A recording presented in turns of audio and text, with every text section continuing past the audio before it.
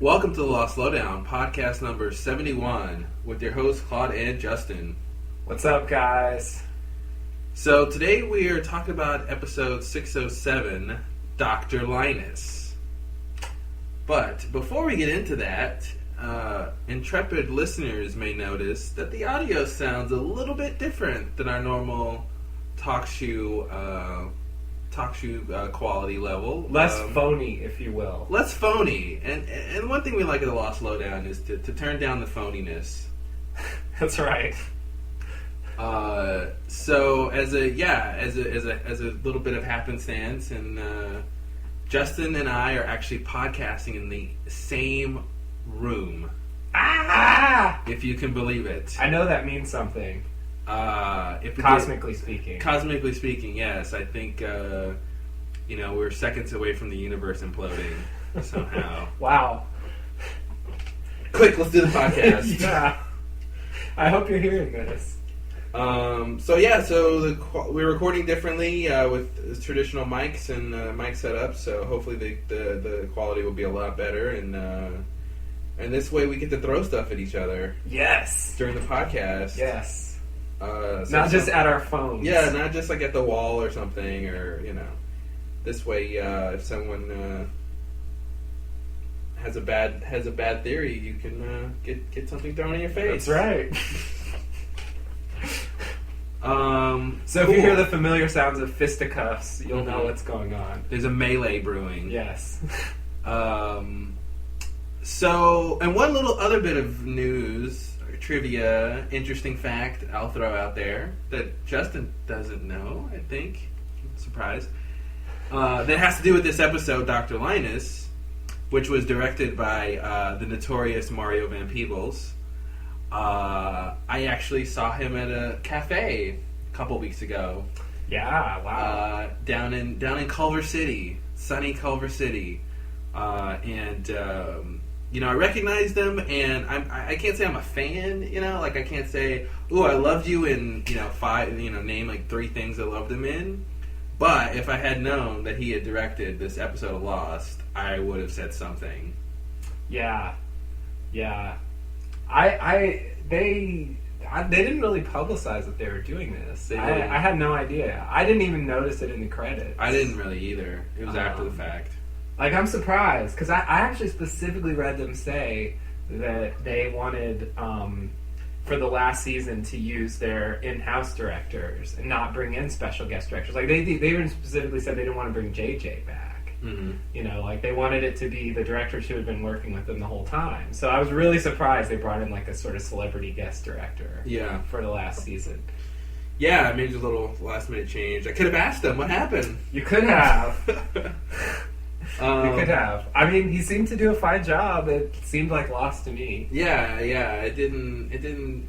I feel like this episode was kind of all over the place. Nice segue into the episode talk. I felt like this episode was a little bit disjointed, maybe, and I wouldn't blame the directing. No, but, no, that's really on a writing level. Yeah, it's really sort of the story. But in general, I like this episode. There's some stuff I really like about it, and some stuff that is okay. What did you think? I mean, there's serious things to nitpick about it, and I think your disjointed thing is true, and yet, this was probably my favorite episode of the season. Because of Ben. Because of Ben! How did I know? Absolutely. It was my favorite Flash Sideways of the season. And I also really liked On Island Story. It isn't very heavy in plot development, but I mean, I guess I take this as sort of a summary and farewell to the Ben character, and I thought it did a good job of that. So the general point, which I think once we go scene by scene, I won't be able to really emphasize this, so I'll say it now.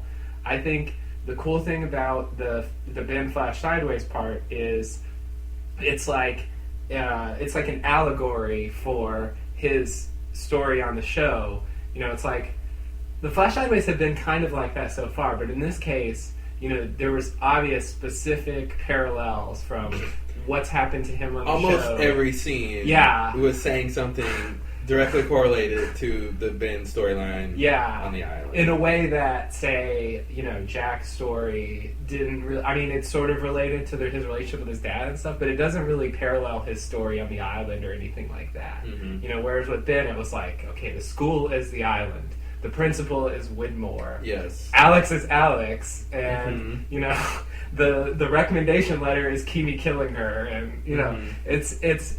I find it really interesting to have inside the show allegory where some of the characters play themselves in their own allegory. Like, that just freaked me out. I just found that really interesting to watch. Like, it's just such a weird... Like, I think this Flash Sideways thing has given the writers the freedom to sort of, sweep away the actual history and just sort of distill, what they think the main point about the character is.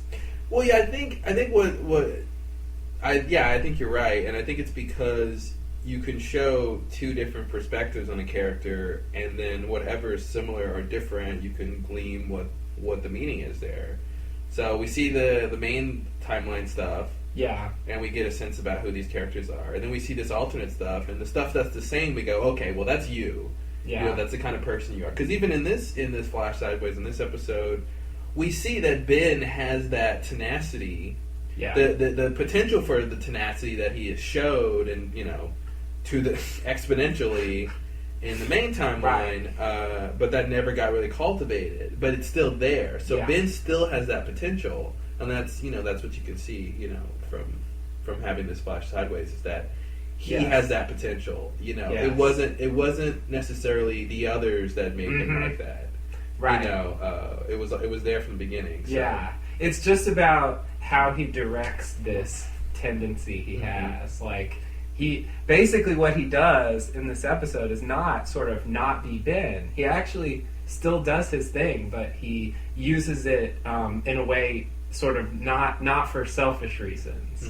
But he's still, I mean, in the end, he's still sort of using his leverage on the principal to get the history club running again. And I think that's really the main point. Is I think again that's what we're supposed to believe he did for the island. Is he was just trying to protect it. He wasn't trying to be a bad guy. Right. He was just trying to protect. And once you know why he's doing it, you'll understand. Right. That was the whole line. Yes. For so long. So I think they're trying to show us that he's a very smaller example of that, of him trying to do this. I kind of didn't really like the outcome though. I felt like, I like in terms of the story, I think it works, but just in terms of what I wanted to happen, I wanted him to destroy the principal. He had way more evidence, and it's like, the principal went to Yale. First of all, Alex, there's plenty of schools you can go to besides Yale. Like, going to Yale does not guarantee your life is going to be perfect.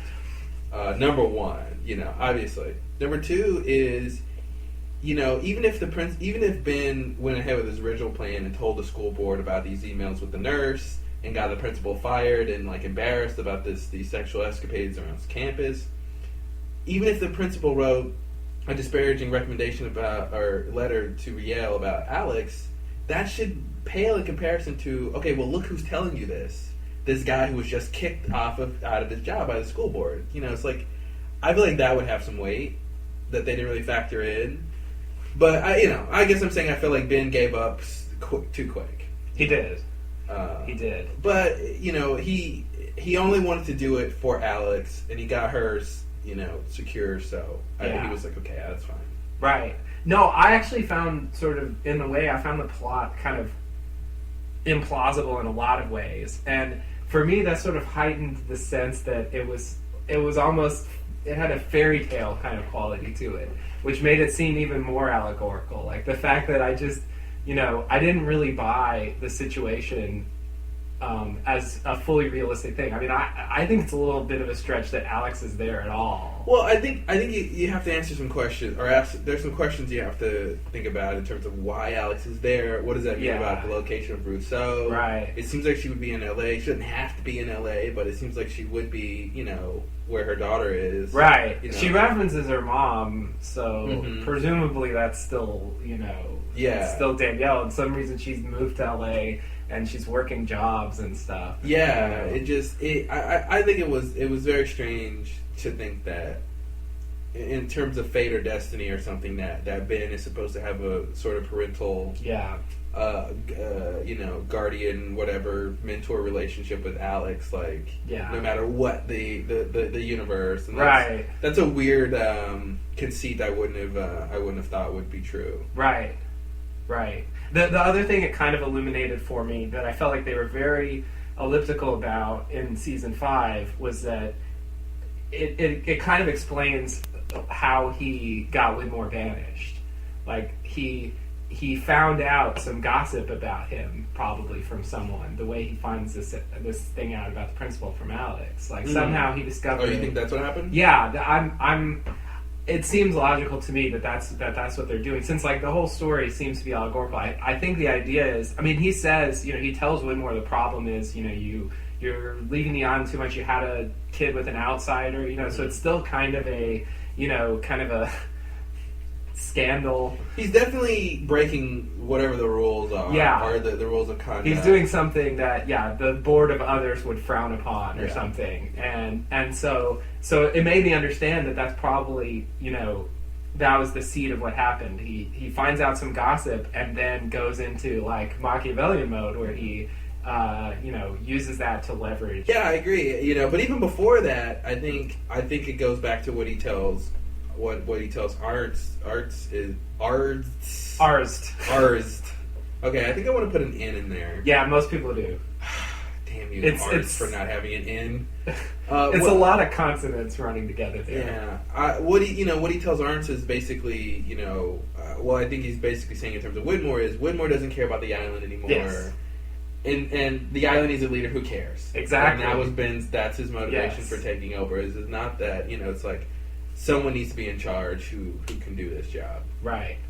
So I think, it's interesting how they connect that. And I think, with the reveal at the end, the very last scene of Widmore coming on the submarine, in the episode where we sort of get sort of allegorical evidence of how Widmore was disposed of. Yeah. Is interesting. Yeah, and I guess I that's not really, that reasoning is not really what I thought was behind his banishing of Widmore. I actually thought his banishing of Widmore was like more like a personal animosity between the two. But this makes it sound like it was really about, he thought Widmore wasn't devoted enough, didn't care enough about the island, that he was just mucking about and, this guy is not fit for this job. He says he was like leaving the island too much and whatever, but like Ben left the island a lot. Yeah, that was the whole point. He's got a quote vast network of off-island resources and people. And I feel like, and we know he was very corporate about how he led the others. So it seems like he was no better. Truly, it seemed like he was almost worse. Well, and I think Jacob agrees with that. Oops. Yeah. No, it's true, but he thought he would be better. And so maybe that's, maybe if he had become the principal, he wouldn't have been any better. Mm-hmm. But he's got a doctorate in European history. That's true. What else do you need to be a principal? I'm sorry, who gets a doctorate in European history? World War II, the Nazis were defeated at the end. That's it, right? There's a little more to it. Is there some more stuff? Okay. Okay, World War I. Well, he did say modern European history, and in the one part where they show him lecturing, he's talking about Napoleon. So I guess I think modern really the last means couple hundred years. More like something like 1600s to like shortly before the 20th century. I think that's probably like so not super modern. Not super modern. Like I think that's like modern in the technical sense. Yeah. Not in the like it refers to a period of time, not like just new. Yeah. So I think that's what I would guess would be a specialty. So French Revolution. Napoleon was defeated at Waterloo. The Enlightenment, and probably some stuff about the U.S. and the early settlement and yeah. The end. What do you need a doctorate for? That's pretty simple to me. I think people study it. I assume there's something there. I'm just joshing. Yeah. It is interesting. I totally buy that that's something Ben would do. It seems random though. I buy it, but it's not I wouldn't have specifically guessed European history, but I'm not surprised that he's sort of an expert in something. Yeah. Like that seems like that fits with his personality. I can see that. I guess let me think. If I was to guess what Ben would get a doctorate in, besides deceitology, it would be. Yeah, I think he has an honorary doctorate.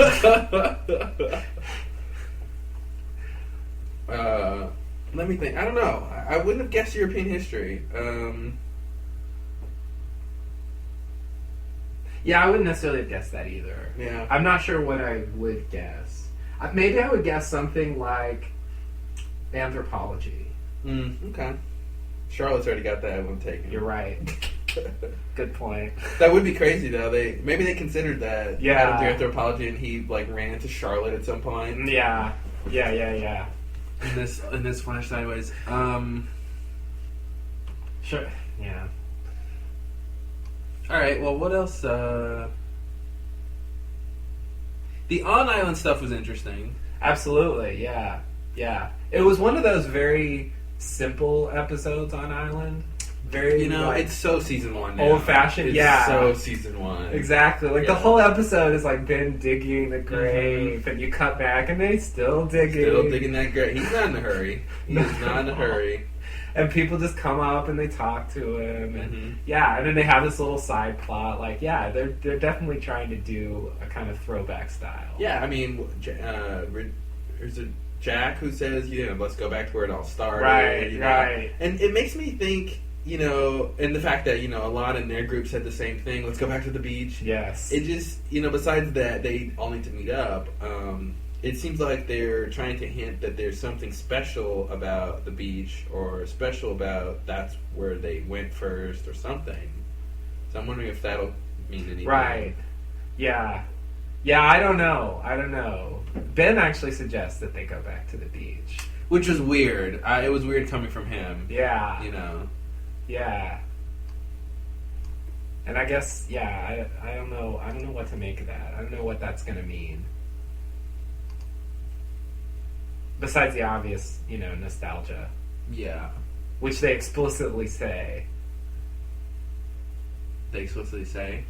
Yeah, I mean, Ben picks up the oceanic water bottle. Oh. And Frank says, you sound like you're nostalgic. And he says, maybe I am. Maybe I am. Yeah. And it's just so weird. It's like that seems convincing to me. Like, I'm kind of nostalgic for those days, but it's like, Ben, what you're talking about is... He's nostalgic for when he was in power. You're nostalgic for a time, yeah. When he was in control of everything. He was sending out infiltrators and having people kidnapped, and it was terror and mayhem, and that's what he's nostalgic for. I just... I agree with him, and yet it's just kind of disturbing. Yeah. He, that was strange. It was very strange. Characters are also pretty forthcoming with sort of what would otherwise be secrets. On what am I trying to say? Like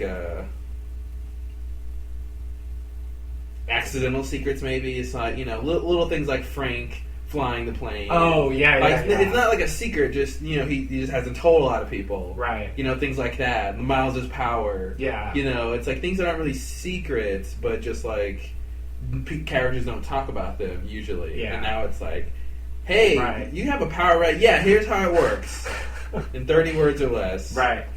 So yeah, it was cool to hear Miles say exactly how his power works. So, and that's what's weird is it's two things. It's like, he can see how they died, which is a specific thing. Right. And not only that, which I think is visual.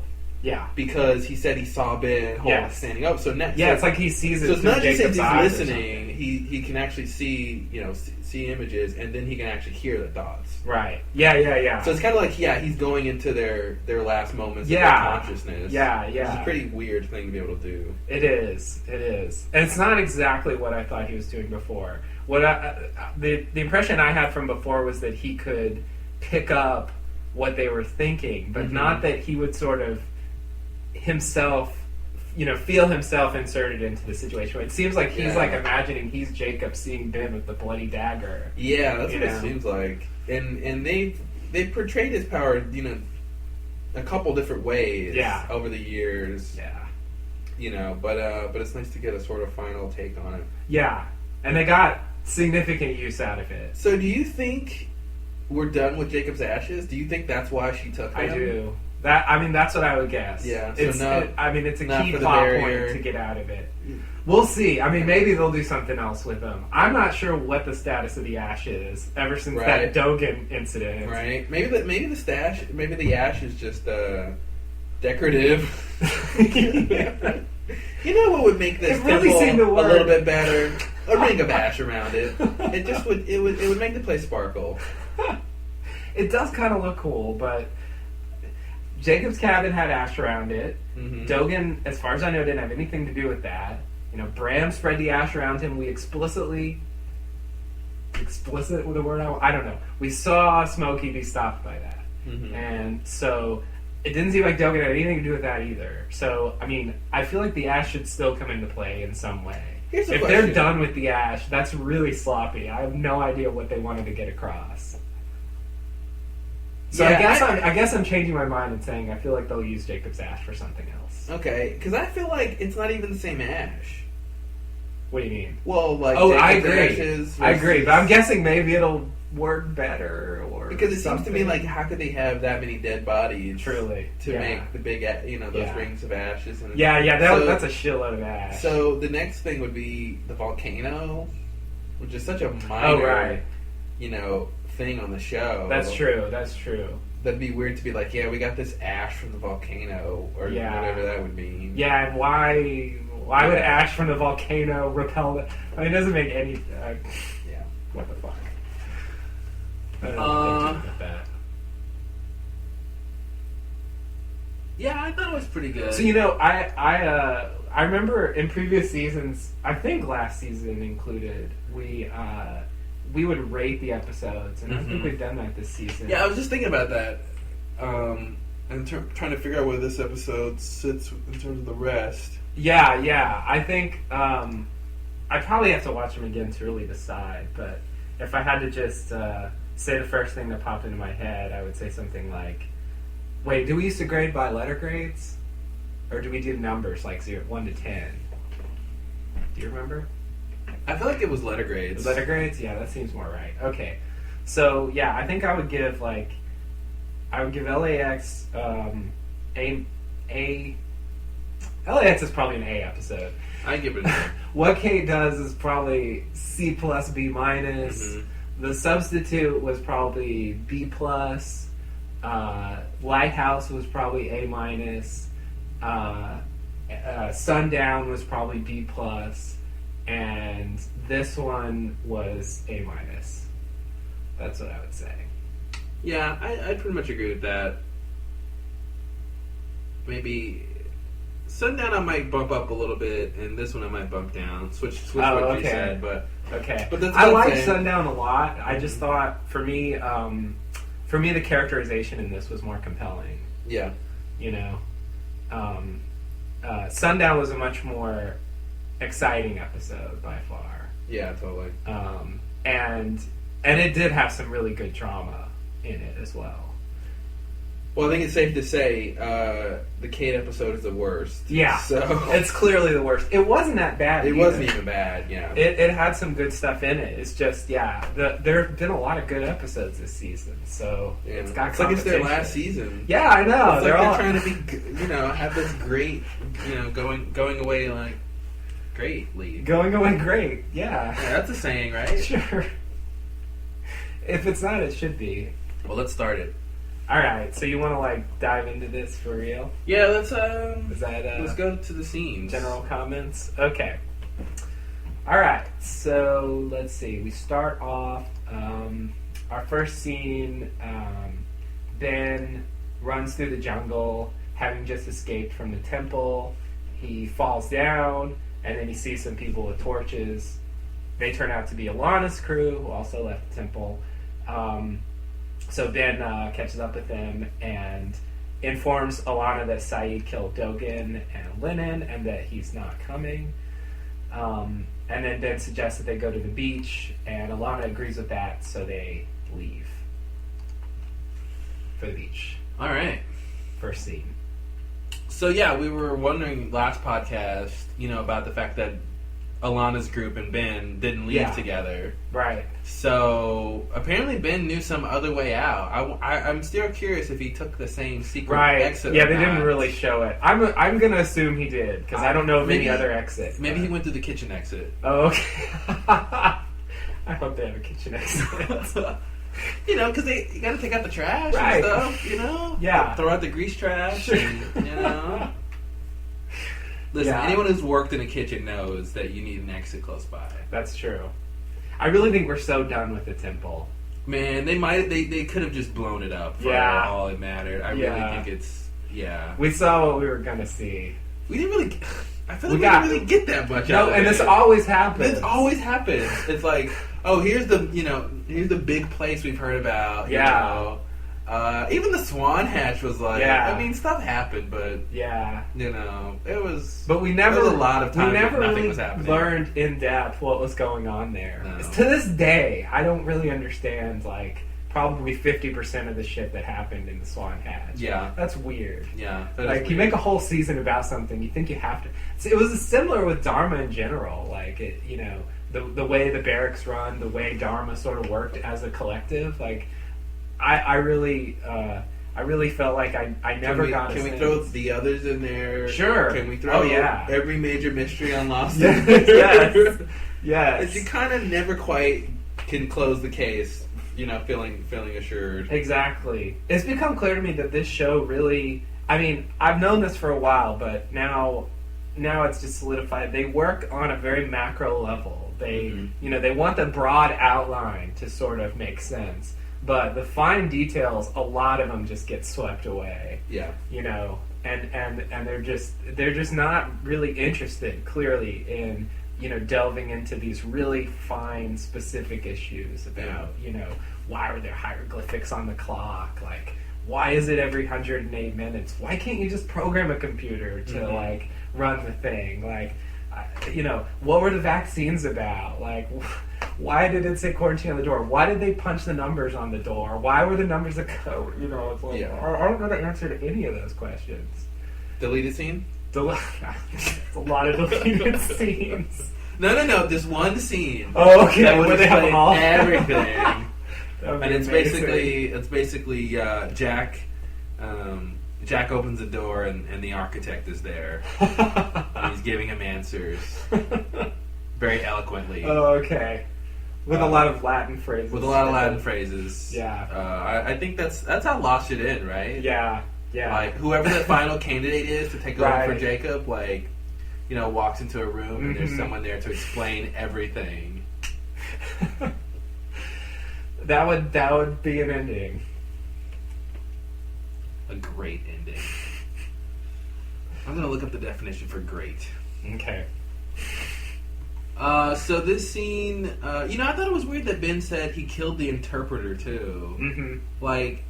Was that just he doesn't know Lennon's name, or is it just for the audience to be the audience probably won't get Lennon? Let's just say interpreter. That's what I was thinking, because they didn't establish Lennon's name as well as Dogen. Yeah, he was a much more minor character, and I think if you know one thing about him, he was the interpreter. Mm-hmm.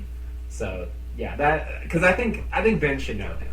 Yeah, he's Dogen's translator. Dogen's the leader of the temple. You think he would know him? Yeah. I love Son. Who's Dogen? Oh, Son.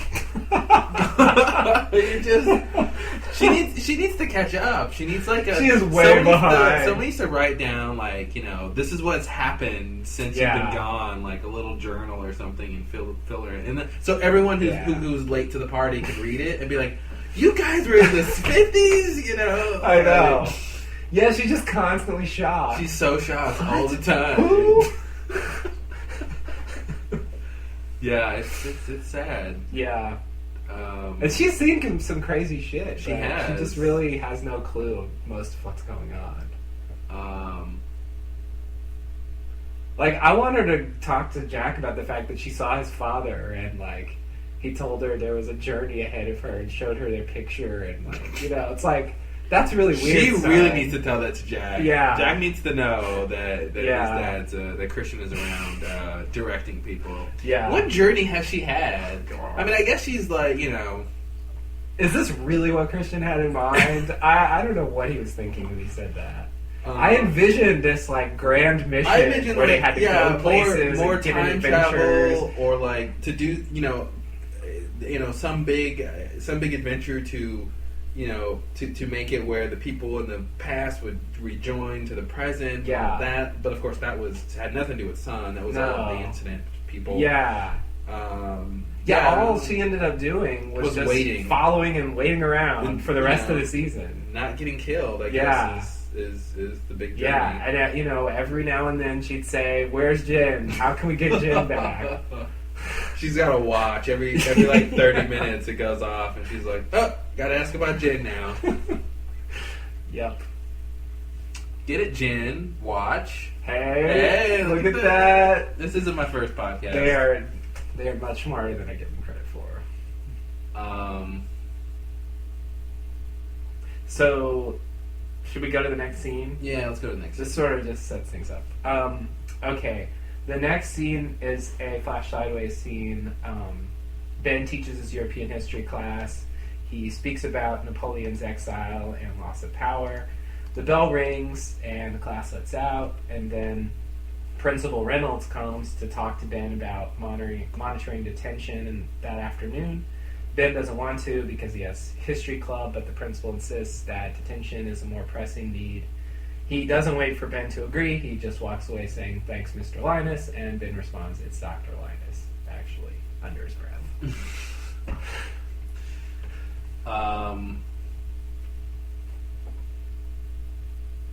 So one bit of trivia about this, the guy who plays Principal Reynolds, if you remember Ghostbusters, the evil guy from the EPA who comes to like shut down the machine that they're holding the ghosts in, the guy with the beard. Okay.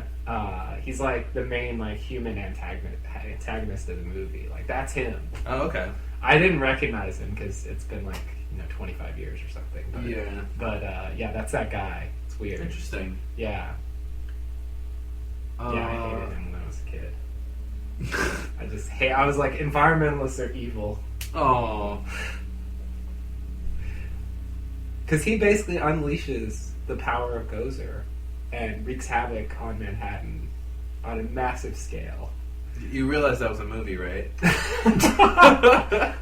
It wasn't a terrorist attack on Manhattan. It was a movie. They didn't have a giant marshmallow man running amok around the city, melting all over everything. No. Wow. As tasty as that would have been, it didn't happen. So much egg in there. Yeah, it's a lot of marshmallow. Yeah, that's really gross. I used to like marshmallows, so it seemed fun to me. Yeah. I feel like if aliens, came to Earth and we showed them marshmallows, they would try to use it from sort of industrial purpose. Yes, They would not think to eat it. Yeah, that's got to be like duct material or something. Yeah, we put this in our warp drives, right? Yeah. Exactly. So Reynolds is kind of the Widmore character in this story, and I didn't know if this makes any sense, but Widmore, Reynolds, sort of close, 2 syllables. Okay. That's all I got. Okay. So he's got this history club that. There's this one line in this scene. It's when the principal says, "I'm going to need you to supervise attention," and Ben says, "What?" Yeah, I love that. So that was the weird. other Ben. What? Yeah. Ben's like, "What?"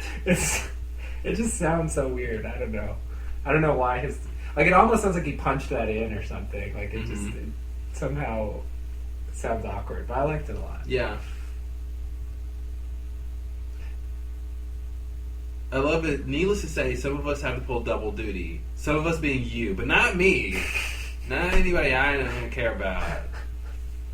Yeah.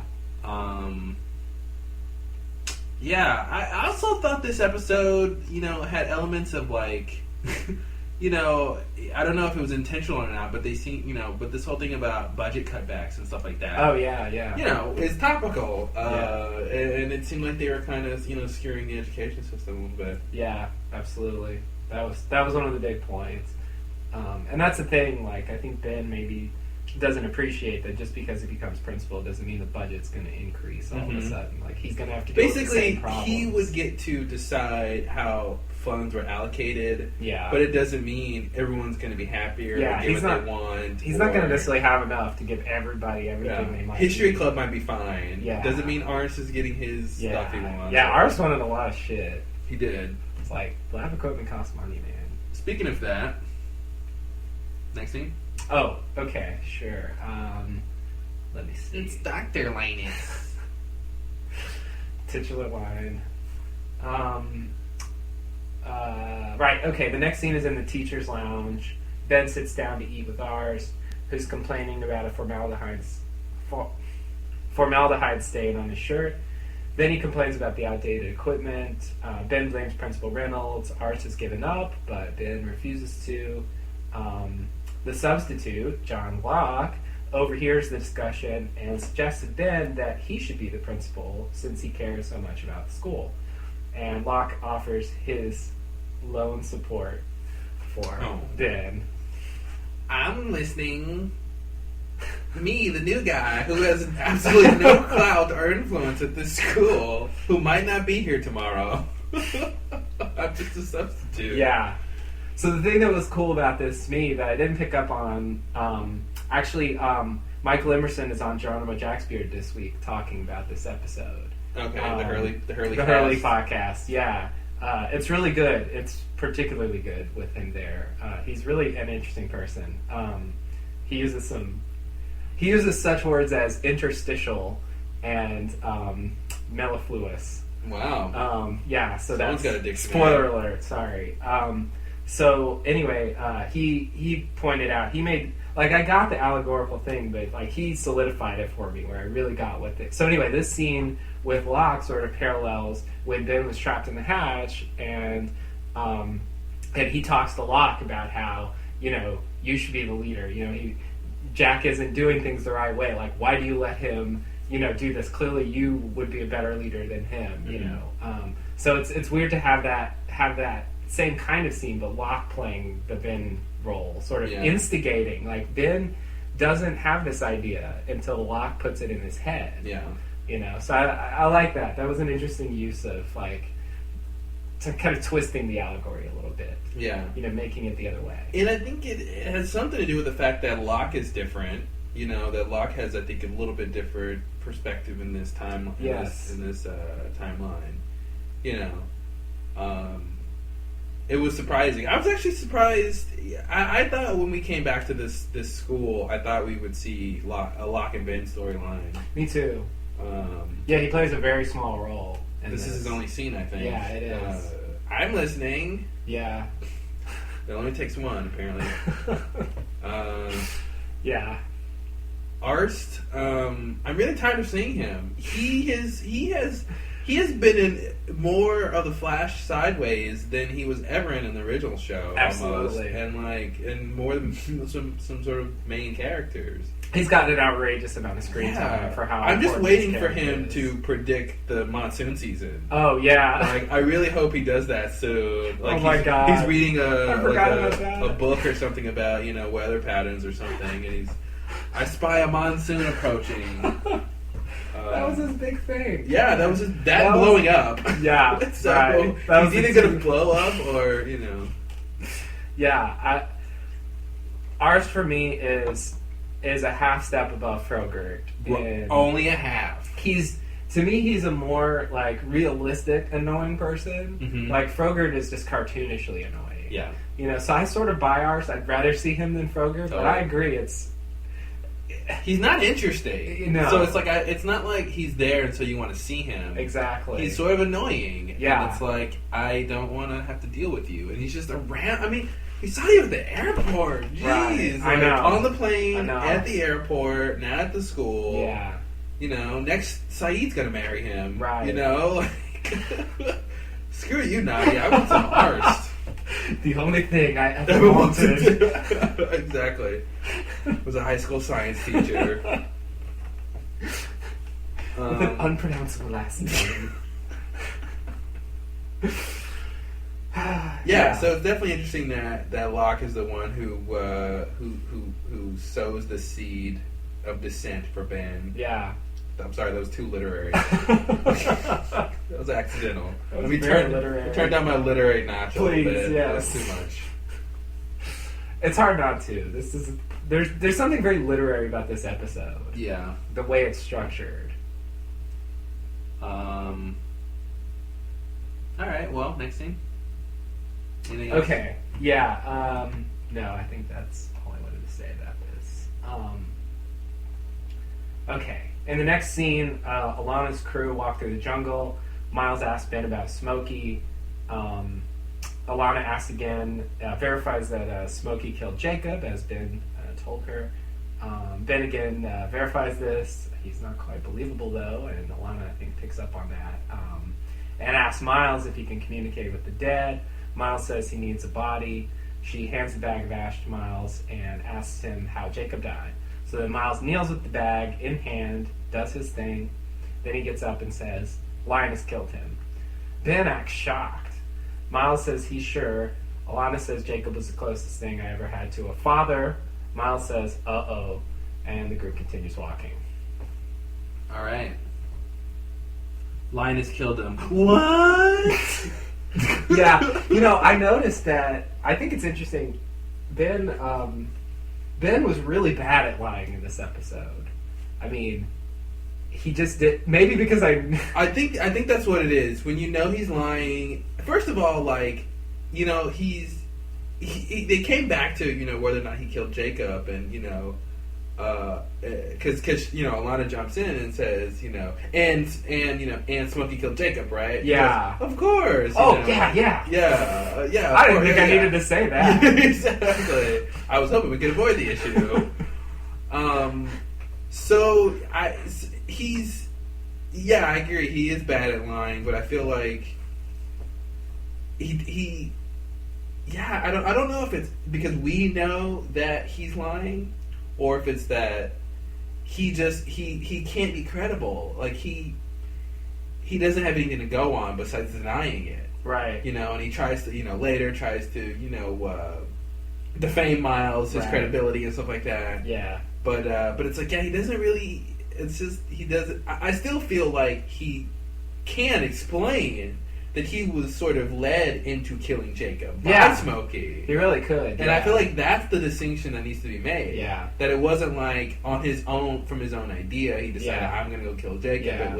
He was, lulled into that. It does seem like he feels responsible for it, though. Yeah. Even though he really was coerced into doing it. Like, he basically takes responsibility for doing it. He does.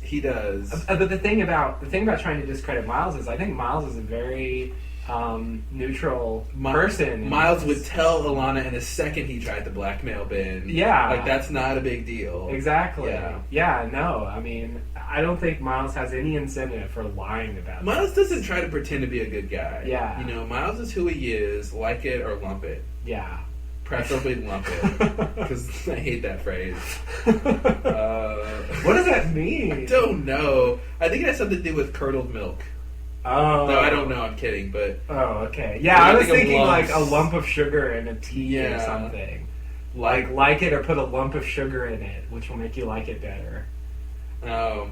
Wild guess. That sounds reasonable. It's at least logical. Yeah. But it may have nothing to do with the origin. Who knows? No one knows. Yeah. And it's impossible to discover the origin. That's right. All right. Anything else in this scene? So again, Miles tells how his power works. Yeah. Do you remember what in that scene with Miles and the guy and his son? Were there ashes involved in that scene? So if I remember correctly, and I think we were discussing this on the forum. There was a post about Miles' power. That in that scene, I believe the dad said the ashes were scattered. Okay, yeah, that sounds right. But basically, the body wasn't available. Yeah, he didn't have it there. He definitely didn't have like an urn or something. He did not have it there. He did not have it available for Miles to do anything with. If it's scattered in the wind, it's gone. Yeah, yeah. He's not going to be able to read anything from that. I mean, it's still. I mean, the physics are like how it's actually supposed to work. I mean, I don't think it's really a coherent idea, but I'll just buy. If there's a significant amount of the body in front of him, he can do it. It's weird that even though that it seems more logical if the non-cremated body is there, somehow that works better. It's like, well, at least the structure of their brain is still intact. Right. But when it's cremated, it's like ashes. It's like, I don't know how he's doing it. So obviously there's some sort of weird metaphysical thing going on. And there continues to be brain activity after you die, like for some time. So I could imagine somehow Miles is able to like pick that up, like tap into that. But the ash, like that can't possibly be what's going on. I mean, there's got to be other shit in that ash too. It's not just Jacob. What do you mean? Right, because there was that fire burning. Oh right? Yeah. So there should be stuff mixed in there. His clothes. Yeah, his clothes, exactly. That shouldn't have anything to do. But whatever. I mean, well, you can glean a lot by a person's clothes. Perchance. I forgot. How old? That's true. How long ago they died? Good point. So clothes tell you much more than most people think. All right. So here they really do get a significant plot point out of Miles' power. I really felt like Frank's helicopter pilot skills were utilized, and Faraday's sort of knowledge of physics. Faraday used the hell out of his skills. Yeah, definitely mattered. Thanks to him, we have the plot we have now. Thanks to that guy. Yeah. He survived just long enough to like set in motion the ending of the show. Mm-hmm. So, but Charlotte, I think, really got the short end of the writer's strike, I'm guessing. And by the time they got to season 5, I guess whatever they were going to do with her abilities, I can't imagine they were really planning to not do anything with them. I think just didn't happen. I don't know what she could have done on the island. I feel like her big thing somehow should have been that she was instrumental in helping to find the island somehow. I don't know. I feel like in terms of her anthropological skills, somehow that should have helped. Okay. Otherwise, what can she do on the island besides, make inferences and with artifacts or a site or I'm not sure she could really have done anyway. Yeah. Or maybe identify some ancient culture. Yeah, I imagine her being at the temple and like being able to say stuff about the hieroglyphs or like that's the kind of stuff But that's the thing, like, or the statue. Yeah. Yeah, but that she died so long before that. I know. That's why I think okay. I guess they probably wouldn't have put that in season 4, but I feel like I just feel like they should have had something they were going to do with that, because the way I guess the point is the way it stands on the show now. The point is she used those skills to track down the island. Mm-hmm. Somehow. Somewhat. I mean, we don't know how, but like, so she found the collar, on the polar bear skeleton, skeleton, and there's some connection. I don't know what between that and her getting on that boat. Well, we don't know how she was hired and for what. That's right. I think that's the big thing is Widmore obviously had his purpose. It looks like Widmore selected her. That makes it seem like he knew that, because it's weird. He selects this team of people, 3 of which were from the island originally. Like Miles, Charlotte, and Dan. Oh, Dan counts. Yeah. Yeah. Only Frank, I think, was not like born on the island, basically. As far as we know. Good point. I can't speak too soon. I thought we were done with Frank years ago. Man, Frank was like, hopefully I'll never see you again. Yeah. And it was like, uh-oh, we're going to see you a lot, Frank. Yeah. And in this episode, Ben basically implies that, like, the island wanted Frank. And that to me is very, very, very, very interesting, because the idea that, like, anyone who comes to the island, the island wanted them somehow? I don't know. Yeah, but, I don't know how much we're supposed to believe that. It's hard to tell. Yeah, because it makes it... Yeah, and like Ben says that, and I don't know if he's being literal or if he's being somewhat of, you're here, so the island wanted you, or if or if we're supposed to go further and think, not that Frank's a candidate, right? But that he's on that level somehow. Yeah. I mean, that's one of the things, that conversation with Bram and Alana, where Frank's like pretending to be asleep, and Bram asks if he's a candidate. I mean, they don't answer that question because they quickly realize he's awake and the conversation ends. Yeah. But Alana sort of implies that even if he isn't a candidate, he might be important. Yeah. For some reason, and so it does seem like maybe he has some auxiliary role to play. Yeah. It's weird though, when they said candidate, I had no idea they were introducing such an important concept there. Like, that they were going to build the whole end of the show around this, like, seemingly throwaway line. Like, I thought they just meant, like, a candidate to join our group or something. I didn't think it was so grandiose as someone to replace Candidate with a capital C. Yeah. They just tossed that in there, and nice, and I didn't pick up that would become a big issue. Yeah. I was gonna say something about Frank. Man, I forget. Oh. What scene are we on? Oh, we're on the scene where Ben was just exposed by Miles. Oh, okay. Frank's just standing around. But this sort of the reason we brought it up is, Miles' power comes in handy. That's what I was gonna say.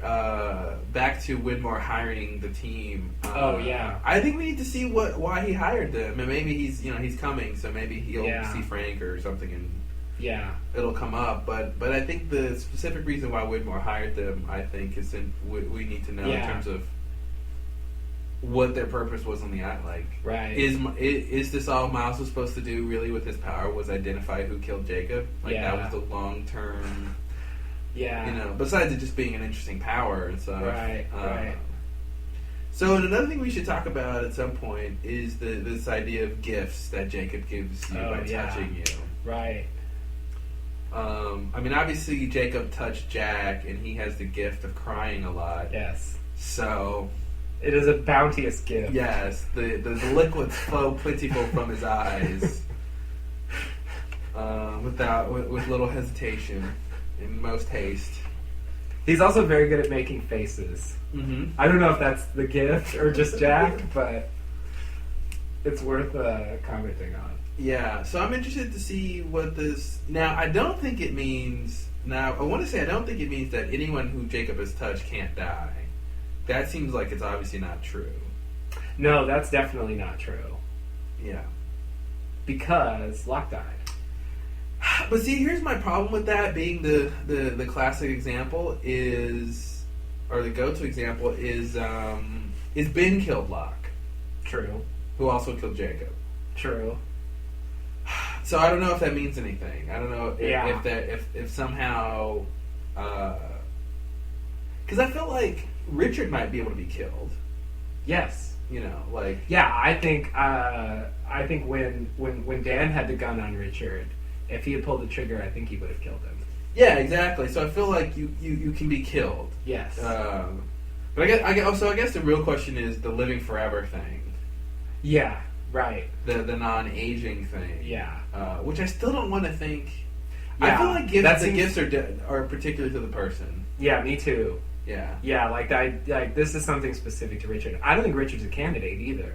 Like he's just and that's he's the other just a thing gifted too. I person. don't think he's a candidate either. Like he seems to me like he's someone who, again, like possibly Frank is supposed to play some kind of auxiliary role. Well, he's supposed to be the what do they call Richard? Advisor. The advisor. Yeah. So I think and it's funny because the advisor has no knowledge of the main game going on the island. It's like I know. I know. Yeah. Yeah, it took when he first said that line, as I said in the podcast, like part of me died inside. It was just like, I guess the writers decided that if Albert knew too much, that would be a bad thing. Mm-hmm. I'm not sure exactly why. I mean, maybe they just thought Albert's going to be around. If he knows too much, that will make it harder to do convincing reveals of things. Yeah, it also made him, be, anti-Jacob. He seems not to care anymore now that he was not let in on what was going on, and now he feels like it's... Because if Jacob had told him everything, and all this time he was following him and knowing why, then when Jacob dies, it's like, well, he's not going to be in the place he is now. So it's more dramatically interesting as well. Yeah. So that's another reason to do it. Mm-hmm. But it's just, it's... I mean, I guess that's just a pattern on the show, but I really thought Richard would know more than anyone else on the island. And it turns out that actually Dogen knew more than he did. And Dogen was there for maybe, 10, 20 years or something? Yeah. Like, that's, it's weird to have someone like Richard, who was with the others for probably a couple 100 years, maybe, actually not know about certain fundamental issues. Yeah, like even the concept. He knew big. I mean, he knew where Jacob lived. He knew certain things. Yeah, it just seemed like his maybe his the info was on a need to know basis. Yeah, above his pay grade. Yeah, Jacob is very, very not forthcoming. No, I mean, he's just not a character who likes to tell people things. Yeah. And then when things play out in such a way that it seems like he can't have planned that, then it's hard to believe that Jacob really knew what he was doing. Yeah, I mean, he told Richard he was going to tell him everything when the time was right, and apparently the time never came. Yeah. Yeah. And like we find out in this episode, Jacob, he was hoping he was wrong about Ben, which means he didn't know if he was wrong about Ben or not. That's true. So I definitely believe now Jacob has no intrinsic foreknowledge. He can't see the future. Yeah. He can plan for things, and sort of orchestrate, but he can't actually, he doesn't know what's coming ahead, because he would plan better, I think. Yeah. It does seem like he is, I don't know, very intuitive or something. Like, it seems like he has something just short of foreknowledge. Mm-hmm. Like, well, I think he knows people. Like, yeah, so maybe that's it. Yeah, I think he somehow knows people on a very deep level to where he can predict what they might do. Yeah. I guess specifically I have in mind, like, him being there when Locke gets pushed out the window. Mm-hmm. Like, that seems like something how would he know that was going to happen? Why are you waiting for him to get pushed out the window? Yeah, if he didn't have some, I remember when we originally saw that, it was shocking to me. I didn't think that was going to happen. Well, here's the thing. Jacob, oh God, we're going to go down the rabbit hole.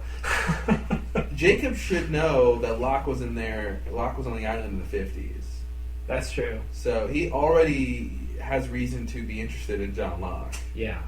Now, I don't know if somehow he can read minds or whatever that maybe like Smokey can do. So maybe he knew when Locke got pushed out of the window. So that's how he knew where to be when. Okay. Okay. But it is a little... It's pretty cumbersome because it seemed for most people he appeared to them at very specific opportune times. Yeah.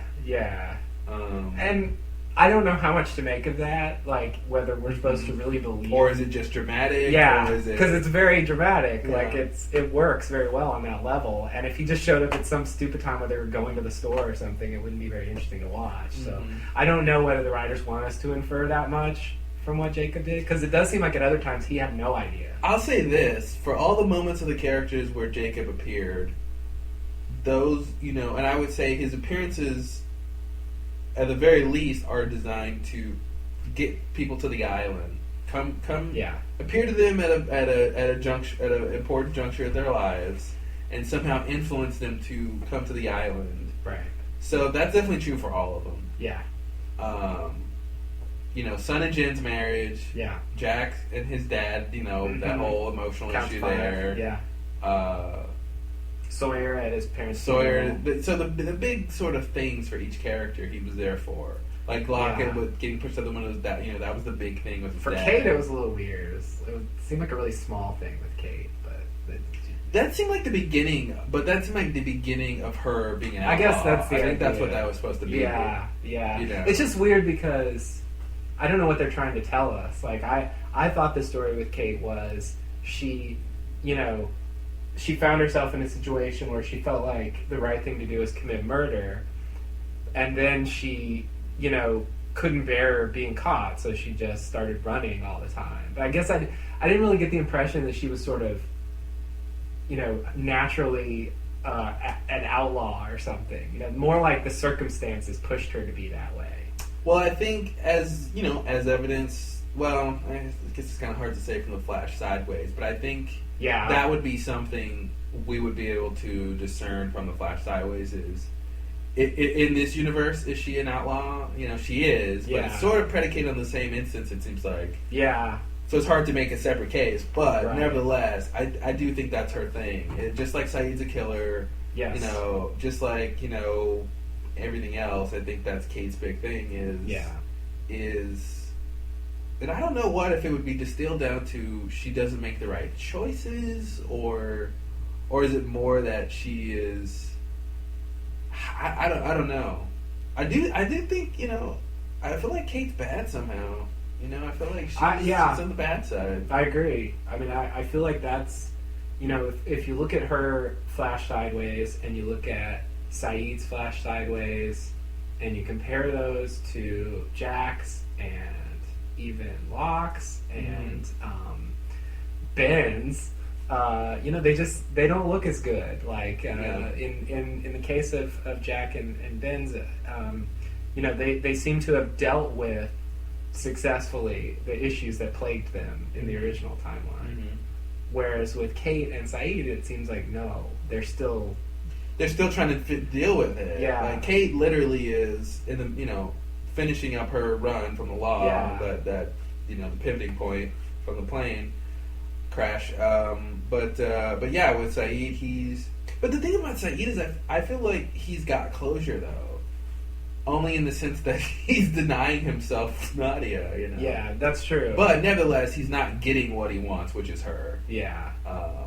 Right. So it's still tragic in that sense. It's just self-imposed tragedy. Yeah. And they did make it ambiguous because he wants to go after them, but Nadia talks him into not doing it. Mm-hmm. The only reason he ends up with them is they come to pick him up. Yeah. So it's sort of like not quite his fault that he ended up in that situation. And then he has to deal with it, and it's like he's got this room of threatening guys. It's like he literally was trying to change. He told his brother, "No, I'm not going to, attack people for you and your business problems." Right. Like he was doing sort of the right thing. Yeah, but yet at the end, it still feels like he's succumbing. It still feels like he's made the wrong choice, even though I don't really know what I want him to do instead. Yeah.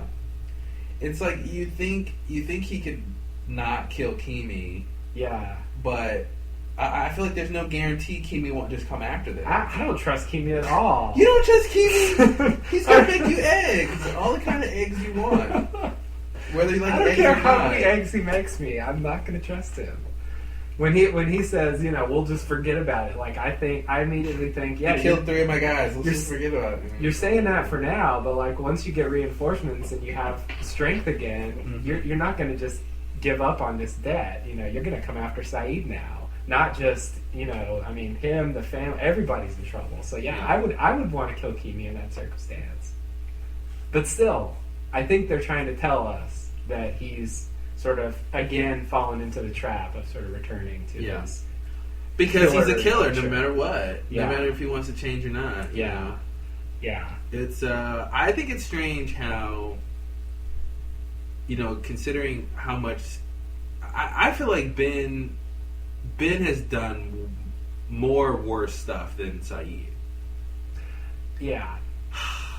I agree. Now, Saeed has that whole period where he was torturing people. I mean, that's a lot. That's a lot. But I'm turning. Yeah. But mostly, I feel like at least in terms of the island stuff. Yeah, I think recent history. For me, at least, I mean, it's hard to grade these things, but like one-on-one torturing someone to me is probably one of the worst things you can do. Mm-hmm. Like murdering someone to me is on a different level from that. Yeah, but it's like, Ben ordered a lot of people to be murdered and kidnapped I know. in his tenure. He killed all the Dharma people with the purge. If you want to talk body counts, I think Ben wins by... Mm-hmm. I mean, because he's even behind the people Saeed killed. Yeah, exactly. He bears some responsibility for that. He's giving it names. The names, yeah. Yeah, exactly. So Saeed was just pulling the trigger. Exactly, yeah. So Saeed... I don't think Saeed can win. Yeah, that's why I feel like Ben is sort of done more bad stuff. Yeah. But somehow he's getting off easier. He's somehow more redeemable. Because he's doing it because of the island, or I don't know what the explanation would be that they would give us for that. Yeah, and it's interesting that in his conversation with Arst later, Arst specifically says you're a killer. Yeah, he specifically which like makes that connection with what they said about Saeed, mm-hmm. and like suggests that Ben and Saeed have the same kind of nature, mm-hmm. In a way, and it is weird. Saeed cares about someone just like Ben does, and lost them tragically, and like their stories are very similar. They are very similar. And it is odd and interesting, and I guess I don't really know specifically why they decided that Saeed was irredeemable, but Ben was not. Yeah. Well, maybe there's hope for Saeed. Oh yeah. Wait, there's not. I forgot. Yeah. About sundown. There's still time. Not for me. Now he's Mrs. Doubtfire. Right. But yeah, it'd be interesting to see who ends up on the good side and who ends up on the bad side by the end. I bought it. I'm still trying to figure out exactly what happened to Ben to give us the Ben that we have in this episode. So that was one of the big things. We haven't gotten to that scene, huh? It's the next scene, maybe? Which scene? The scene with his dad. Oh, yeah, no, that's like... There's one scene and then it's the next one. Well, yeah, we can talk about it, but I think what the dad says about, confirming that they did go to the island, they were part of Dharma, but they left, I think really confused me in terms of how these timelines are related. Me too. Because I thought, the pivoting point, the splitting, the fork in the road from the two timelines would start at the incident. But it seemed like that's... Me too. Now, unless they left the island in the mass exodus... Right. But for some reason in this... That's what's weird is, for some reason in the Flash Sideways timeline, they actually leave and get on the boat. Yeah. Versus the normal thing, Because where was Ben during the... I think he was still with the others. Yeah, because Jack and Saeed were trying to escape with the bomb, and Roger shot him, and Ben hadn't been returned. So Ben had been returned. Yeah. So it's like it's somehow in the Flash Sideways timeline, they're able to leave. Yeah, which means that there's some previous set of events that made that happen. So there's some specific stuff in the dialogue that makes it sound to me like not only was it different before the incident, but like it's hard to tell because he's very vague, and like I wanted him to say something. And remember when that guy shot you, and like that would make it clearer what is going on. But like he refers to the Dharma Initiative people as being very nice, very smart, like the opposite of what he said when we saw him in the 70s. He's like, these guys are a bunch of idiots. I caught that, but I felt like that may have been his reaction because he didn't stay there long enough to find out that they weren't that smart. I don't know. You know what I mean? Like, because they do come off like they know what they're doing, but if you stay there long enough, you realize that they don't. But what I'm saying is like, in the thing we saw, he had already decided that they weren't smart. Oh, right away? Yeah. And which thing? I mean, at some point. I mean, I don't know about right away, but he had already decided that. I mean, he states that. When he's talking to I don't remember who it was. I want to say Kate or somebody. He talks about how these guys are a bunch of idiots and they don't know what they're doing. Yeah. And so he has that viewpoint. Well, see that I think that's a difference too. Is that Roger seems different. Roger seems nicer. He does. He doesn't seem like he was abusing Ben. No, and doing all that a better stuff. Future for you. Yeah, like since when? Roger or yeah.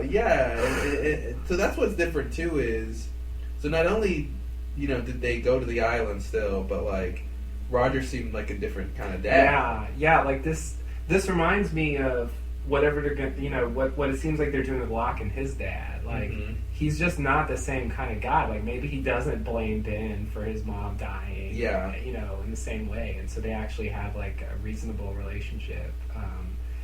Maybe he doesn't drink as much or something. I mean, it seems like in general, he's just a much more pleasant person to be around.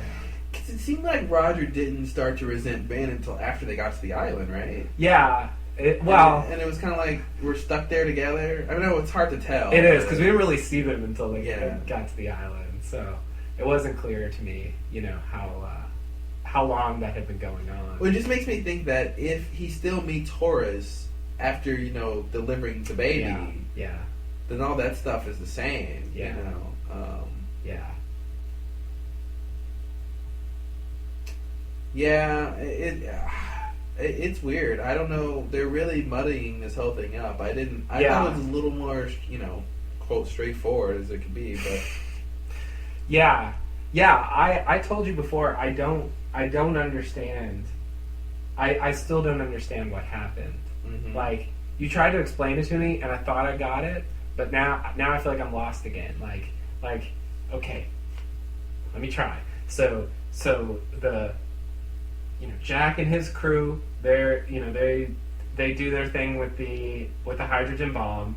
They drop it down the thing. Eventually, Juliet goes down there and she hits it. Okay, so here the thing I don't understand is, what happens next? And it seems like in this sideways timeline, that stuff didn't happen. I think I was just gonna point that out because those guys, if the plane, okay, so in 2004, if the plane never crashes, then they never get to the island. Yeah. After that, and they never time travel. Yeah. And they never tell them to do the thing with Jughead, and they never do all this. Yeah. So I feel like now it makes me think the incident isn't there in both. That's what I'm saying. Like, in what universe universe did that actually happen? Yeah. But it seems like the people in the sort of original timeline do remember that stuff happening.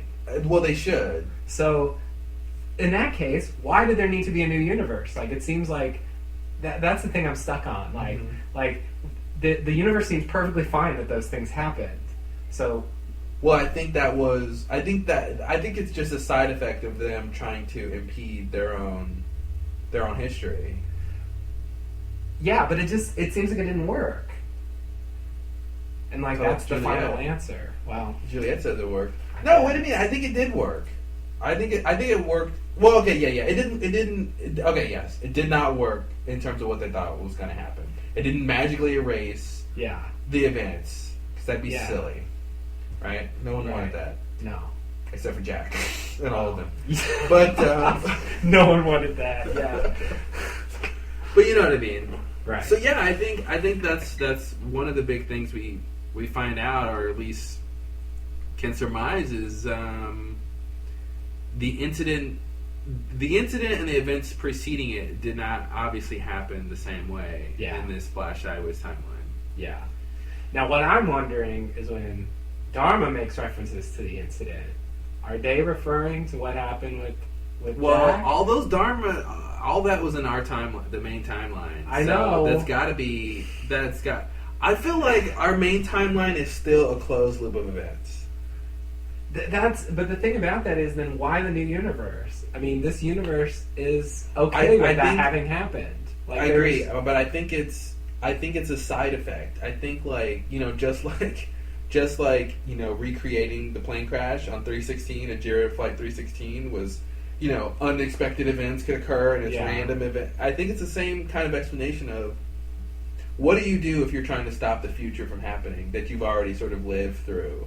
You might create a second universe or something like that. I think that's the idea. Is this is the side effect of that happening, and I hope somehow it is the two timelines get connected to where it does matter, because you know, who cares what happens in an alternate timeline, right? In terms of your own timeline, if they're isolated from each other, like what kind of difference does it matter to you what happens in another timeline if you can't actually interact or live in that timeline? Yeah. So I feel like they do have to connect them at some point, somehow, or else we're just seeing two versions of characters play things out. Right. You know, right. which is, I don't know how satisfying that is unless you connect it. Yeah. Yeah. This episode made the alternate timeline seem like slightly unreal. Mm-hmm. But you know, LAX the premiere to me seemed way unreal. Yeah, like all the shots on the plane to me it just seemed really ethereal and like surreal. Yes, and it barely seemed like it was real. And then all the other episodes with Flash Sideways seemed really normal. Yes, and then this one again was a little bit weird. Yeah, because they took it a step further, mm-hmm. I think, than they did with the other ones, but. I want to say, I don't think I've said this yet, I really have to give some kind of acknowledgement or appreciation to the writers for really, in a way, betting it all on this, maybe not at all, but betting a lot on this Flash Sideways idea. Yeah. I mean, it takes a lot of, you know, I mean, they're really having to count on this working. Yeah, and it's a pretty shocking move to make in the last season to spend like this much time in this alternate universe. Well, I would say it was pretty shocking to do flash forwards in season 4. That's true. It was pretty shocking to time travel in season 5. That's true. So, and given that Lost has always, you know, had two modes of storytelling, you know, the first 3 seasons it was flat, you know, current timeline and versus flashbacks, and then you know, then the season 4 stuff, and season 5 stuff. Yeah, and I think it's cool that they have their second mode of storytelling, and it's a Flash Sideways. But you're right, they do have to bet that it works. And I think the best thing that ever happened to Lost was securing that deal with ABC. Yeah, for getting their last 3 Absolutely. seasons. I don't know what mess Lost would have become without that. Oh my god! You know, it would have been a mess. We would have had 4 more season 2s. Oh man, if we're lucky, we could have a couple season 3s in there. Yeah, good point. Yeah, season 3 really is where, you know, you can see it from being just like an incoherent mess to like getting back on track right at the end. Yeah, it really that was the key point. I agree. I'm just really. I'm just appreciative that they're not freaking out too much about like what, you know, are the fans going to accept this, you know. I think they have lost any fans that can't keep up at this point. You know what I mean? Even though the ratings have been good, right? Right. Like, yeah. I honestly don't know how most people can follow this show. Yeah, it is super confusing, and like there's a lot of detail. There's a lot of things that don't go answered, and I feel like for your average viewer, I'm surprised the average person wants to put up with that. Yeah. It is still obviously a compelling show to watch, so that helps. But they've done so much stuff that it would be on the list of things to lose audiences. Right. You know. You want to lose some audiences? Put a lot of science fiction in there. Yeah. Want to lose audience? You know, like have multiple versions of characters. Right. You know, right. And the storyline at this point is incredibly complex. Oh man! Like to sit down and really try to explain in detail what the story is. Like there's still big portions of the story that I don't understand. Mm-hmm. You know, we see Widmore at the end here. Like there's a huge gap between. The last time we saw Widmore, he was helping Locke. With Jeremy Bentham, right? We saw him a little bit after that, which was when he shows up at the hospital. Where Penny and Desmond are. Yeah, and he talks to Miss Hawking for a little bit. Yeah, that's the last time we see her, and it's like I mean, there's just such a black hole of information there because it's like he wanted to find the island. He sends Locke to help people to get people to go back to the island, and then Locke gets killed. I don't know what happens in the intervening period, but Miss Hawking helps Ben, who has like fucked up Widmore's like plan. Mm-hmm. He helps those people. She helps those people get back on the island. But then we see her meeting with Widmore. They don't even discuss what's just happened on screen. Mm-hmm. You think he cares that she just sent some people back to the island where he used to be in charge? You think he cares?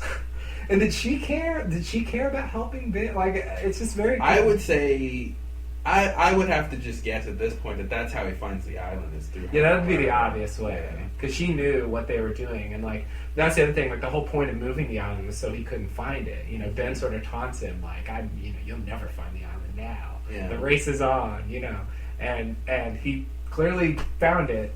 So you know, it's just weird because I just don't. We have this character Woodmore that we've seen, you know, a few times. He's got this whole story that stretches out to like the old history of the show, and like that's the tiniest part of the story of Lost, and it's very confusing and complicated. Yeah. So it's just, you know, I mean, that's how we can talk about this for like so many hours. There's not that many shows we could spend this much time talking about, Yeah. and it's largely due to the fact that they don't give us answers and they don't tell us things. Right. Yeah, exactly. Oh, another point I wanted to make. I feel like now, this season, I'm seeing that Ben, you know, we know Ben was sort of an improvisation. They really liked Michael Emerson, and they increased his role by a huge factor. And in seasons 3, 4, and 5, he was like probably the most pivotal character. Yeah, he was so integral in so much that was going on. Yeah. Like every story, when we talk about it on the podcast, like Ben just pops up in everything that counts. Yeah. So now in season 6, he's been sidelined. And I feel like now what we're seeing is they're really executing some approximation of the original plan for the show, which did not include Ben originally. So I feel like now we're actually seeing, you know, something like what they had originally planned to do, and they're just having to figure out how Ben is going to fit into this because. Well, I think the big thing is they shifted their focus. I mean, it happens with every major character of mystery on the show. It's like the Swan Hatch, big mystery. Yeah. Okay, what is it about? And then we get some answers. We don't get some answers. We spend some time there, and then we move up a strata to something more important than that, which was the others. Right. You know. And then we move up a strata, which was to Dharma. Yes. And then we move up a strata to Jake. So it's like at a certain point we move beyond what Ben is able to do and influence and stuff like that. But it's sort of, again, like you're saying, now we're back to an area where he has less influence, which was kind of their original idea of that he wasn't going to be so influential. Right. Ben, when he killed Locke, I really just thought that was the end. I'm like, I don't know how I can like you anymore as a character. It's like my empathy for you is gone. You know, you just killed Locke. You know, but he somehow I still like him. You know, I think for me at the end of this show, you know, he's going to be probably one of my favorite TV characters. Of all time. Yeah. They really. I think it was a good impulse to really work him into the show because he's just really raised the bar. And it's clear from listening to that podcast, Michael Emerson takes acting very seriously and really gets into trying to think deeply about where Ben's coming from and how he sees Ben's arc, and he's clearly I think he's an actor of a caliber that's in a way beyond what the role needs. So you're saying he's no Evangeline Lilly? That's what I'm hearing you say. She is perfectly adequate. Perfectly adequate. What you say when you get some used tires from a tire store. Perfectly adequate. Exactly. I mean, I think they were really lucky they got him. Yeah. If they had some other actor, we'd be looking at a different show now. Yeah, I agree. And so that's a big deal. One more thing I want to say about this scene that we're technically talking about. Okay. When Alana says Jacob was the closest thing I ever had to a father. Oh, daddy issues. I'm afraid, We come back to daddy issues. So that's the first thing. Alana has daddy issues. That is, beyond not shocking. The other thing is, this really suggests that Alana and Jacob had a longer relationship. Close relationship. Yeah. Beyond, I think, any other character that we've really met so far, except perhaps Smokey himself. Mm-hmm. And maybe Richard was even close to that level.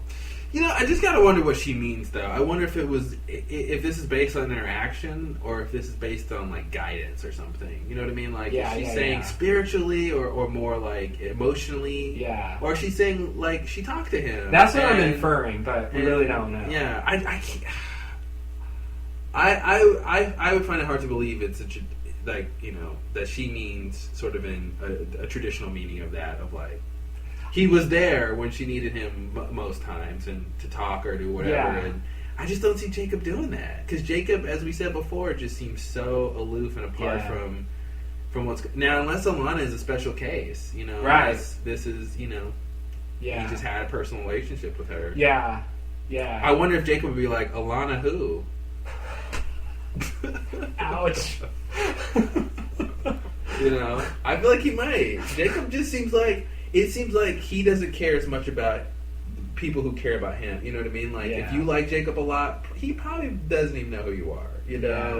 That's been the standard. But this will be interesting to see if this is actually a special case to where they were really close. The way she reacts, I guess it almost could go both ways. It seems like she has some personal attachment. And, like, if she had a relationship with Jacob along the lines of what Jack has had, and Jack clearly is going to be an important character to Jacob, I just can't imagine her reacting this way. Like, I don't think Jack, would react this way. Why would he? Exactly. But, I mean, he hasn't had a relationship with Jacob. Exactly. That's what I'm saying is I feel like Alana has had more contact significantly with Jacob. Yes, I agree. I'm just skeptical that it's to the extent that it just seems like my idea of what she means doesn't seem like Jacob. I see. You know what I mean? It is hard to imagine Jacob being as involved as that statement would that's suggest. True. That's why I'm wondering if she's just saying more emotionally or spiritually. You know what I mean? Of he's sort of there, but it's not like she's going to visit him, or that he comes to visit her and they chat, or you know what I mean? Yeah. Like I feel like it's more of a in terms of a guardian or guidance or something. Yeah. Fatherly thing than really like anything more. But it was enough for her to get like emotionally attached to him. Yeah. I feel like if he just appeared to her a couple times, it wouldn't have been. So I think you're right. If he's appearing at pivotal times, like when she's hurt and sick, that might be enough. Yeah, which we have evidence to suggest that's what he does. He seems to like hospitals for some reason. Vulnerable people. Yeah, vulnerable people who might be apt to take a hard bargain. Sure. Jacob drives a hard bargain. Apparently. Yeah, it's so weird. It's such a mixed portrayal. Mm-hmm. You get such a weird sense of Jacob's character from these like third person accounts. Like I feel like we really just don't know his character at all. Who is the real Jacob? Like Smokey, I feel like I really understand so much better. He's so straightforward. Yeah. I want to kill everyone and who won't listen. Yeah. Like I can understand why he would feel that way, and he's very. I think he's very apt to just state what his point of view is. And Jacob, it's like I never even.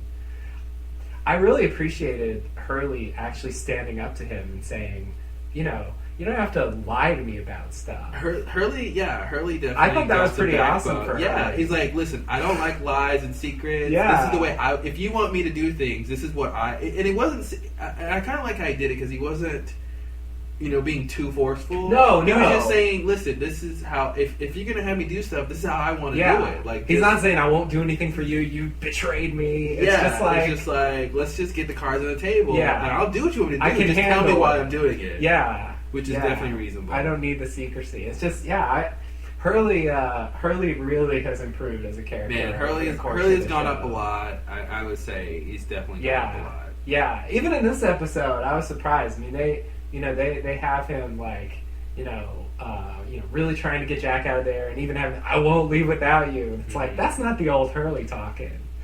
Like, this Hurley's willing to die. With yeah. He's like ready to lay down. Yeah. Only Although he does leave eventually. He does leave eventually, but Jack has to talk him into it. I mean, I think he fights more than he would have in the old days. Yeah. You know, it's impressive. I mean,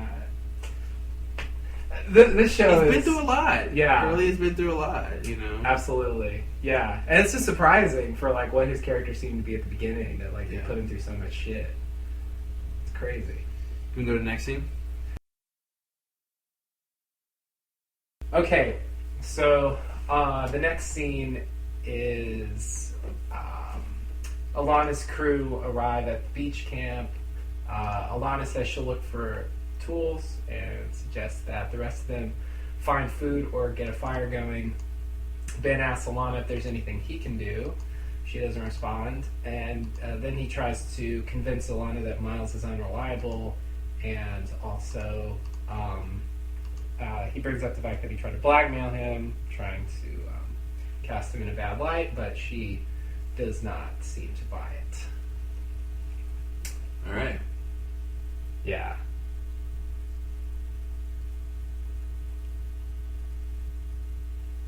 Yeah, then Frank has his Frankisms. Oh, yeah. That's what he's doing this season, just kind of walking on screen and doing a one-liner. Yeah, he gets his one line in. Yeah. Worst funeral I've ever been to. I love that, Ben's like, psychics, totally unreliable, it's just like, what, really, this is your approach? It's a desperation move. Really? That's pretty desperate. Yeah. At this point. Yeah. And I think for the audience, we really don't buy it because we've seen him do it so many times and it's clearly reliable. Yeah. Because, he's confirmed information we know is true. Yeah. So, yeah, that's why Ben just seems like he has lost it in this episode. Like, he really, maybe he's just in such a compromised position that, even maybe his well has finally run dry. Yeah. Maybe he's just out, he's too tired. He just doesn't have the energy to do the good lies anymore. Yeah. He spent years and years and years, I don't know. I think to be, you gotta, you can bluff all you want, but at some point you gotta have the cards. Yeah, and Ben doesn't have the cards anymore. His bargaining thing with Locke was always that he had some information that Locke might want to know, but at this point, I don't think he has any information that Alana needs to know at all. No, I think she knows more than he does, really. Yeah. So, thanks, Jacob. Yeah. You're welcome. Anything else in this scene?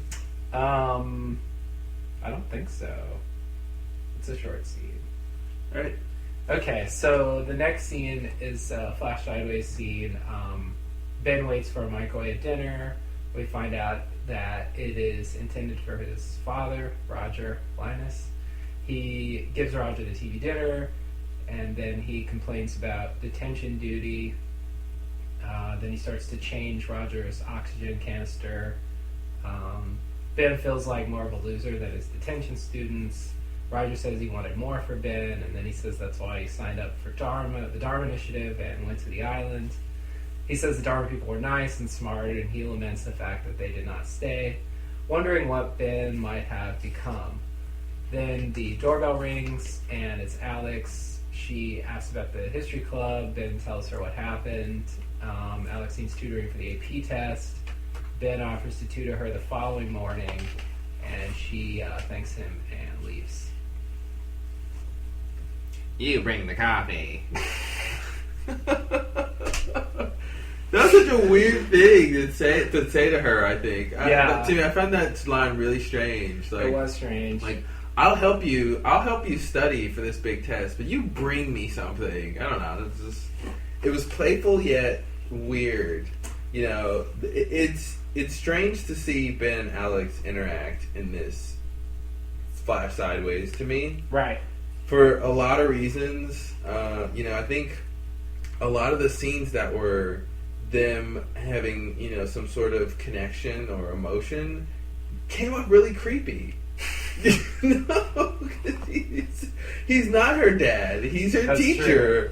Yeah. And some of the times he tried to, emote a certain way, like, or she would look at him a certain way, and it's just like, any other context, this is creepy, Yeah. When Ben does genuine emotion, it is at least partially creepy. Mm-hmm. Yeah, exactly. There's something, yeah. It seems like somehow. I guess the idea is, I'm going to help you, so your small way of paying me back is bringing the coffee. Yeah. But yeah, there's something awkward about the way he says it. Yeah, and maybe coffee is just a weird thing I wouldn't expect a teacher to tell a student to bring. Yeah. But maybe, maybe kids these days drink coffee. I don't know. What do kids do these days? I don't know. Like, if he had said, you bring the donuts, I think I had less of a problem. Yeah. Yeah. I didn't really drink coffee when I was in high school. Yeah. That would have been weird. Yeah, it would have been weird. I mean, I guess Ben wants coffee, but, like, it does seem like the idea is that they'll both have it. Yeah, exactly. And is she going to bring, like, a portable French press? Or, like, or is she's just going to bring the actual coffee I grounds, imagine she was... There's a coffee maker there. I guess I imagine she would go to a place. Oh, and get actual cups of coffee. Yeah. Starbucks. Go to Starbucks. You go to Starbucks. If you will. I mean, just for example. That's better. Get a latte or something. Yeah. I'm thinking, like, he wants her to bring a coffee pot and plug it in and percolate some coffee. Oh, okay. That's what I'm thinking, and that seemed like a lot. Yeah. It means you go to Starbucks and get some stuff and come. Yeah. That's totally normal. Yeah. Never mind. What do they say in court? You know all about this. Do I? All the time you spend in court. No, I don't know what that means. I reject my whatever. You want to redact that? Redacted. Redact that from the record. Okay. All right. Yeah, that's fair enough. Yeah, Starbucks or your favorite local coffee establishment. Not too non-corporate coffee establishment. Yeah, but that tastes better because of it. Yeah. Or so they say. Or so you believe. Sometimes the milk containers that they leave out aren't really fresh anymore. But ooh. We have to let that slide because they're fighting a good fight. They are. Little guy. They are. Some of them even think that soy milk doesn't go bad. But I don't think they realize that soy milk is an organic substance, not some, like, artificial concoction that chemists came up with. that is designed not to ever go bad. Yeah. Yeah. Yeah, that's like, fruit goes bad, right? I mean, don't you get that? But no. It doesn't go bad, it's fine, just leave it out forever. Ooh, no. Listen, if it has milk in the title, it can go bad. Yeah. Yeah. Definitely. Even if there's no milk in it. That's just... okay, so... so this is a scene... We kind of talked about this earlier, but this is a scene where we find out that in this Flash Sideways timeline, we do have Dharma, we do have the island, and we do have Ben and his dad going there and leaving at some point. So I'm not sure what that means. I'm tempted to take this as saying that actually the events even before the incident are different than what we saw. Like I'm guessing that Ben hasn't been shot. And the people. I'm from thinking the future in the Flash Sideways timeline that basically they were right. Okay, so the incident they were trying to stop them from ever crashing, which would have stopped all the events, and they would have just landed. Right? I think they were right. It did do that, but not for their timeline. It did it for this other timeline. Yeah. So all those events that happened because of the time traveling, time shifting, and the stuff in the 50s and the stuff in the 70s never happened. Yeah. So I think all that is like I want to take from his line. Imagine how different our lives would have been if we stayed. Was that they didn't even leave in a panic from the incident? Yeah, exactly. It doesn't sound like they did. that there was a possibility that they could have stayed. Yeah. And not that they know that it sunk or something. Yeah. If Yeah. they left under the circumstance of like an imminent like hostile attack, or whatever they Yeah. thought it was, I Yeah, mean, he doesn't give I the can't sense- imagine him saying it that Yeah. way. Um, Because then it would be like they didn't know what they were doing. The security was horrendous. We couldn't have survived there. You know, not this sort of like nostalgic lament about how great life might have been. yeah, so I think all that stuff is different. Yeah, They Yeah. because they see. I think that's the thing. If they never land, then they never go back in time. my original So, assumption was that it was at the moment of the incident where the that's what I changes thought started. too. Yeah, I think they're telling us. That's not the case. Yeah, Yeah, that's just weird. Like it's hard to erase everything you thought you knew. I mean, I thought I could at least count on certain things, but now it's like I don't even know what the history of the island is anymore. Is Jacob still there? Smokey's still there? Is all that stuff? I mean, I really have no idea. You don't know. Did they just die when the island sunk? Yeah. Were the others there? I mean, it's so hard to tell because he gives us so little to go on. It's like Yeah, I don't think he even knows. I mean, I don't think Roger and those guys probably. I feel like they probably didn't have a hostile encounters. Maybe. oh, okay. You know, So it's a different kind Maybe of they were, thing. or at least more insulated from the drama that was going on for I the see. time that they were there. Yeah, You know. yeah. Because I mean, he definitely knew about him in the regular timeline. Because Yeah. like they showed It was a him, constant, like, attacking. yeah. So it's just weird. I don't know what to do with this. Like with this alternative version of the island. Like, what does that mean? Does that is that going to count as much as like our version of the island? I mean, it can't, can it? I don't know. I don't know if they're gonna maybe try to say something about who's in charge in that of the island in that timeline. Maybe that's why things are different. You know, maybe in the Flash Sideways, Smokey is in charge, Okay. and therefore he doesn't, beckon these people to the island.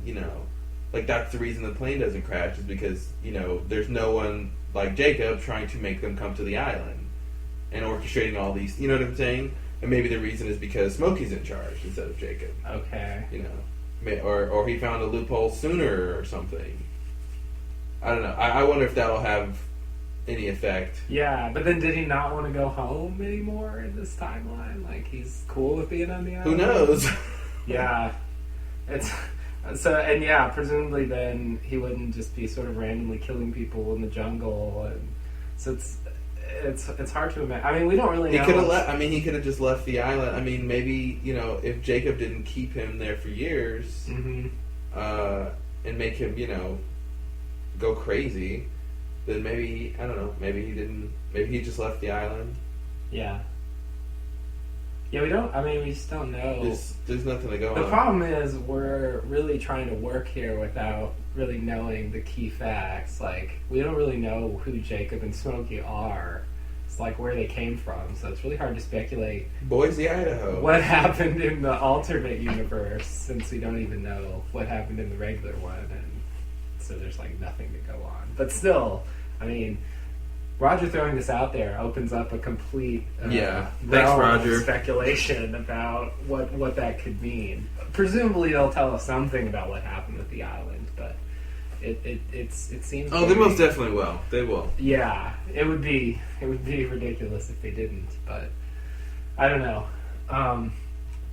Okay. I just want to say this: if someone comes up to a Losty, and says in the Flash Sideways and says, "There's an island at the bottom of the ocean. We have to resurrect it." I'm out of here. It's like, oh my god, they're gonna try to save the island. You think something like that could happen? I'm really wondering. I don't know. How this is gonna. It does seem like the obvious thing I could see them doing with this story is like mirroring the Flash Forward storyline, where they all have to go back, and for various reasons they try to go back. Yeah. But I don't see. I mean, the big overall plot that I see on the Flash Highway so far is Jack and his dad's body missing, and then maybe that's not so big. I don't know. And then Locke getting the surgery, getting his spine repaired by Jack. It seems like that's like the big plot for the moment. I don't know how that's going to fit in to some story where they have to go back to the island. Yeah, I mean that's barely the big plot. It's the thing I see as a potential like long-term arc. Oh, you mean in terms of what they've set up? Yeah. Oh, yeah. Yeah, because they very deliberately introduced it, and then they gave us a whole Locke episode where he just decides not to call. And yeah, well, so you don't think that could be them closing the door on that? I guess it could be, but I assume not. I mean, I think Jack and Locke are gonna meet again. Yeah. I think it would be surprising to me if they didn't. Yeah. Unless they were saying with that scene of him telling Helen, yeah, don't.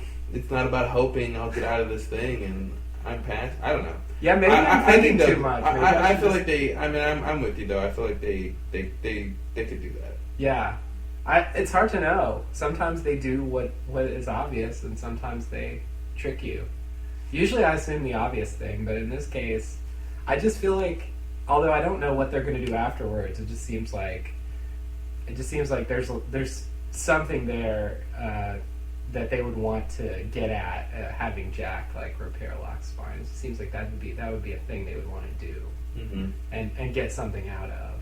And it would be weird if they passed it up. But they've passed up things before. I don't know. Yeah.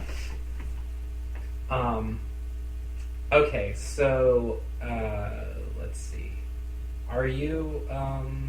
Do you have anything else about this scene?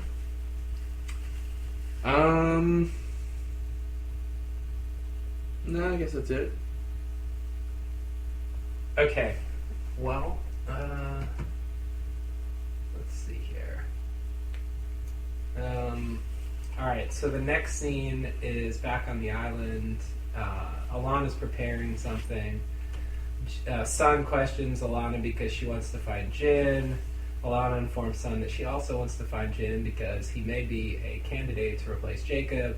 Sun wonders what that entails. Alana says, if you're selected, then you'll find out.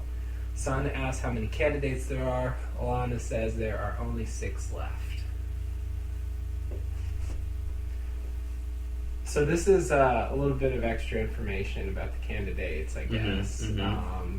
It's kind of strange that she directly says she doesn't know whether Quan means Sun, Jin, or both, and then she says there's 6 left. Like, she has a specific number, but she doesn't know whether Quan means 1 or 2 people. Mm-hmm. Like, that just doesn't seem like that's possible. I think it means that it means it's one person. I think they're reiterating information they want the audience to know. But she says or both. I know, and they've said, but both of those things they've said before. That there's 6 people, we've seen the 6, and that's what Locke exactly he said, tells Sawyer. I don't know if it's Sun or Jin or But both. he didn't say both. Oh, he didn't say both? No. Which made me think it had to be one or the other. On the other hand, when they show Jacob, he touches both of them. Yeah. So that gave me the impression it was both, and then the fact that they had Alana bring up the possibility of both.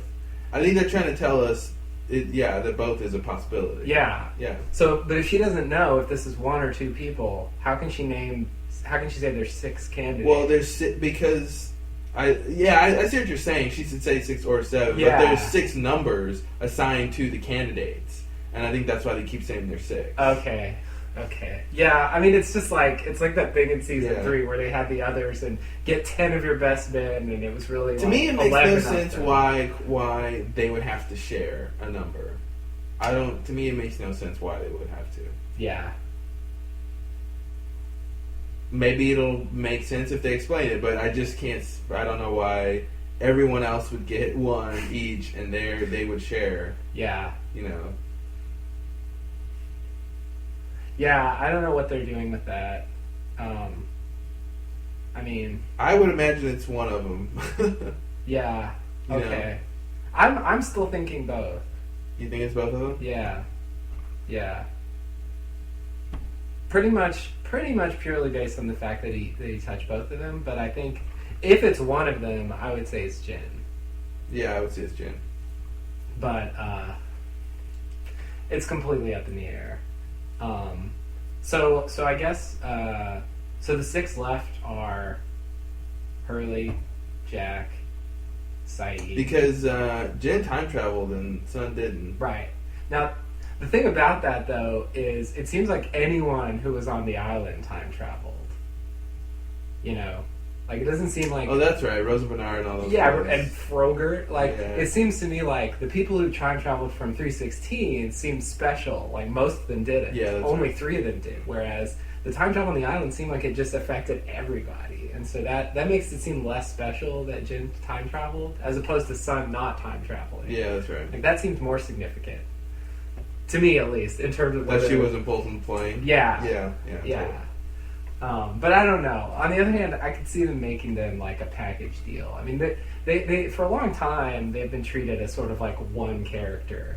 You know, they get joint flashbacks, and you know their stories are just tied up together completely. I mean, they've separated them for a couple seasons now. Yeah.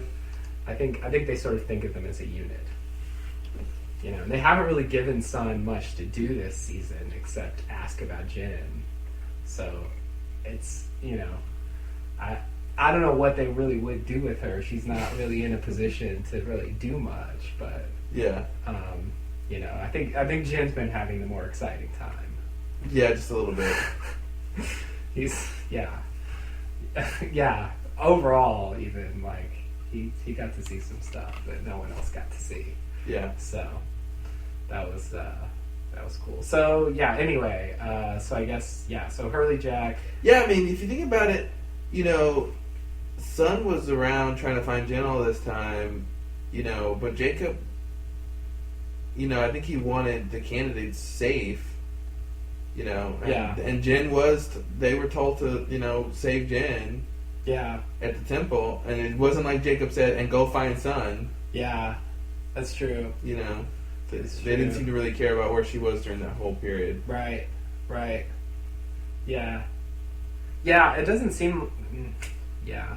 Doesn't seem like Jacob really provided for anyone except Hurley and Jack. Yeah. Which made me think, when I heard that line again, it made me think that he didn't want them there, not that because they would get killed, but because Locke would try to convince them to go on his side. Oh, okay. Yeah, because he does seem to pick up a few of the candidates. Yeah, and it's like, why? You know, he's like, you know, I don't want you anywhere near as far away from the temple as possible. Why? Because someone's coming there, someone bad. You know, you think, oh, okay, Smoky's coming to kill him, but it's like, it could just be literally Locke comes there. Yeah. But he picks up everyone who's still alive. I think it's supposed to be the case that Smokey can't kill the candidates. Yeah. So then that really wouldn't be the reason. Yeah. So I think that was the idea. I think he would want them. Yeah. No, I think Smokey, you know, he wants everybody. He wants to just clear out the island. Mm-hmm. So if he could get everybody to join him, I think that he would be fine with that. Okay, so let me make sure this is right. So I have Hurley, Jack, Saeed, Sawyer, Sun/Jin, and Kate. Mm-hmm. Right, that's 6. Yeah.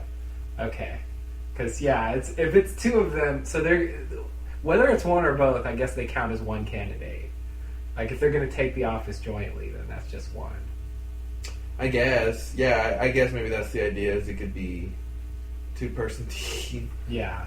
Yeah. I think to me, you know, I think it's, you know, it's like the Oceanic Six. You know, I think like they want a number. Yeah. You know. Right. I just think if Jacob was really setting up a system, then I'll say this: it could be both of them as one, but I would just like to see what the explanation is of why they have to share. Mm-hmm. You know, one. Right. It doesn't even seem remotely plausible to me that they will be the ones to take over for Jacob. So I don't think it's going to matter in the end. But it is curious. Yeah. Why they even bother to do that? I mean, why even use the last names? Like, it's irritating that Jacob introduced this ambiguity by using everybody's last name. I mean, they're not even taking, like, the ambiguity seriously enough. Like, it could be a lot more people. Like, all the other last names could be other people if you're ready to just, like, throw in anybody that has that last name. Yeah. You know? I mean, it seems clear that's not what they mean, but still, like, if you're gonna throw that in, why can't it be Christian Shepherd or Yeah, totally. It could be any other shepherd. Yeah. Yeah. Claire Shepherd, huh? I don't know. If she's a shepherd, sure, why not? So yeah, it's just. I just, come on, Jacob. You knew their first names. Like, you could have been more specific. I think that's just the convention they set up. Though, Yeah. Yeah, the others sort of did that too, but there is reason to believe now that that cave was Jacob's doing. Yeah? Yeah, they sort of confirmed that on the official podcast. Oh, did they? Yeah. Interesting. Yeah. And also, there's this other thing. This is really, like, outside the show info, but... So, it's not really a spoiler, but it's behind the scenes. Like, in that episode where they go in the cave, we should have seen Kate's name on the wall, and we should have seen it crossed out in the cave. Oh. That's what they intended to show. Wow. Well, I figured they had her names in the cave. I didn't think it'd be crossed out. Yeah, it was supposed to be crossed out in the cave, not crossed out in the lighthouse wheel. So. Oh, great, guys! Thanks for the confusion. I know. Wow. Even in the behind the scenes, there's a mystery. It's like, what? Yeah, and they basically implied that Jacob intentionally crossed off Kate's name in the cave to throw Smokey off. Like, that's apparently a thing. It's weird because it's like a whole plot point that didn't even make the cut. But so that just to throw him off? Yeah. But wouldn't that... But that still doesn't deny the fact... Unless he was trying to make him think Kate was dead. Mm-hmm. Because to me, that's still... the main confusion of that, with her name being crossed off, is that she's not dead. Yeah. So... Yeah. If he's trying to cross it off to make Smokey think she's dead, that's weird. Because he can run into her and see that she's not dead. He did run into her. Yeah, of course. So, yeah. That's true. Yeah, I don't know about the death thing. So it just makes me wonder if we're supposed to reevaluate what the crossing off means. Yeah, I'm not sure because, actually Miles's last name is on there. Mm-hmm. And Claire's is as well. And they're crossed off. So... Okay. But Claire was dead. But Claire probably was dead. I don't think Miles died, though. Yeah. Unless it was one of his relatives or something. I mean, he did, have a history on there. I don't even know how he got that last name since it has nothing to do with his actual family's last name, but that just happens.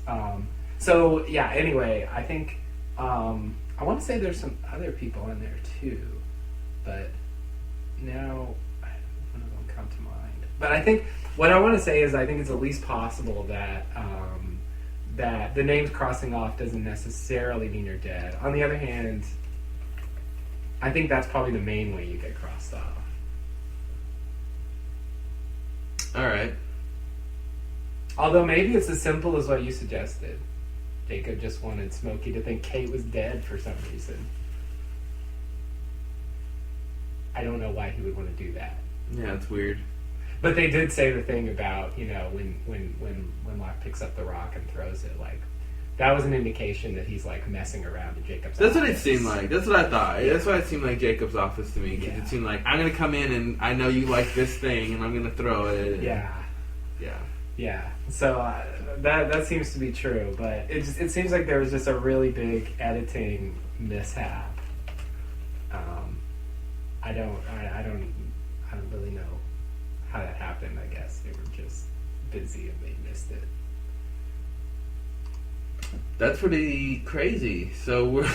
Yeah, because it seemed very deliberate, like, that they showed everybody's meeting. That would have added an extra 30 minutes of conversation to that episode. To that podcast for us. It's true. Yeah, it completely changes things. So... Yeah, so you're not going to see it there. Yeah, I know. That's weird, though. So that means... But it was just to throw him off. That's a fact. That's supposed to be the idea? That's what they say. I mean, okay, they did it in their like signature cagey way, where they said, I might think that perhaps Jacob wanted to throw Smokey off. If I were a betting man, I would say something like that. But they didn't. I mean, they didn't completely come out and say it. At the 2010 Paley Fest interview, Carlton Cuse said her name appears on the wall crossed out, making her a former candidate. So yeah. So being dead does not necessarily mean your name crossed out doesn't necessarily mean you're dead, but if you're dead, you can't be a candidate anymore because you're dead. So. Right. Yeah. It's it seems like that's the main reason people's names get crossed off. Most of them are dead. I wonder if it's. Well, this kind of makes it seem like it wasn't just to throw Smokey off. Then I don't think they're not telling the full story because someone then asked about the lighthouse, and that's when they responded with what I said. So first they said it makes her a former candidate, and then they said, well. Yeah, then someone said, well, why wasn't the name crossed off on the lighthouse wheel? And then they said that, yeah. Yikes. So they're not relaying the full story here. They're just saying the part that pertains to the cave. Yeah, that's confusing. It is really confusing. I'm tempted to say it won't matter that much since they didn't even make it. It didn't even make it into the show, but I think technically that's the plot. So yeah, but it makes it seem like. I feel like Kate's on the bad side. Yeah, for the moment, yeah. It just seems like that was confirming it, but maybe not. Yeah, I think she's at least in some weird purgatory where she could end up going either way. But for the moment, it does seem like she's on the bad side. And I think they've been trying to tell us that in a way. And her flash sideways seems to go in that direction as well. Yeah, because she's not really better off, and she's actually murdered someone who was innocent. Oops. In this case, not, the evil stepfather. Yeah. So. Can't win them all. I guess not. Okay, so are you ready for the next scene? Let's do it. Okay. Next scene, Hurley dreams of cheese curds. Jack wakes him up to get going to the temple. Hurley tries to stall Jack. Jack insists on leaving, so Hurley follows. They have a disagreement about which way to go, and then Richard Alpert steps in and corrects both of them. Jack decides to follow him, and Hurley follows as well. Boom. So this is where we find out, not really though, what happened to Richard. Mm-hmm.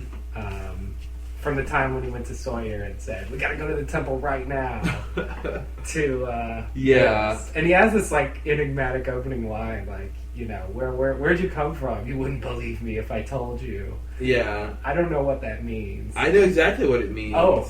Well, what's weird about this scene that it's very cryptic because Hurley tells Jack we need to go this way to the temple. He's trying to stall him. Yeah. Jack says no, the temple is this way. Yeah. Which I think Jack is correct. Oh, okay. But Richard comes in and says no, you're both wrong. It's this way. And everyone defers to Richard because he should know where the temple is. Yeah. But he actually takes him to the Black Rock. Yeah. And when he gets there, where does he say he just came from? The temple. Yeah. So I think the place that he's referring to here, where you wouldn't believe me if I told you, is the temple. Why wouldn't they believe him if he said he came from the temple? I think what he's referring to is the fact that everyone there is dead and was killed by Smokey. Oh, that's okay. I think that's what he's. There's not something crazy. I think.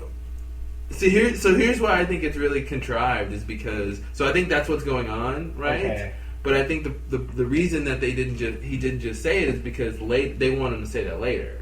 They can't. Which is why Jack says try me, and he says not right now. He literally says not right now, right. Which is just like when someone says try me. Usually you try them. You don't stall further. So I really think they didn't want him to say right now to tell Jack everyone at the temple is dead because Jack would want to go. I see. You know what I mean? Okay, so it's just a writing contrivance. I think it's a writing contrivance to be like I was just someplace. Yeah. But I can't tell you now. See, and not only that, but I'm going to trick you into going to this other place. Right. So it's really kind of confusing. See, I mean, I guess at the end of the episode, I was saying, okay, at some point, Richard did go to the temple and see that everyone was dead there. Mm-hmm. And then he tricks Hurley and Jack into going to Black Rock. But I'm thinking, there's still this third place where he came from before the scene that he didn't tell them about. Yeah. That's what I was maybe assuming. it's possible, but that does seem too convoluted. I think you're right. It's just the temple. Yeah, your explanation sounds better to me, but It made it seem like Donkey Wheel Part 2 or something. He went to some crazy. Because it's just not. place. They would, if he said I came from the temple, they would believe him. Yeah, they would believe. That's him. not that crazy. They came from the temple earlier. Yeah. It just I don't know. I think you're right though, because they can't have him say that. Yeah, he literally says not right now. Yeah, yeah, and he tells them later. Yeah. That he went there. So, okay, that's what's going on then. Oh yeah, Jack says try me, and he says not yet, and I was like, what? Not yet? I'll try you later. Like, huh? Like, you never hear that exchange. That's true. You never hear that. Try me, not yet. Yeah. Yeah, see, I guess I actually thought when he said that there's like later on in some later episode, Richard's going to talk to Jack more in depth or something about they're going to sit down for tea and talk about. Okay, all right, Jack, now I'm ready. Like like that period of time where Saeed was always like, "We're going to talk about this later." Yes, and they actually follow through this time and they have their conversation. Yeah, no, that'll never happen. He says, "I'm going to try you now, Jack." I'm now Jack, ready. are you ready to be tried? Are you sitting? Yeah. Okay. I think you're right, but I'm gonna reserve like 5% for they'll do something with this later. All right. Maybe that's too much, but some small percentage. Because it's still weird. But what are you gonna do? It's the way Lost is. They always do that. Okay, so I definitely want to say more about this Richard plot, but probably it'll fit better later. All right. This is just kind of a expositional scene. Okay, so next scene. Let's do it. Okay. Next scene is at the beach. Frank asks for more help with the firewood. Ben finds an oceanic water bottle and is nostalgic for days gone by. Frank tells Ben he should have been the pilot of A-15, but he overslept. Ben points out that the island got Frank in the end. Alana's rifle steps in, and Alana tells Ben to walk. Alana marches Ben to the graveyard area. Then Alana ties a cable around a tree and then attaches the other end to Ben's ankle. Then she insists that Ben dig his own grave, which is going to be the plot of this episode. Is Alana's rifle in the same union as acting union as Kate's gun?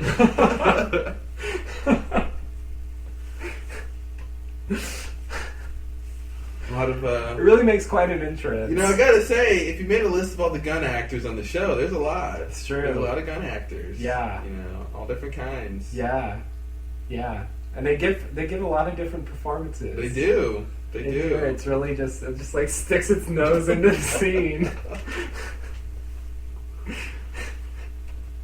Yeah, that was kind of comical a little bit. It was.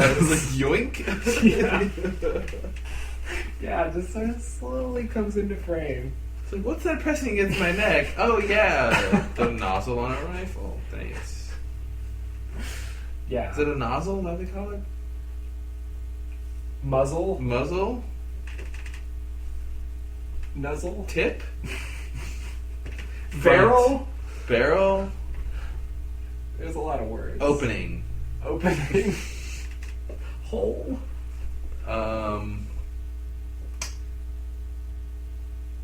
So, I'm trying to think of anything in this. Yeah, so here we find out whether it mattered or not that Frank didn't fly the plane because he overslept. I love Ben's come on. Yeah. That was great. Because, you know, the audience is saying it exactly. Yeah. What? Oh, man. No, it's great. He just, nothing cosmic. It's such a simple, crazy. boring reason. Overslept. Now, what if it was because of his drinking? Yeah. Like I always hungover, assumed. maybe? Yeah. Not that he just kept snoozing on his alarm. Right. Yeah. I think that's the subtext. Yeah. But Frank's not necessarily saying that here. Yeah. Yeah. Oh, well, no, he says, imagine how different my life would have been had that alarm gone off. Oh. I forgot about that. Yeah. So I guess it was the alarm. All right. Maybe though he was drunk, so he forgot to set his alarm. I can throw in the drunkenness. Listen. There's any ways to prove that Frank is a drunk. Yes. Many ways. It's one of those things, it's kind of like Jack, like where all the time we've really seen Frank, he hasn't really been drinking at all. But, like, he's a drunk. He's a dirty alcoholic. We just know he's a drunk, so... Because that's what Naomi said. That's what Naomi said. That's his special ability. Yeah, and a drunk. Yeah, I'm not sure what to make of this. I mean, I guess, one of the main points is, like, Frank was supposed to be on the island, and so he ended up there, on the freighter and on 316. Just happened to be piloting it. So there's that. I mean, that's sort of like standard Lost stuff. Then, I don't know, are they trying to tell us that Smokey wanted to kill Frank, when he killed the pilot? Or, like, that's what would have happened, I should say? Like... I wouldn't read into that. I wouldn't read into the pilot episode. Okay. For something that's happening right now. I mean, it would be a major only retcon, but only because I think the question is whether or not Frank is a candidate, might be relevant to whether or not Smokey would have killed him. But I think Smokey was killing everything. So I think it's like I wouldn't say it's appropriate. I wouldn't feel appropriate wondering if Frank would have been killed in the same situation, because it seems like it didn't matter, because in that situation he wasn't Frank. Right. So, right. He was just Greg Grunberg. Right. I guess I'm wondering if it's going to turn out that, like, he's supposed to die on the island and that'll happen. I'm wondering if they're going to try to make that work. I agree. I don't think that was, like, the original intention at all. Well, I think since this isn't the Flash Sideways, I feel like things happen the way they were supposed to happen. You know what I mean? So I don't feel like it's necessarily like he was supposed to fly the plane. Yeah. He was in terms of that was his route. Right. But not fate-wise. Because it didn't happen. And there was nothing that stopped it from happening, right? It was just any other random occurrence, like anything else that leads you to a point in your life, like happened to Frank. He just missed that flight. Yeah, he ended up on the island. So I feel like he's not destined to die because of that. Because it's not like this reality now is a product of anything different. Like it's, Okay. He got to the island when he got to the island, and his chances are just as good as anyone else's, I think. Yeah, okay. Yeah, if they're really trying to tell us that, it would be a really long time to delay the, destiny thing. I don't think that's what it is. I don't think it was his destiny to fly that plane and crash and die from Smokey. Right. Yeah. Okay. Because if it was, why didn't it happen? Well, I was wondering if they're doing a Charlie thing with it, but in that case, like he was getting threatened with death like on a daily basis. Charlie thing? Yeah. Where's my memory? Well, the time when Desmond was telling Charlie that he was supposed to die, and he kept getting in these situations where he would have died if Desmond hadn't intervened. Supposedly. That's what the show says. It's a lot of things. Uh-huh. I was just wondering if they were trying to do something along those lines with Frank, like try to say, But the show hasn't said that. Yeah. That's the thing. The show hasn't said that at all. I agree. Yeah, so I agree. No. Just throwing it out there. Yeah. It's the kind of thing that it's the kind of thing that seems like something they would consider or at least reject. Yeah, it is the kind of thing that they could tie something to, but I think they haven't put anything there to tie those things together, I think. Yeah. Well, I guess I also wanted to make something of the fact that they brought up the fact that he was the pilot again. Like, it made me think they were going to do something with it. Yeah. Well, I think to me the main point in this was that the island eventually got him. Yeah. No matter what. So that the idea that Frank is sort of important. Like, it's not just random that he ended up here. Like, this is his second, Right. third time, really, on the island. Well, the first time he missed the flight, so he didn't go. Oh, okay. And then he came with the freighter, and then now he came back. Just happened to be flying his route, and he came back on 316. Yeah. So the island, something's up with Frank. So I guess that means he wasn't supposed to leave either. Guess not, right? You're not supposed to leave either, Frank. Just because you came late to the party. I don't think he had any idea that he wasn't supposed to leave. No. Someone should have told him that.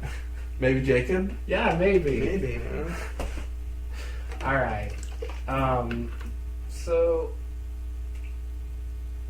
Yeah. It's, You know, I'm still wondering if they're going to... I'm still wondering what they're going to do with the little time-traveling bit where Sawyer and Locke and Juliet and that crew, you know, get on this beach that they're currently on and, like, take one of the boats out and get shot at by some group of people. And Juliet shoots one of them. And, like, I'm still wondering how that's going to happen. Well, now that they're back at the beach, maybe it'll be those people. That's going to be weird. It'll be Alana. Like, see, we were thinking it was those people anyway. Yeah. Well, at least Alana. We thought Bram, but Bram's dead. Right. So it could be Alana. Yeah. That'll just be Who's over there? Alana, Jack's son. Yeah. Frank, Miles. And Hurley. And some of those Richard people get in the now. boat. Yeah. And go after Juliet, Sawyer, Locke. Yeah. And Dan and Charlotte. And that'll be weird. Yeah. But what's weird is that's what we thought. Kind of it was another group of Losties, you know. But it's just weird that we have followed the trail from that, you know, time wise. We might be coming back to the other side of it, you know. Yeah. I just can't believe they showed us that far ahead in the story. Yeah. Like, just early on in season 5. That's what you get with time travel is, you know, it's like the stuff in the 50s was late. It was a long time ago, but, like, in a certain point in the future, you know. The perspective is weird. That was just the current time. And in that current time, it just happened to be in the future. Right. So that's what's weird I'm saying about, like, the perspective of you follow Locke and all those guys and all the way through, and now we're kind of back to this future point. Right. You know, maybe. Yeah. You know, or eventually we have to, so. Yeah. So it'll be weird for them to... One of our rafts is missing! They did it! And let's go after them. Yeah. And they have no idea they're shooting at, like... Right. They're shooting at Juliet, and Juliet is going to shoot one of them. Yeah. You know? Yeah, that's going to be really weird. Yeah. For a dead character to shoot one of these people. Oops. And, like, I mean, that whole boat is full of dead people. Like, it's just a boat of dead people. Wait, who isn't I dead think in that Sawyer boat? is the only one who's still alive on that boat. Wow. Because Jim wasn't on that boat. They hadn't found him yet. It's a boat of the dead. It really is. Jeez. It's a death boat. Death boat. You get away from that boat. Yikes, I'm going to kill you. It's so ridiculous. Wow. I'm just surprised. I guess they just thought it was a cool thing to do. I'm just surprised they took the time to show us something so deep into the show.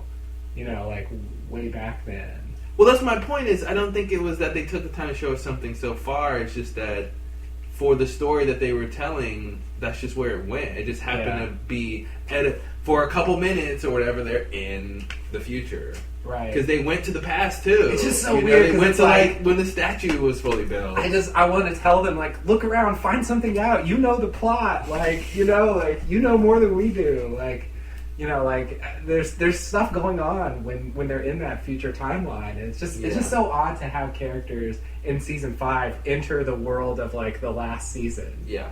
Like, I don't know. I'm just, that freaks me out for some reason. It should. It's not usual. Yeah. Yeah, I just if can't you thought that was normal, that. then something would be wrong. Yeah. Yeah, no, it's weird. It is. And I really thought they would have shown it by now. Because, oh man. They could have it where Sawyer comes to the beach, he gets in the raft and chases himself and gets shot by Juliet. Yeah, they could. That'd be some sort of weird, tragic event. Yeah. His dead lover shoots him from the future past. Wow. Yeah. Wow. Yeah. I can't believe that's the show we're watching. I can't believe that's a possibility. Yeah, that very well could happen. That's the thing. I guess that's what they would do. Like, if all of a sudden they find that someone has taken one of their boats, like, what do? You don't know who these people are. Mhm. They don't know that they're shooting at, like, people they know. Yeah. Like, it's you know, they need the boats. They need the boats. So those boats came from the Hydra Island, right? Yeah. And Locke and his people went over there. Right. So those boats have to come there somehow. They have to get there from the Hydra Island, right? That's the thing. They didn't. I don't think they showed the boats in this, so I don't know if we're supposed to assume that Locke actually took them, or if they just didn't show them and they're still there on the beach. Because there was the one that Alana and Bram took Frank and Locke's body in, and that washed up on this beach. And as far as I know, that's still there, even though they didn't show it. Mhm. That's just one there. There's supposed to be two. Yeah, but I'm saying there's other boats still at the Hydra station. Oh, actually, I mean, it depends on what's happened off screen that we don't know about. But I believe at last tally, there were two on the Hydra Island originally, and one of them went to the dock when, or maybe, let's see, is that even I thought right? there were three. There were three.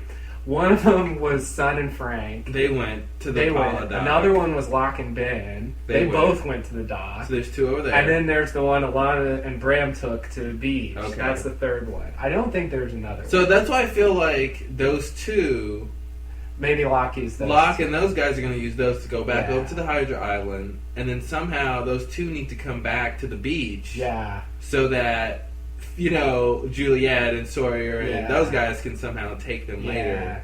Or, yeah.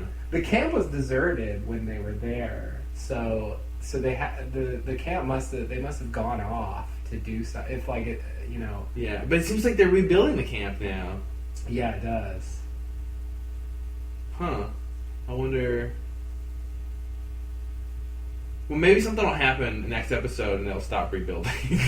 It'll be like, no, we need to go to this place now. Yeah, I mean, And they're not going to have time to hang out on this they're camp. not going to be hanging out. This is not not time to hang out. No. It might feel like season one, but this ain't season It's one. really not. It's really yeah. Yeah, so maybe because they have to leave. Yeah. They're going to do something at some point. I mean, this is like. I'm sure there's some new station or Dharma, or I should say, others thing that they can, you know. Yeah. Some new mythology to do something magical. Right. Yeah. All right. So Alana makes Ben dig his own grave. Yes. That's got to be the the least incentivizing thing you can do. Yeah, if you don't want a good hole. It's just like, man, I'm really gonna try hard and do a good job on this. Yeah.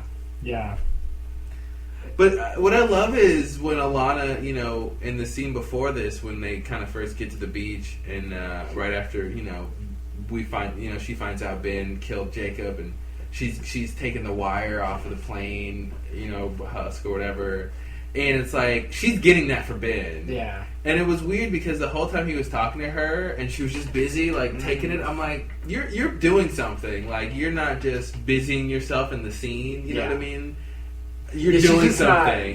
She's not just trying to ignore Ben. Yeah, like you're actively doing something, and then I love that what she was doing was getting the change he was gonna make so that she could make him dig his own grave. Yeah, and he just has no idea. And he's like, those psychics are so unreliable. Yeah, no, that's good. Yeah, Alana is this is a really intense thing to do to somebody. Yeah, I can't imagine what it's like to really dig your own grave. Like digging holes is just not fun in itself. Like for any reason. For any reason. I've done it, and it's just the worst. Unless you think there's gold down there. Okay. That'd be fun. Okay. Maybe.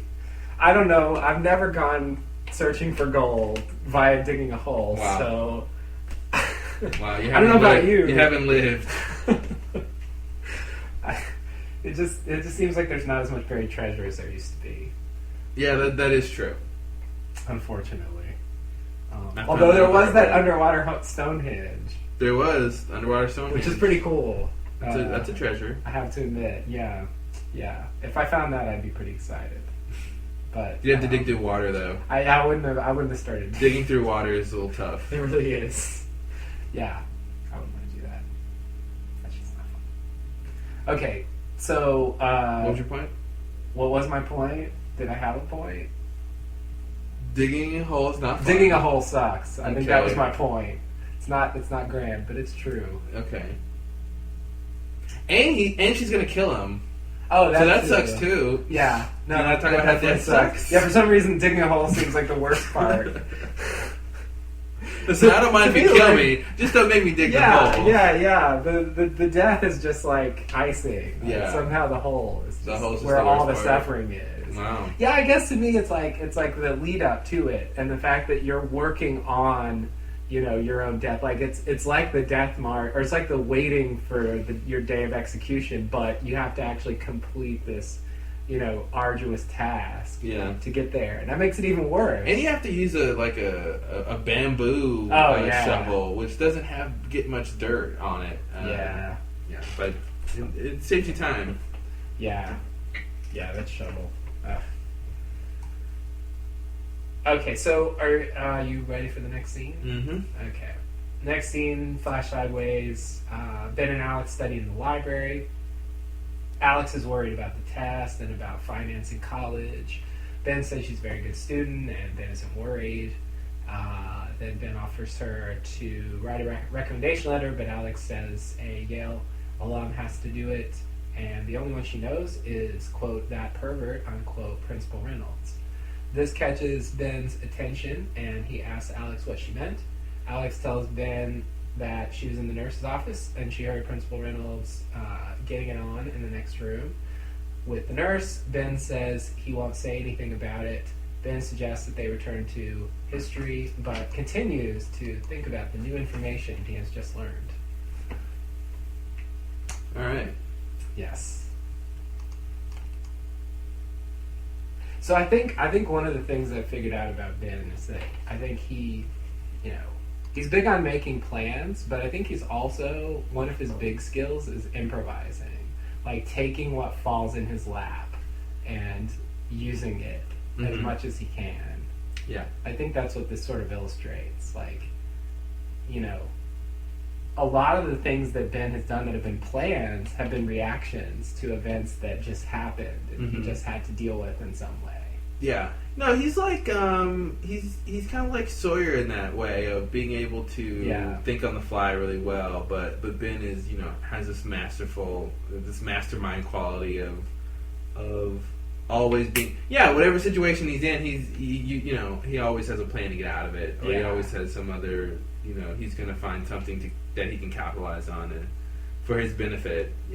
Yeah, because he's got this idea in his head that maybe it'd be cool. Maybe he should be the principal instead of this guy, and then he gets this bit of information, and it just immediately, I think, goes off. Like, well, and I think what's interesting is that the first bit of a lead he gets, he jumps on. He goes he goes all in on this lead, which is a pretty good one, but it doesn't work out. Like, it wasn't foolproof. Right. He didn't necessarily wait to gather more evidence, or to get build a bigger case. He was just like, I'm going to go in and do this. Yeah. And he didn't get what he wanted, but he got something. Right.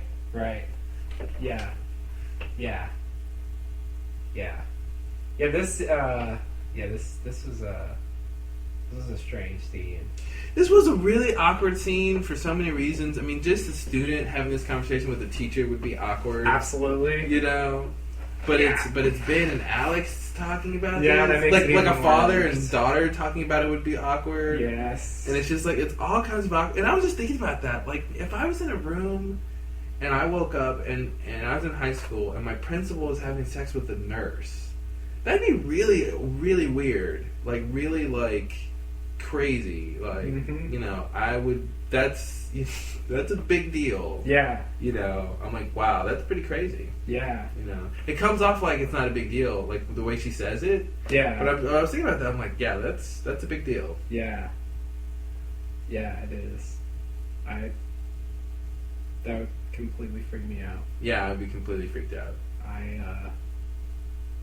I think also, I mean, yeah, so there's several there's several reasons why this is uncomfortable. There's so many. There's pick and choose. Yeah. There's a lot. Yeah, so just the whole scene was creepy to watch, but I guess the thing is, like, Ben and Alex's interactions on the island, the ones we saw in the original timeline, I mean, they were just full of conflict and animosity and bitterness about just traditional father-daughter, like teenage daughter dynamic. Yeah, teenage rebellion versus the overbearing parent, and so like those scenes seem very natural. Like that's like typical drama. This is like student and teacher being way too intimate, way too familiar with each other. Yeah. I would really not want to have a conversation like this with a student or teacher. Yeah. No, I mean honestly, I think if an impartial observer witnessed their interaction, they might say, Dr. Linus, I think you're being too familiar with Alex Rousseau. Like, you need to pull back a bit, Absolutely. Just a little bit. Now, I don't think Ben has any intentions of that sort. Of course not. He is only interested in this information insofar as it can help him. Yeah, totally. Gain the principalship. Like he's not like hitting on Alex or some weird thing. It's just a weird thing of how it plays because of the minutia of everything that's going on in the scene and what they're trying to get out of it. Because if this was Locke and a student, it wouldn't play like this. Right. The thing that made it a little more comfortable for me also was when Alex gets up and walks to the other side of the table and sits down next to him and then like lowers her voice like she took it to another, like it's bad enough. You said that made it more uncomfortable? Yeah. Oh, I agree. Yeah. When she sat next to him and then even at the end of the scene, like she, they continue on the work and she grabs her paper and continues to sit next to him. Yeah. And I'm like, that seemed like a natural, it's at least in terms of the staging of it, that seems a natural sort of thing to do. Right. Like, it'd be weird for her to get up and walk for the 5 seconds it would take just for them to cut to the next scene. Yeah. But I was thinking, if just as someone walked in, I was like, what do you, that's, I don't know. Yeah. Because maybe it's just because Ben comes off as a weird person. Dr. Linus is a sort of a strange man. He lives with his dad, and he's he's a single guy, and doesn't get out much. And I don't know. I'm just saying, Dr. Linus, maybe. Yeah. Dr. Linus seems like a guy, like he would do something. Then his neighbors would say, he just seemed like such a nice man. He lived with his old dad. Yeah, he took care of his sick father. And he always... I never would have suspected. But Yeah. He did have those beady little eyes. Yeah, it's that was weird. That's sort of the underlying weirdness of the whole interaction with him and Alex in this episode. It's just strange what a viewer has to kind of deal with in order to watch these scenes, just from the different angles of what's going on. Yeah, it's pretty weird. Yeah, their relationship just crosses a line, and it works for the drama, but it just makes it hard to watch. Yeah. Man, yeah. This is a scene where it's the most pronounced, I think. Yeah, totally. Okay, so anything else about this scene? Why couldn't she have just made flashcards and quizzed her own self like other people do? Like, if he's just gonna ask her questions, like facts, you can't do that yourself. You can't buy a study guide. It just seemed like I thought the tutoring would. She's be gonna need more like, initiative than that when she gets to Yale. Yeah, exactly. The Yale teachers aren't gonna they really don't do that. Do this for you. No, I just thought it was a lot to ask for a teacher. It is a lot to ask. One-on-one quiz me from a book. Like, that's what your friends help you do in high school. Yes. I don't know. Yeah. It's a scene. I won't, but I'm just, Yeah. It's kind of a contrivance. It's also, again, kind of creepy, but She just wanted to see him. Yeah, exactly. That's what it seems like. She just wanted an excuse to spend time like with him. that was the thing. She came to his house. Yeah. How many times did you come to Yeah, your that teacher's crosses the line. How many times did you come to your teacher's house at night? Never. Never, ever, ever. I don't care if they miss history club. No. I'll see them at school tomorrow. Exactly. It's fine. Exactly. Yeah. For the most part, I really shouldn't even know where they live. Exactly. Why do you know where they live? Now, okay, it's the what year is this? 2007? 4. Oh, Yeah. that's right. They just landed. Yeah. I don't know. Internet, but you still shouldn't know. Yeah. That was like a secret. Yeah. Like it was like you were just not expected to know their like home phone number and like. And their if you address. happen to find out for some particular reason, it's weird. Yeah. To know, like, oh, the teacher lives there. Mm-hmm. I'm not going anywhere near there after dark. No. It's weird. Like sometimes, like you run into a teacher just in regular life. Like that's weird. That was weird, and it shouldn't necessarily be weird, but it was always weird. But it was just like yikes. School is its own world, you know. Mm-hmm. It just doesn't seem like it should have anything to do And with normal. I think a life. lot of it has to do with like the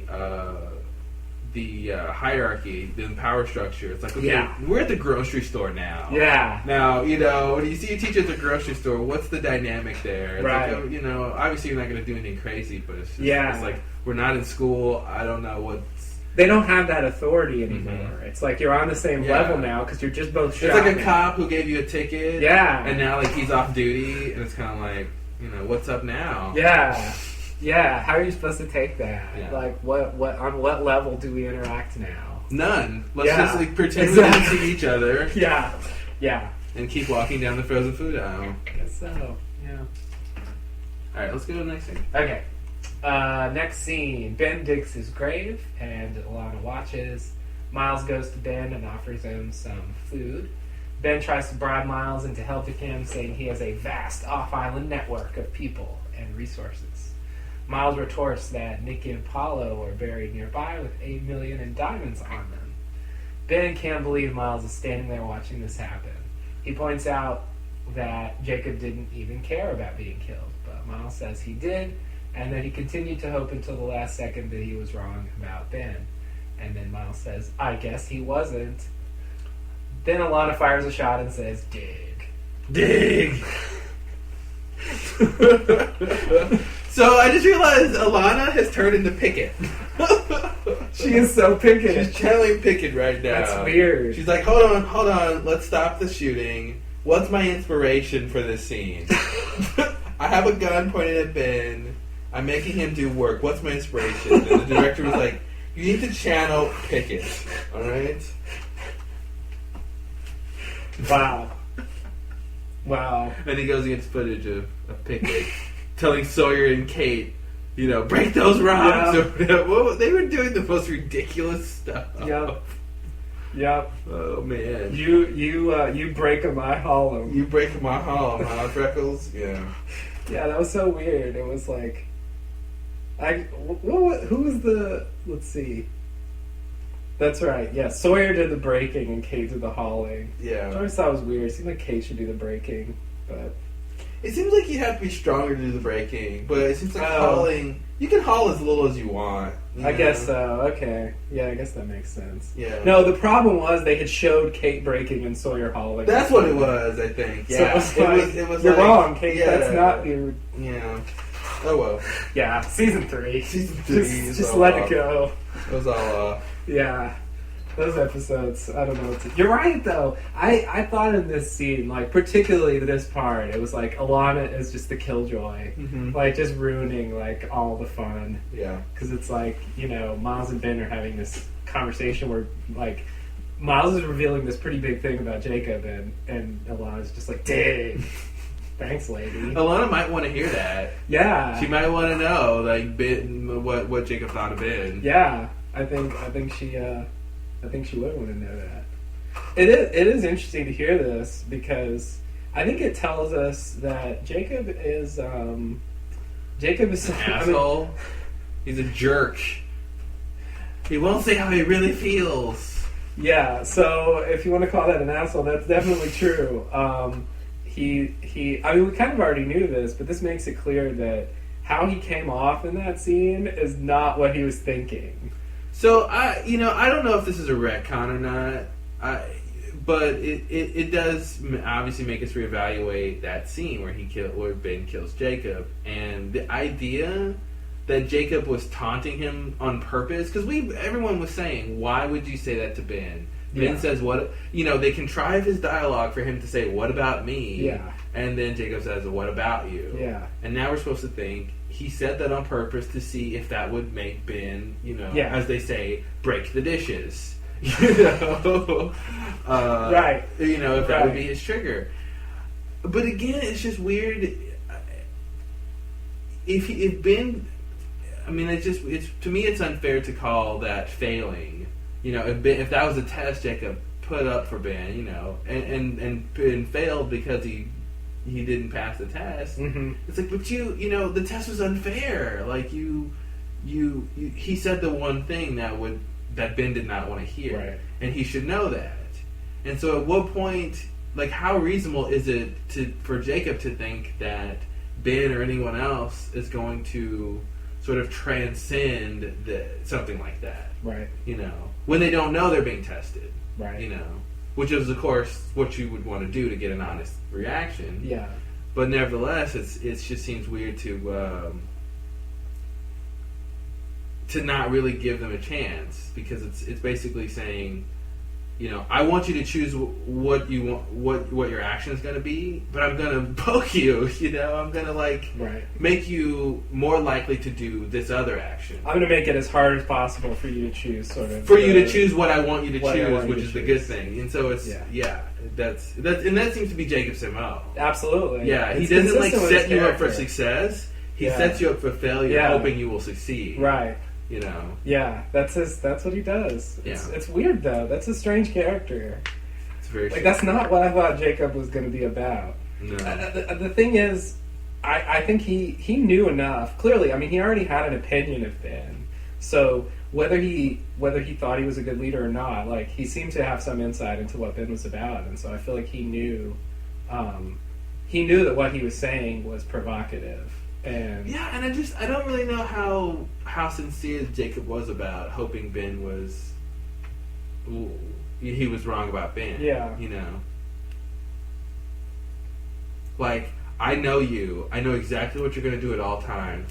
I just hope I'm wrong about you. Really? Yeah. I don't really know how to take that. I think it's supposed to make Jacob seem like an optimist. Perhaps a blind optimist? Foolish optimist, yeah. But he isn't. How can he be? Well, I don't know. I don't really get him at all. No. Why would you say he can't be? Well, it seems weird to be optimistic when you know facts that would contradict your optimism. Oh, right. I guess maybe that's what optimism is. Yeah. That's what you could. That's blind optimism. Even though I know this car is unsafe, I'm gonna hope it's fine. And then, oh no, the car blew up. Right. You knew it was unsafe. Right. Yeah. It's kind of like when Hurley's dad gets in the car and just thinks maybe it'll just magically start because I hope it will. Mm-hmm. Everything else tells me it won't, but. There's always hope. Yeah. I think that's what they're trying. That's what they're trying to tell us is going on with Jacob. But it's he knew he wasn't wrong about Ben, but he was just hoping he was. Yeah. Okay. Exactly. Well, that's complex. Yeah. It is. But he wasn't. That's what I love. He wasn't. Yeah, that's the punchline. He wasn't. That Miles observes. And he should have known he wouldn't be. But. Because, it's... So I guess it's well, why do it? Then it's you want to die. Yeah. Or you don't mind being killed. Right. But he said he did mind. Right. Or he cared, at least. Maybe that's different than saying he minded being killed. It's a weird distinction, but it seems like he cared about being killed, but he was okay with it happening. Because he still seems to be proceeding there's a plan being enacted, regardless of how ridiculously sloppy it looks. Yeah. I think it's amazing he just transitioned into being a ghost apparition, seemingly without missing a beat. Like, I feel like the real Jacob, even if he were still alive, he would be exactly the same as this ghost Jacob. There does seem to be much difference. Yeah. We never really got to see a lot of Jacob alive doing things for extended periods of time. So it's like he's just as real as a ghost. Yeah. He just showed up at those opportune moments and touched people and maybe asked for their help or something. But yeah, it seems like most people who hear Jacob is dead, even people who know him, seem to think that means that he's not around anymore. Yeah. But it seems like they should know, quick, find me someone who can see dead people. Yeah. Or something. It seems like they should know that he's somewhat still around. Yeah. Yeah. Yeah, this is weird. Oh, so I think this right here is our Nikki and Paulo cameo. Yeah, this is all they're gonna get. This is a mention. Get. Yeah, honorable mention. It's more than I thought we would get. But they were over here near the graves, and I wondered if they were gonna mention them. Yeah, they happen to have two characters here who didn't know either one of them. So that means that Miles is probably everyone who's buried there. He probably knows how they died. So he gets all this extra info about what happened. Yeah, he can put together the story a lot better than most people. Yeah, at least piece little things together. Yeah. That's so weird. Miles is gonna go get those diamonds? I think so. I think the ending implies that he did it. Yeah. Oh yeah. It's like, why wouldn't you? Yeah. They don't need them. Those spiders are dead, aren't they? There's no point in leaving those under the sand. No. I mean, it's a little crude, but so in that case, the digging would be fun. Yeah, that's 6 feet over. Ben is digging for no fun. That's buried treasure. And then now you're digging for buried. It's strange how there's fun digging and unfun digging right in the same area. Yeah, next door. Miles is having a blast. Yeah. And then Miles would just dig down the diamonds, and then maybe Alana will be like, "Well, you already dug, twice as fast as Ben. Here, Ben, just go down there with Nikki and Paulo. I'll bury you there." Yeah, that'd be easier. But I think she wants him to do the work. I think that's part of the punishment. Yeah. Okay. Oh, Jacob. Are we going to understand Jacob before the end of this show? Probably not 100%. Because, I'm just completely confused by him. Every new thing we learn about him is just doesn't help at all. It's like, some people, Alana considers him like a father, but to most people we've seen meet him, he's just this, mysterious figure they meet once at an opportune moment. Mm-hmm. And he, touches them or gives them something in exchange for something else, and for some purpose that we have no idea, what that might be. And that's it. You got it. WTF? This is the most important character on the show, I think, in terms of the plot, and I don't understand him whatsoever. Smokey, I feel like I understand. I mean, I don't know the whole story with Smokey, but I at least know where he's coming from. Mm-hmm. I have no idea where Jacob is coming from, but I do think he's a good guy. I'm still convinced of that. I think this whole group or large segment of the audience that is formed around this idea that they're going to do. I don't buy it for a second. I mean, if they do it, I'll be really shocked. Yeah. I really think Jacob's guys are the good guys, Smokey's guys are the bad guys. Okay. I'm just so convinced of that. I mean, everything in the show is telling me that, despite the fact that Jacob is portrayed in such a bizarre way. Mm-hmm. Still, the signals are all there, I think. Yeah. And yeah, I guess I just don't see them sort of flipping that around all of a sudden. Well, we'll see what happens. I mean, I think they can obviously be deceiving. It all depends on how the story gets wrapped up, I think. Yeah, I know. I mean, you mentioned the Abaddon thing. It seems as though I misread that. Although we still have to find out what Widmore's going to do. But I'm convinced I'm wrong. I was wrong about that. And then for a smaller example, there was that whole thing where Naomi said, "Tell my sister I love her." I took that at face value.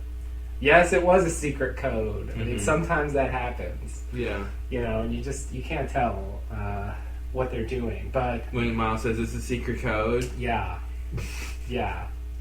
It's just a secret code. Sometimes a secret code is just a secret code. Yeah. Yeah. I mean, I thought she was really saying it. I thought they were doing, they were tying that in with the bracelet. And Yeah, I mean, I think I don't really think Jacob is gonna not necessarily be the good guy, but I think when it's all said and done, I don't think it's gonna be clear cut. I don't think it's gonna be like either one is the good or bad guys. I see. Yeah, I mean, I like that it's not. I like that he's not like some kind of like abstract form of goodness or something. I mean, that would just be a boring character. I wouldn't want to watch that. So I appreciate that. I guess it's just,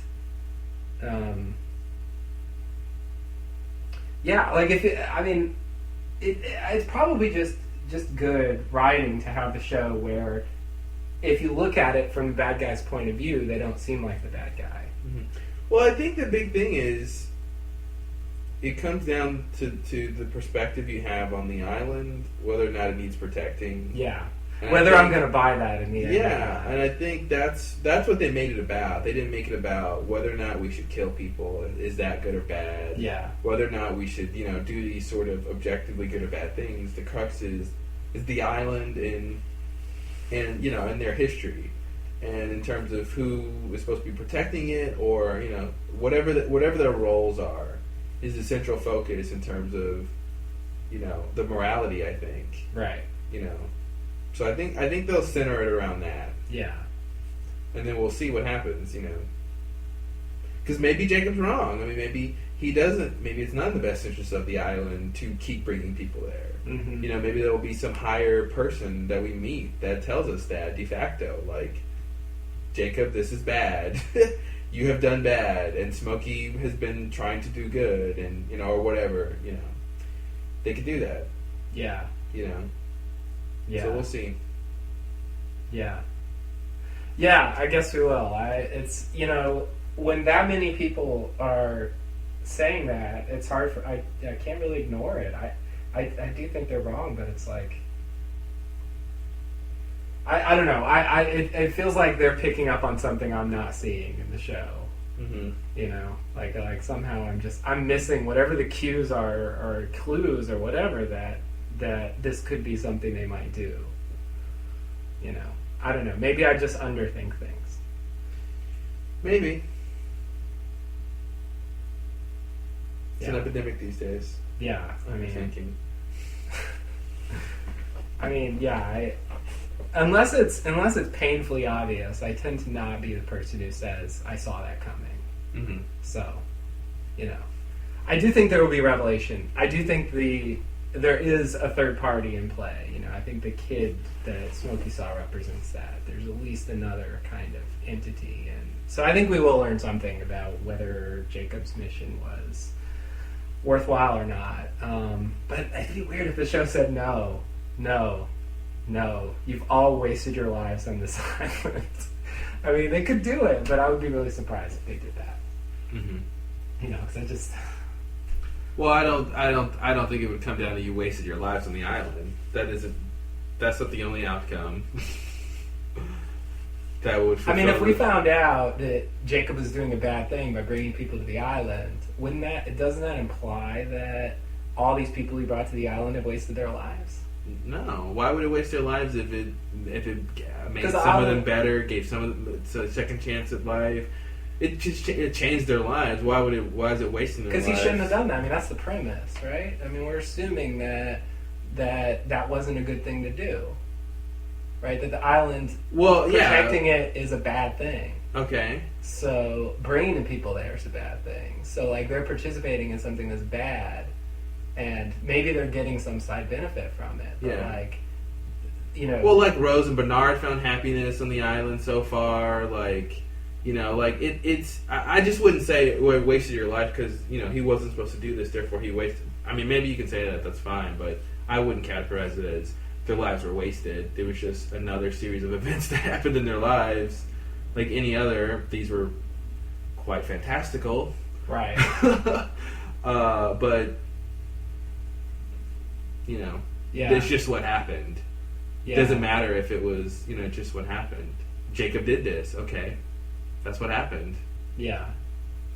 He tried to do something. Maybe what he's trying to do is good. Maybe it's not. I mean, maybe it's... Because what my point was, I think it's all going to come down to the perspective of what these people are trying to do and whether or not their reason is valid, you know. Yeah, okay, so, I mean, I could rephrase it like,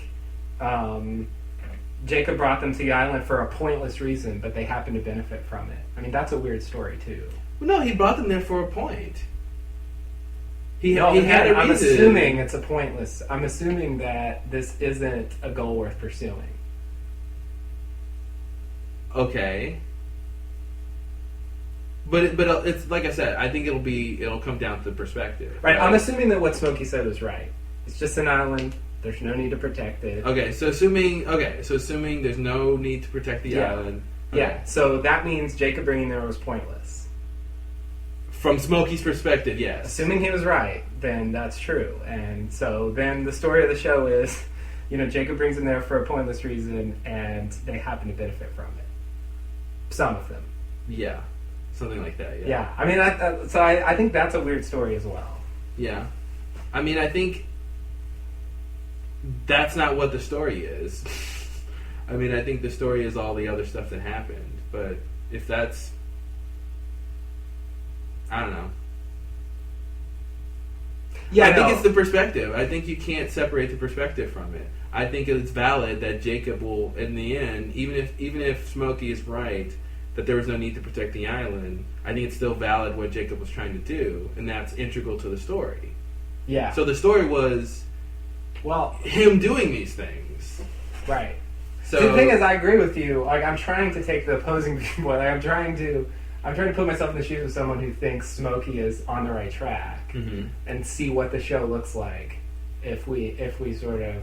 But I'm just saying, when you do that, you invalidate Jacob's perspective, and you're saying, all that stuff, and so if that then that's story you get out of it if you invalidate Jacob's perspective, which I don't think is fair to do because his perspective is integral to the story. So you don't think they're going to invalidate Jacob's I don't think they're going to invalidate his perspective. Like my point is, I think whether or not what he's doing is worthwhile, whether or not he's good or bad, will come down to the perspective that they show.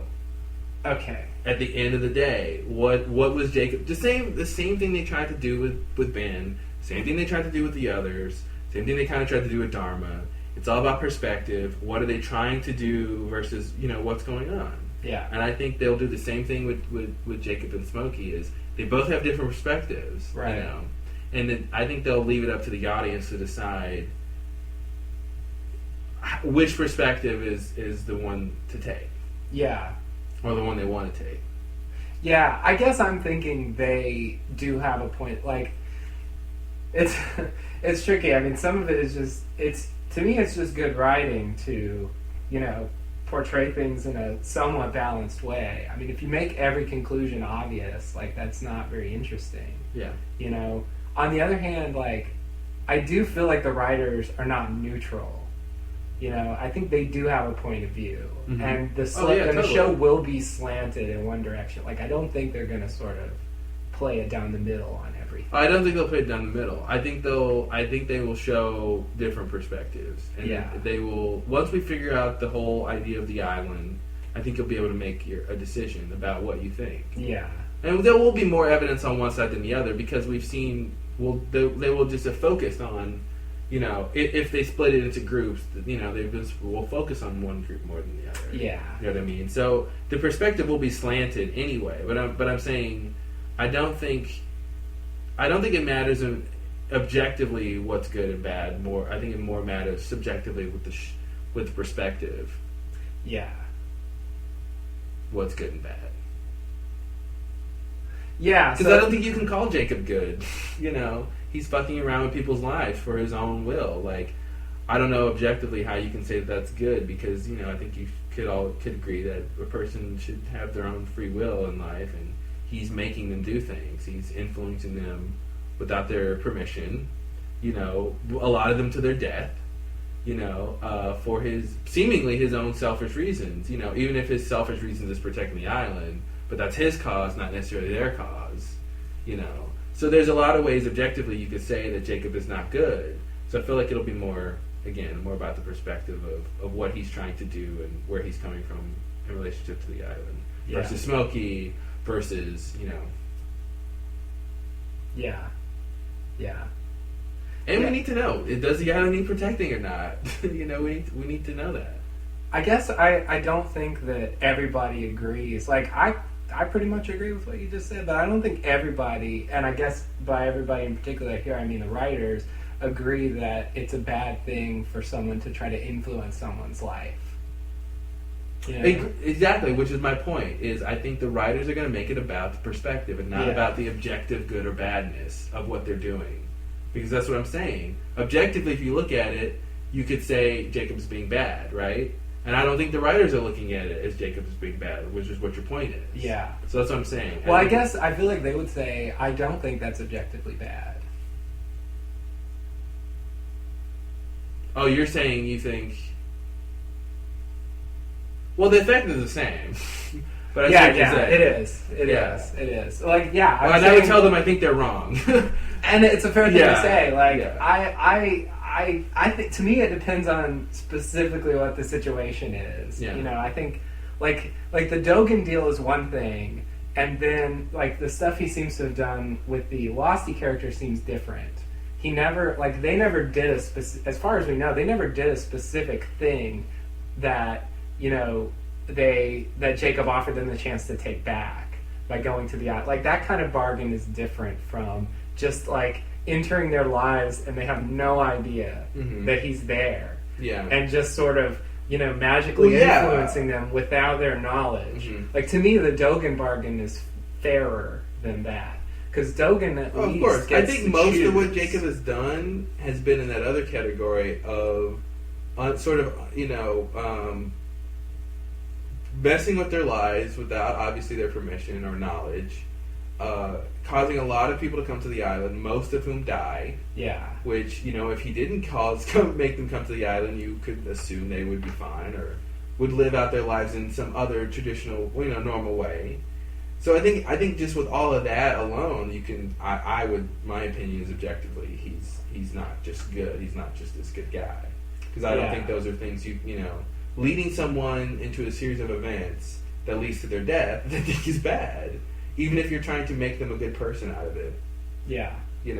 That's sort of a bad thing, which I think, which is not a perspective I would want to have in the show, because I think they want us to think that like you're saying, the writers think that this is sort of a good thing or something. Yeah, I believe that too. Yeah. Yeah, and I sort of think of a show like Battlestar Galactica, say, where you have, I don't like to get too much away, where you have sort of these outside forces stepping in and trying to influence events, to create some, like Q in Star Trek. That too, sure. Many other stories of this type, going back, ancient myths are like this. And I never get the sense that even though, from, if you really think about the morality of it seriously, it's it does seem bad. I agree. But it seems like a lot of people haven't seen it that way. Mm-hmm. A lot of people have seen it as these entities actually trying to benefit people, and they're appreciative of it. That seems to be. I think it's the kind of thing that they have good intentions. Yeah. And again, it goes back to it'll be about the perspective. And it's good of them to do that. The opposite of bad. Yeah. So I just I'm not sure. I'm not sure that the writers don't have that point of view, which has been very prevalent, for a long time. No, I think they do have that point of view. Yeah. Like I said, I think they will make it about. They will make it about Jacob's perspective. They will make it about what he's trying to do, and it'll either. But I think it'll be, Here's the thing, you can have entities come into your life and try to make you a better person, and you can say, oh, that's a good thing. But if it's to make you a better person, so you can, so that they take all the good people, so that they can eat them. You know what I mean? Like, okay, now that good people are tastier. Yeah, because good people are just tastier when So then it's like, well, now that you know more about the situation, do you still think what they're doing is good? I would say no now. So I think that's a analogy in terms of what I think will obviously once they tell us about the island, what the rules are, what Jacob is really trying to do, we'll be able to say, okay, is this a cookbook how to cook for humans or a cookbook of how to cook humans? I see. Yeah. Okay. Yeah. It makes sense. Yeah. If Jacob just got a cookie every time somebody went to the island, and that's why he was doing it, then it'd be like, okay, well, yeah. Yeah. So I think again, I'll say this, and people will probably try to hear me say it. Perspective will play a big key. I agree. They've been doing that for the whole show, as you observed earlier. Exactly. And I think you're right. It's just, I don't know. And again, the Abaddon thing was all about perspective. The tone of that scene when he's pushed Locke towards the thing is very ominous. Yeah.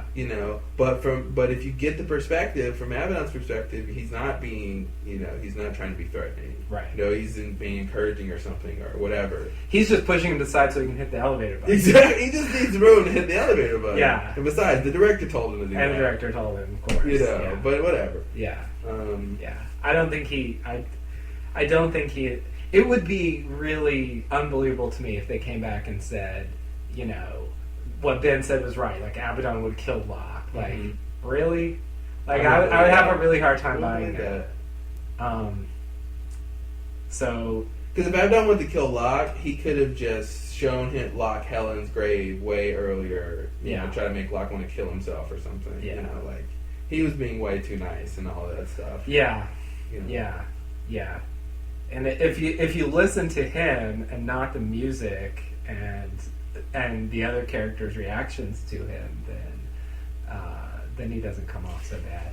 Even in the scene with Hurley. Yeah. Oh, even the scene with Hurley where Hurley freaks out and thinks he's like, it's all about how that actor comes across. Yeah. And he was good. I mean, it worked. Like, I think that's what they wanted to convey, and he did it very well. But. That makes someone who isn't trying to sort of really think ahead of the show, just sort of ends up thinking he's evil. From that perspective, it looks like he was just genuinely trying to figure out if there were people still alive on the island. Yeah, simple as that. That's it. That's not evil necessarily. No. Or even, just not at all. It makes me... Now, I have to ask, if Abaddon is the one who told Locke to go on the walkabout, does that mean that Widmore wanted Locke to go on the walkabout so he'd be on the plane? Somehow it seems like that's what that means. Not that we don't have anything else to go on. Not that we know that he, when he told him to go, or he obviously didn't in that scene tell him specifically where to go, when to go on the walkabout. Right, that's true. But I'm just wondering if Widmore... But Widmore couldn't have known about the plane crash. He knew about Locke, because he had met him when he was younger. Oh, that's right, he met him in the 50s. But he didn't necessarily know about the plane crash, right? Because he left the island before the plane crash. Yeah, that's true. So... That's true. Well, he knew about the plane crash when it happened, but you mean he knew about it in advance? Yeah, in advance. Right, which you would have had to tell Locke. Yeah, they'd be asking us. There'd have to be a lot of stuff happened off screen if they want us to believe that Widmore knew all that stuff. Yeah, I'm not sure. I'm not sure what to do with that. I'm also not sure how much to believe Abaddon. Like, Abaddon says he went on a walkabout and it changed his life, and is he just making that up to be part of the story, or I don't really know how to read that scene. I mean, they told us that, they showed us that before we knew that Abaddon had anything to do with Whitmore. Mm-hmm. So once we I don't get know. I wonder if it'll just be a coincidence. Whitmore did not tell Abaddon to tell Locke to go on a walkabout. I don't know. Okay. I guess that's really the first question. Is that, did Whitmore even tell Abaddon to tell him that? Yeah. Or was Abaddon just... doing his own thing? Going around Whitmore, giving advice? Whitmore told Abaddon to go see Locke, but didn't tell him what to say? Okay. He's still in play. It doesn't just I think Abaddon. he has to still be in play, right? Yeah. So, I think so. Occam's razor. Absolutely, yeah. It's a bit much to have Abaddon just kind of do Free his agent. own, like, side work that just happened to coincide with what Whitmore does later. Yeah, no, I think that's the idea. Yeah. There's a whole thing with Whitmore. We'll have to talk about that a little at the end. Well, I guess he's coming back into the show. It looks like it. Yeah, he's going to be relevant again. Yeah. His story is very confusing to me, though. I can't quite put it together yet. I'm wondering if his arrival on the island is in any way predicated by Ben's attack on Penny. Ah. Like, he's like, "You've gone too far, Linus. Yeah. You rat." Yes. Just like a rat, I find you here on the island, scurrying about. That's right. That'll be his first line. Yeah, I wonder if he's out for blood. Like, he's like, "You tried to kill my daughter. This is why I'm coming to the island." Like, you know, I could have waited an extra week, but right. I'm really gonna right because he didn't seem like he was looking for it. No, he seemed like he was fine doing his international business. Yeah, that really. You know, for a guy who was running the island, he got really content in being a businessman. It's true. You know, and I know it's funny because Ben went corporate, but you know, Whitmore went really corporate. Yeah, Whitmore went like literally corporate. Yeah. It seems to be like the island was like a hobby for Whitmore. Yeah, like in his spare time, he searched for the island. But it was weird because he was when he was a kid, he loved it. Yeah, you know? I know this island better than anyone, and it was a whole big deal. And he was there for what 20 years or something. Like, and he just leaves, and he's a businessman. Yeah. Yeah, he's a weird one. He's riding horses and stuff. Yep. Oh man. Yeah. Oh God. Okay, so are you ready to go to the next scene? Yeah. Okay, so the next scene is Richard, Hurley, and Jack walk through the jungle. Hurley asks Richard about his agelessness. Richard says that Jacob gave him a gift. Jack asks Richard what he knows about Jacob. Richard says he knows he's dead. They arrive at the Black Rock. Richard tells them that everyone at the temple is dead. Jack is concerned. Richard says maybe Jack's friends made it out alive. He didn't see them there. Jack realizes that Hurley knew about it, and Hurley admits that Jacob told him or hinted at it. Richard is surprised that Hurley spoke to Jacob, and then Richard tells Hurley, whatever he said, don't believe him. And then Richard walks away to die. I gotta say, as a doctor, I'm surprised that Jack wasn't more interested that Richard hasn't been aging. Oh, yeah. Just professional curiosity, right? Right. I don't know. Yeah, it's a good point. It seems like Jack's in his own world right now. Yeah, totally. Not really paying attention to the finer things. I wonder if Hurley says, "Are you a cyborg?" And then he says, "Vampire." Mm-hmm. I wonder if those are lines that they're using to debunk like little things that the audience has been asking about Richard. Oh, like there's people who think he was a vampire, or people should know they're wrong, but don't. Right, sort of like the Smokey being a dinosaur. Yeah, exactly. Yeah, yeah. I think that's kind of what they do, and it's kind of similar to when Juliet said they were building the runway for the aliens to land. Exactly. Like, yeah, they like that sometimes. They put that. They put those words in the character's mouth. So yeah, I mean, we definitely we knew he wasn't a cyborg or a vampire. Yeah. He's obviously a cyborg vampire. Hello. I don't know what that could possibly mean, but It means a vampire that go out during the day. oh, okay. And also needs to That's what the recharge at cybernetics night. do. Okay, That's what the cybernetics do. I see. Yeah, that would help. So Richard tells everyone that everyone at the temple is dead, but he didn't see the friends, so... Right. All I know is, whatever you're looking for at the temple, it's not there. That's all I know, is that no matter what you're looking for, I know one thing, and it's that it's not there. That is a bold statement. That is the writer saying, there's nothing left at the temple. It is, yeah. You know, we need some matches. There's no matches at the temple. You know? Mm-hmm. Like, what if he's Right. looking for dead bodies? What if he's looking for clothes or shoes? Nope, not at the temple. Nope, sorry. Whatever it is, it's just not there. Yeah. Yeah, you're right. When they close the door on something, it's They shut are it. done, they done, slam done. it. Yeah. Like, this door is, they burn it down. They really or, do. You know, they Yeah. flood it or yeah. They didn't quite burn the temple down, but there was stuff burning Yeah. when they left. Yeah. And I think that's the end of the temple. Whatever we were going to get out of it, we already have. We got There was a healing spring there, and yeah. I almost feel like most of that was just to explain Ben mm-hmm, at this point.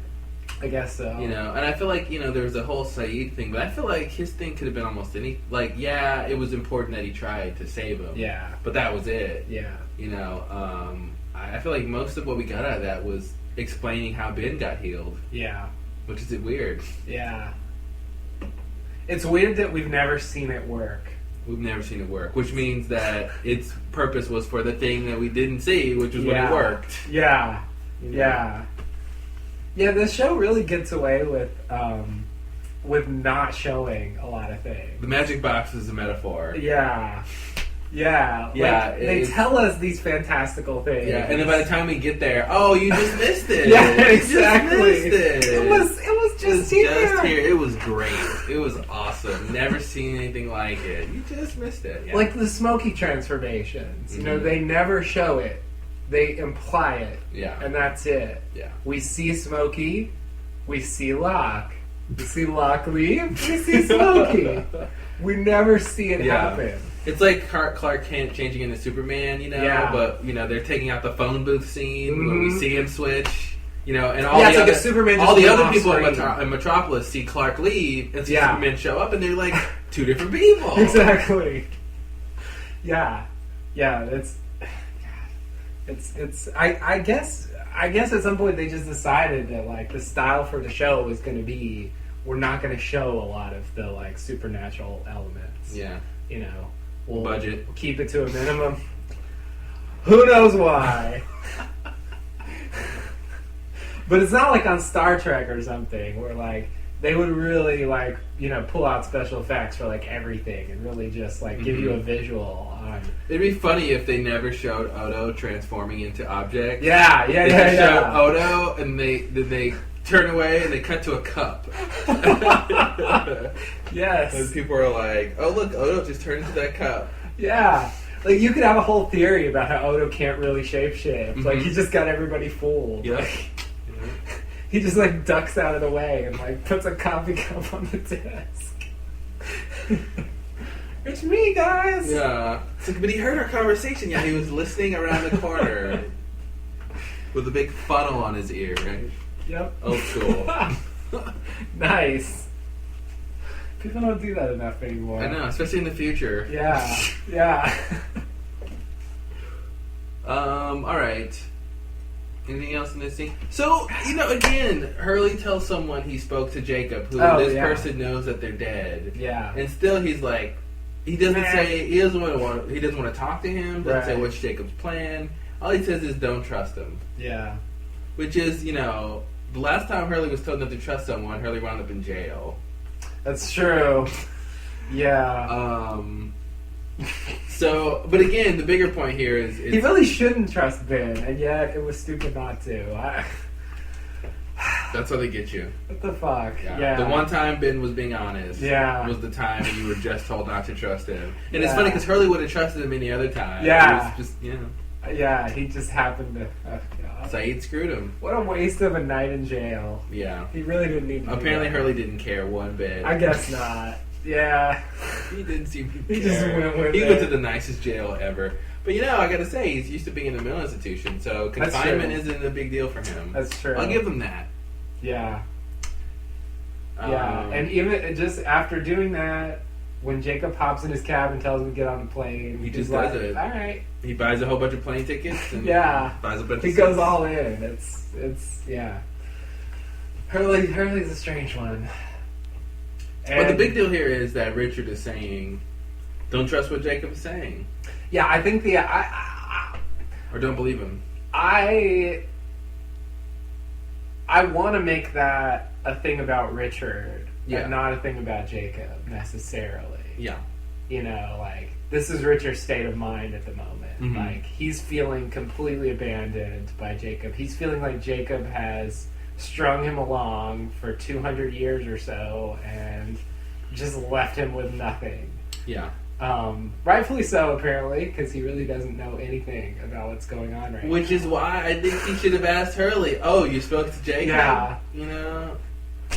What's up? It's, and I'm not blaming Richard, but it's like his Jacob said he would tell you everything when the time is right. The time might be right now. Yeah. When you really want to know. Yeah. When things are, shit is hitting the fan. Yeah. And it's like, maybe you could find Jacob and he would tell you everything now. Yeah. Yeah, it's like he's given Maybe up. too little too late, but still, Yeah. he seems to be giving up when this might be the moment that is the most pertinent to find out what's going on. Right. Yeah. Yeah. I mean, I think that's exactly what's happening. Yeah. It's really, this whole plot line is weird. It's weird to see Richard wanting to kill himself and being really emotional and just not displaying the traits that I think of as Richard Yeah. He's always been just very calm, matter of fact. He seems to take things in stride. People are time traveling. Okay, he doesn't really understand why, but he can live with it. It doesn't seem to shake him, really. Yeah. He just moves on with his life. And now he's just, I don't know, he's on another level. He's he's thrown in the towel. He's given up. He said, okay, well, I'm done with this. Yeah. He's, Jack has been there. Jack can relate. Right. Yeah. Jack was on a bridge once. Yeah. It's just strange to have him brought down to earth like that. He started at very high up. Yeah. And the more we got to know about him, the farther down he went. Yes. To this very realistic level. And now he's just a normal guy who got a gift. Yeah. It started with Jacob made me this way, and now it's Jacob never told you about the candidates. And then it's, I give up on life. I'm no different from these other characters, really. I'm just a losty. Yeah. He's just one of the people now. Yeah. It's weird. I mean, I guess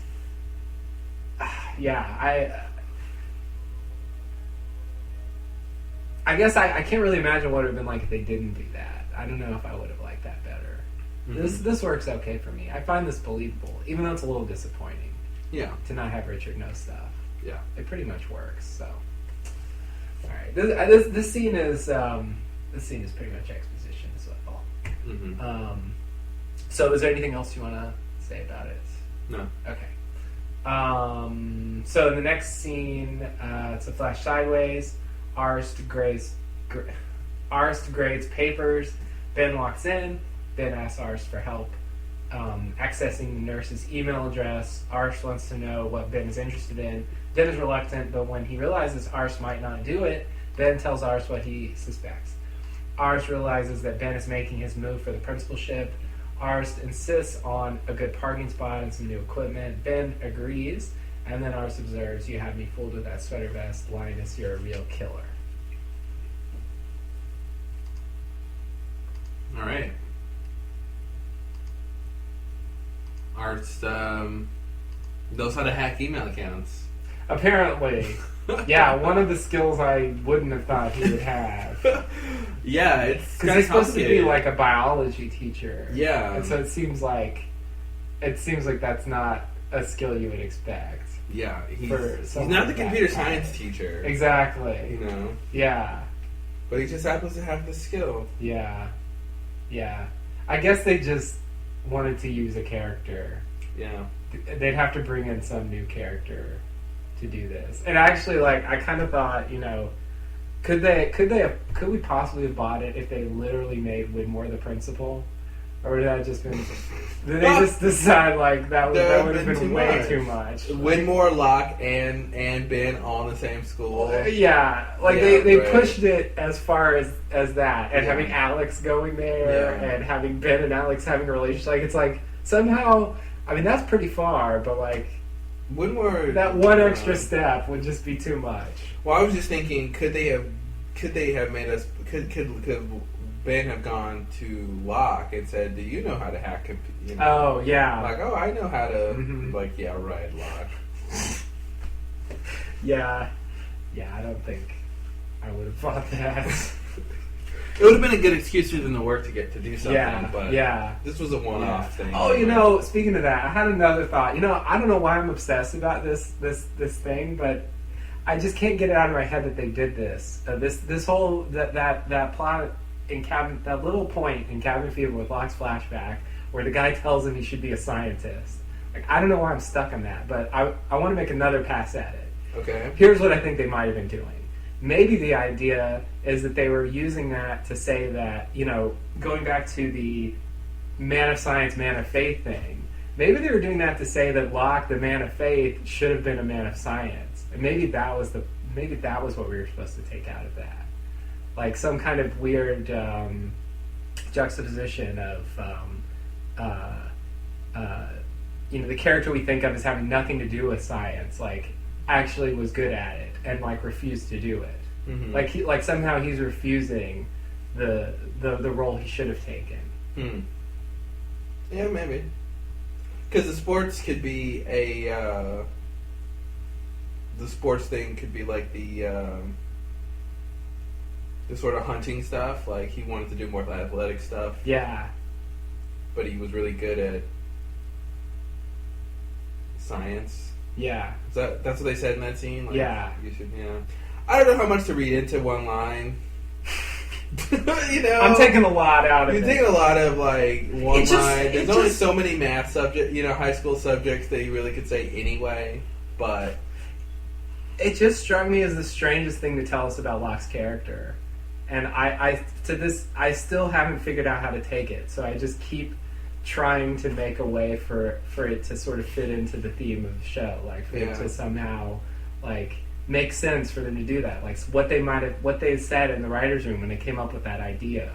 They could have said it doesn't matter what subject we say. They could have said that. Yeah. It could have been... I mean, like I said, there's just a limit to how many subjects they could have said, number one. But yeah, I just... There's nothing else to go on that he should have chosen science as a path, except for that one line. So I don't want to say they're making a grand statement about the duality of his potential destiny or something with one line. But if they come back to it with something else, I would say there may be something there. Yeah, but it could just be but it could still be. You're right. It could just be a throwaway. It could be a throwaway, or it could just be a very small detail that they put in there to maybe suggest something. Yeah, yeah. I don't know why that bothers me so much. Like most little things like that, I can shrug off pretty easily. Yeah. I guess because it seems to me like that flashback was supposed to be important. Like it was supposed to be a big reveal about Locke's past, but it wasn't. Yeah. It just seemed like he was scared to. It just seemed like he was. It was about what was it? Didn't he say the line? "Don't tell me what I can't do." Yeah, that's what it was about. Yeah, the origin of. He wanted to do something. I mean, maybe that's Locke's thing is he's always wanted to do something against what he's supposed to be doing. Yeah, that's definitely true. I mean, they definitely wanted to get that across. Yeah, I just you know, like, I feel like, I don't know. No, let's talk about it for 2 more hours. Let's do it. I just wanted to quickly throw that in. All right. Okay, so as we discussed earlier in this scene, I think you know, the fact that they call Ben a killer. I mean, I feel like that's really them telling us that that, you know, that's one take on Ben's character. You know. I mean, I definitely think he means a killer in that he's tenacious. Yeah. But I think it's supposed to resonate with Ben killing Jacob. Yeah. Because that's the what Ben is going through, the repercussions of what Ben is going through, like, now. Yeah. On the main island, the main timeline. So that's pretty much all I'm taking out of it. It's just that. Okay. Yeah. Yeah, I guess I thought they were doing something a little more with that. But I mean, it just seems like... I think what you're saying is right. Yeah. I think they could be doing something more with it. I mean, we know Ben is a killer. Yeah. You know, I don't think he's a killer like Saeed is a killer, though. Okay, that's what I was trying to say. Oh, okay, yeah. I don't think they're going that far. Because I feel like they don't seem to be setting that... They don't seem to be reflecting that in the main timeline. That's true. So that's why I want to say they're not trying to tell us this is core to his character, that he's a killer. You know, especially since he seemed on the path to redemption. You know, he seems to be somehow on the path to redemption or something. So I feel like you know, Arns is just saying it as you're very tenacious, and they're saying it. They're mirroring the fact that we know Ben has killed a lot of people. Plus, in this episode and the other storyline, he's dealing with the fact that he killed Jacob. Yeah. That's as far as I go with it. Okay. Yeah. Okay. Yeah. I buy that. Okay, so next scene. Next scene, the best scene in the whole episode. This is a really short scene. Ben continues to dig his grave. That's the scene. Oh, I love this scene. And then we have another scene. Oh man, it was the I don't best. know how much you want to talk about. He continued to dig his grave, and I'm just like, wow, look at him continue to dig his grave. This is the best thing ever. Yeah, it was kind of just like a transition shot. Like they just kind of... Yeah. No, I was kidding. I didn't even know what scene was next. Oh, okay. Yeah. They just kind of established that he's still doing this, and now we're going to take you to somewhere else. Yeah. But I liked it, I guess, because they don't usually do that. I'm not used to that style. Usually when they go to something, they get something out of it. Well, I think they're setting up where he is, because doesn't Smokey come next? No. What happens after... Oh, yeah. Sorry. The answer is yes. When I said no. Yeah, he's digging, and I think, they might have wanted... I don't know. Sometimes it's an editing thing, but... Yeah. Yeah, I was assuming it was an editing thing. But... It's just not what they normally do. Like, it just... You know, it reminds me of the last episode when Alana's crew just, like, bust in the door all of a sudden with no establishment at all that they even were anywhere near there. So, you know, here they're just giving us, like, we knew he was digging the grave. I mean, they've already established that, and so they just... Yeah, but he's dug a whole bunch more in the shot. It's farther. They're passing the time. They're showing us, you know. Yeah. That's also what they're establishing, that the time has passed. Yeah. So it's not like, this isn't like 5 minutes later from the previous scene. I'm surprised he didn't get any food from Miles. He's digging a grave. He's gonna want the energy. It's not like he's eaten recently anyway. Yeah. You know. Yeah. He's like, no, I don't want beans or bananas. All right. Yeah. I mean, not that I expect them to show us him eating, but right. You're gonna get dehydrated, Ben. Low energy. Yeah. Yeah, I feel like we're supposed to believe, you know, because he's facing his death, he just doesn't care about food. Oh, yeah, I would pass too, but still. Yeah. Even if Alana will let him eat, you know, Alana might be like, dig, don't eat. Right. I was surprised Miles even offered. Miles is all nice, yeah. Yeah, it's weird. Like, he's the one that got Ben in this situation in a way. Yeah, It's I won't dare believe he feels guilty. No, I won't dare either. He doesn't seem remotely like he feels guilty. Yeah, but yet he's bringing him grub. Yeah. Miles is a strange one. He is. He's like the villain who's just nice all the time. Yeah. The accidental villain. He's not a normal character. I don't know what to do with him. Okay, so you ready for the next scene? I think so. Okay. We got more out of that than I thought we would. Richard enters the Black Rock. Richard looks at the chains. Then Jack enters as well. Jack asks Richard if he's been there before. Richard tells him this is the first time he's come back since he's been on the island. Richard opens the crate of dynamite. Hurley enters and freaks out. Richard says he can't kill himself, so he wants Jack to do it for him. Richard says he was touched by Jacob, but it isn't a gift, it's a curse. Richard is despondent because he feels that his life has no purpose. Jack agrees to help. Jack lights the fuse and sits down and says, "Now let's talk." After the commercial break, Hurley freaks out. Jack gives him permission to leave. Hurley's reluctant, but finally decides to leave. Then Richard tells Jack he should go because he's going to die, but Jack doesn't think so. He tells Richard about the lighthouse. Jack is convinced he will not die. He thinks he was brought to the island by Jacob for a reason. Richard isn't so sure. They wait out the fuse. Jack closes his eyes, and the fuse fizzles. They pause for a moment, and Jack says, "You want to try another stick?" Richard says, "Now what?" Jack says, "Go back to where we started." So, if Jacob touches you, it's a gift. So we're supposed to believe that everyone he's touched can't kill themselves. I guess. Not that they can't die. Right. Just that they can't kill themselves. Yeah. Which, again, it seems to be very unfair in terms of Jacob playing around these people's lives, and he won't even give them the option of taking them out if they want. Mm-hmm. Which is, again, sort of torturous. Mm-hmm. It's like, I'm going to put you in this situation, and you can't even decide that you don't want to be in it anymore. Like, damn, Jacob. But, okay, so does that mean that Jacob touched Michael at some point? When Michael couldn't kill himself? Like, there's some missing flash deleted scene where, Jacob came to Michael at some emotional moment in his life and touched him?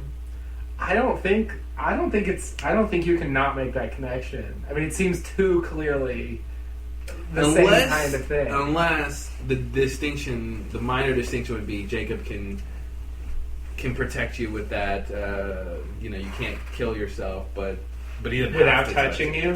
That'd be the distinction. Yeah. But I feel like... See, I want to assume that Michael was a candidate, and that he would have been on the wall and just got crossed off when he died. Yeah. And maybe that's why Christian appears to him.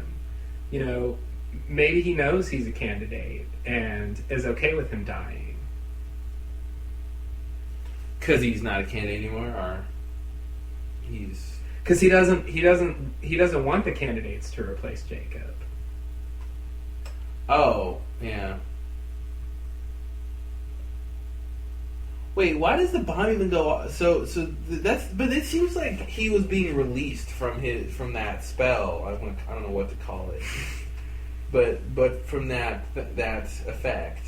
Yeah, and the problem with Michael is they also showed him with Kimi trying to shoot him, and the gun didn't work. Yeah, which is different. Yeah, right. They're telling us now that someone else can kill him. Yeah, they made Michael's whole thing seem like he wasn't supposed to die until a particular time. Yeah, you can go now. Right. Now you can die. Yeah. Before you couldn't. Right. So it was more than just Michael not being able to kill himself. I think it was that plus the Kimi thing. Yeah. Which is weird, but yeah. But it's strange. I mean, I want to buy what you say about Christian didn't care that he, if Christian is Smokey, right? If they're on the same team or the same person, right? I mean, I still can't reconcile that with the fact that, like, I want to say Christian was claimed, but then he's just appearing on the boat. His body couldn't have been there. There's all those issues. Yeah, but I mean, generally speaking, it's still tough because I want to make it make sense where Christian doesn't care that Michael dies because he doesn't want the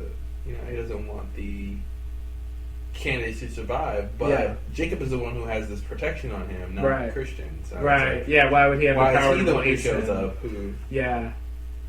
It doesn't make any sense. Yeah. I don't get it. They're really going to have to... At some point, they're going to have to do something to clear up the Christian problem. Yeah. So I love this scene. Obviously, this is a big scene. Yeah. You know, not only is Richard trying to kill himself, but Jack wants to join the party. I love when Jack is sure about something, when he puts it all out on the line, and he is usually wrong. I think this is the first time ever that Jack was 100% sure about something, and it turned out to be right. Yeah. This is the only time. He, got lucky. I know. I feel like he just lucked out. I feel like any other situation, he would have blowed up. Yeah. But no, it was pretty cool watching Jack. It reminded me of, because Jack kind of began this journey when he came back to the island. Yeah. And, this new Jack. And it reminded me of when he took a stand about helping Ben. And he's like, no. Yes. We came back. It doesn't matter what we do. I'm sure of it. I'm not going to help him. And I like that he was trying to make a stand. So I like this scene too because of that, and the fuse goes out, Yeah. And it's like, man, what kind of magic powers do these people have? Because later we'll see Smokey release Ben with the flick of his finger. Yes. And that's the kind of stuff we haven't seen them do before. This telekinesis stuff, and the fuse going out too is some sort of version of that. Something happened there. Yeah, but again, it's kind of like Michael in that. It's not that the dynamite blows up and they don't die. It's like the gun doesn't go off. Yeah. The bullet doesn't bounce off his head, So they always do that where it's like, it could be a fluke, But that's what I liked is that and in this case it is, 15-20% chance it's a fluke. But I think what's cool is that he put it all on the line and said, And we see in this scene, Richard takes some dynamite and throws it. Yeah. Like when he's talking. Yeah. We know how very unstable casually, it is. Yeah. So he throws it, so it's like they're setting up, okay, they really can't kill themselves. Yeah. It's just not going to happen. Yeah. And the way that expresses itself is the thing that would kill them doesn't happen. Mm-hmm. Not that it happens, but it's repelled from them or something. Exactly. Yeah, that's... This to me is, Jack is way up there for me at this point. Like, his character has really come a long way, and I feel like this is the next step. Like, this is an extension of the kind of thing Jack was doing when he decided to swallow the pill that they were going to give to Saeed. Like, exactly. Fuck it, I'm just gonna take it. He's been through so much, and he's like, I don't mind taking big risks now, Yeah. And I like that he still didn't, he reiterates to Richard, Jacob led me to the lighthouse. I saw my name. It reflected my house. Yes. The house I grew up in. So, and I like that Jack gets that Jacob wanted him to see that for a reason. Right. But he still has made the connection of what the reason is. He didn't say he wants me to know how important I am. Mm-hmm. He hasn't gotten that yet, but he knows that he is important in a general sense. Because obviously you have to be important to not die. Right. For someone to keep you from dying. Yeah. So, yeah. And that was Locke's big line in season 1. We were all brought to the island for a reason. Yeah. So now Jack's fully embracing that. He should go read that Locke suicide note again. I wish you would have believed me. Was that what it said? Yeah. That'd make him cry again. Yeah. Along with anything else? so many other things. Yeah. This was a very, very good scene. Very well done. Very very compelling to watch, and it's good that Jack is so interesting now, since he's clearly going to be a big, important character as time goes on. I really think this season, a lot of characters who have been sitting in timeout for a while have sort of been able to. Jack really felt like he was in this stasis for a lot of season 5. and he's really broken. Well, yeah, that was like Sawyer season. Yeah, Sawyer took over in season 5. Sawyer's still Sawyer cool, and Juliet but- became Jack and Kate. Yeah, they did. They really did. Yeah, and now like Sawyer's still cool, but he's definitely like taking a He's done some other supporting stuff. role. He's got his own thing going on, and he's not the hero anymore. So, yeah, Jack says, if Jacob, I'm willing to bet if Jacob went through to all that trouble, he brought me to this island for a reason. It's not to blow up sitting here with you right now. I like Jack's logic there, but at the same time, Jacob is dead. And I would be concerned if I was Jack of whether or not his protection power is Still applies, and how and the confidence that Jacob would be aware that Jack would be in this situation right now. You know what I mean? right? To be able to get him out of it. Yeah, So Jack is definitely gambling, because I think like if this was before Jacob had died, he has a stronger reason to be sure that Jacob and this protection will save him. But it's like Jacob's dead, and the game is different now. Yeah, he's still going all in, right. which is pretty bold. Yeah. I and not even hesitating to do it either. I mean, He almost wants to do it. Yeah, he's like ready. He's to like, sit this is down a and do good it. test. I think he likes the idea of this being a good test. Yeah. And he's like, Yeah, let's try and it. he clearly comes out of this satisfied that he's completely right. Mm-hmm. I hope he's right. I hope it just wasn't a fluke with that stick. I know. He did offer to try another one. I feel like that's... I feel like they should. I feel like they should try, a good Yeah. statistical, reasonable amount, a good sample size. A good man of science would do that. Yeah, and figure it out. Yeah. And if he gets 100%, at a certain Yeah. point, then it's Yeah. okay. We can reasonably It's say a good conclusion. Yeah. But they just wanted to, yeah.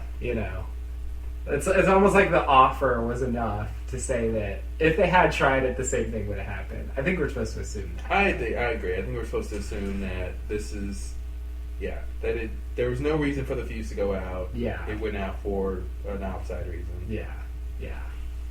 Things are getting crazy. Things are getting crazy. So here's the thing, though. I don't think we can infer that Jack's, like, not aging like Richard. Or can we? That's the other thing is I don't know if we can. I don't know if we can infer that or not. I would suspect that the aging. I don't even know. I want to say I don't think they're connected. That they're not intrinsically connected. That the inability to kill yourself is inextricably tied to non-aging. But they do work well together. Right. Because, dying from old age is dying. Right. So if you never age, that's one less way you'll die. Right. So, and it's sort of your own body failing you. Mm-hmm. So it's not exactly killing yourself consciously, but it is your own, being doing you in. Yeah. So. But what's weird about that is Richard never seemed... I mean, I guess was Richard a candidate?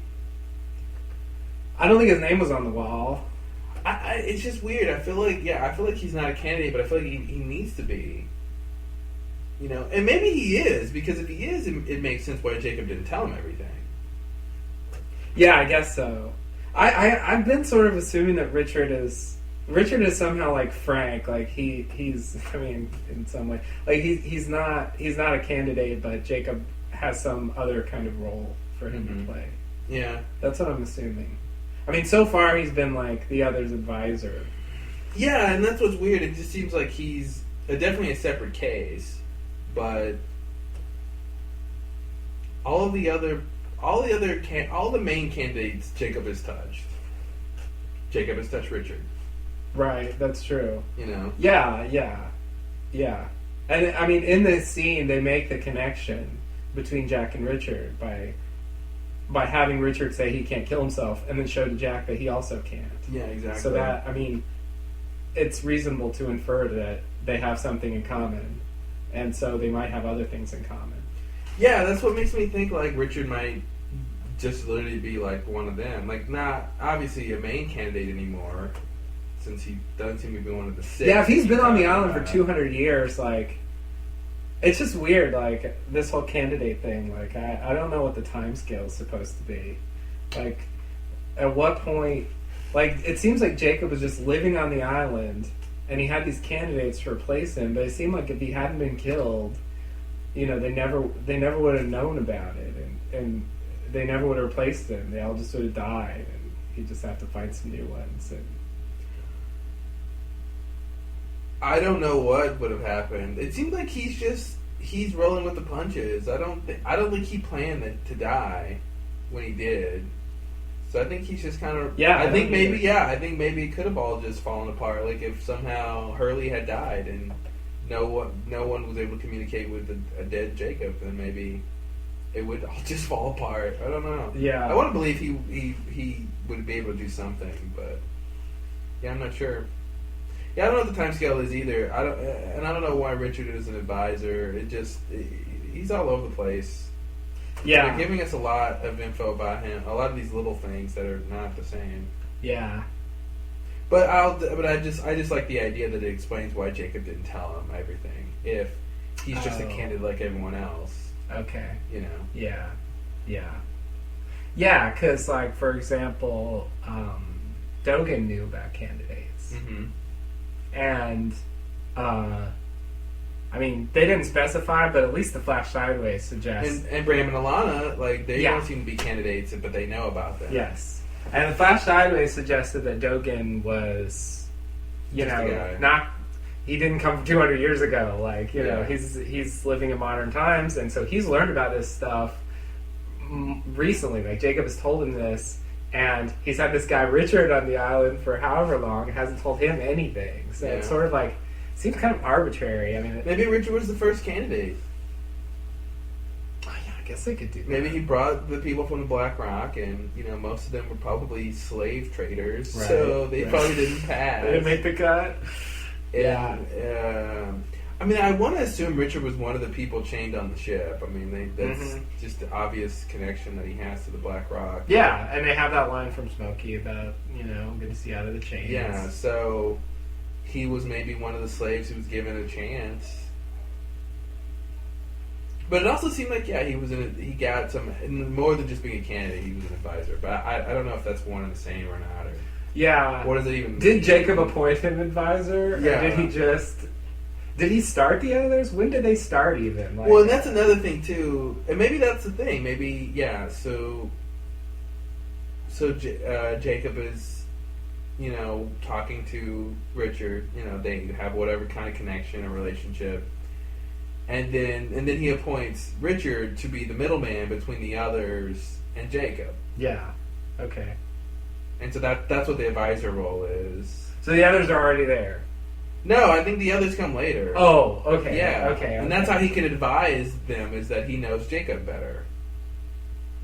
You know, he knows but not everything, but he knows Jacob. Yeah, and Ben did say that Richard was the one who brought the lists, and so that really Richard knew where Jacob lived. That sets him up to be like the liaison. I think he was around before this version of the others. Yeah. Okay. But I guess it's not clear how far the others go back. But so you're thinking Richard first, and then the others. Yeah. Okay. And then there's all those rules. There can only be one leader of the others at a time. It's exhausting. Only the leader of the others. I feel like that's not even true. Like, only the leader can summon Jacob. I feel like that's an arbitrary rule. Yeah. I feel like if 5 people were in a room and Jacob wanted to be there or was there, they'd see him. Yeah.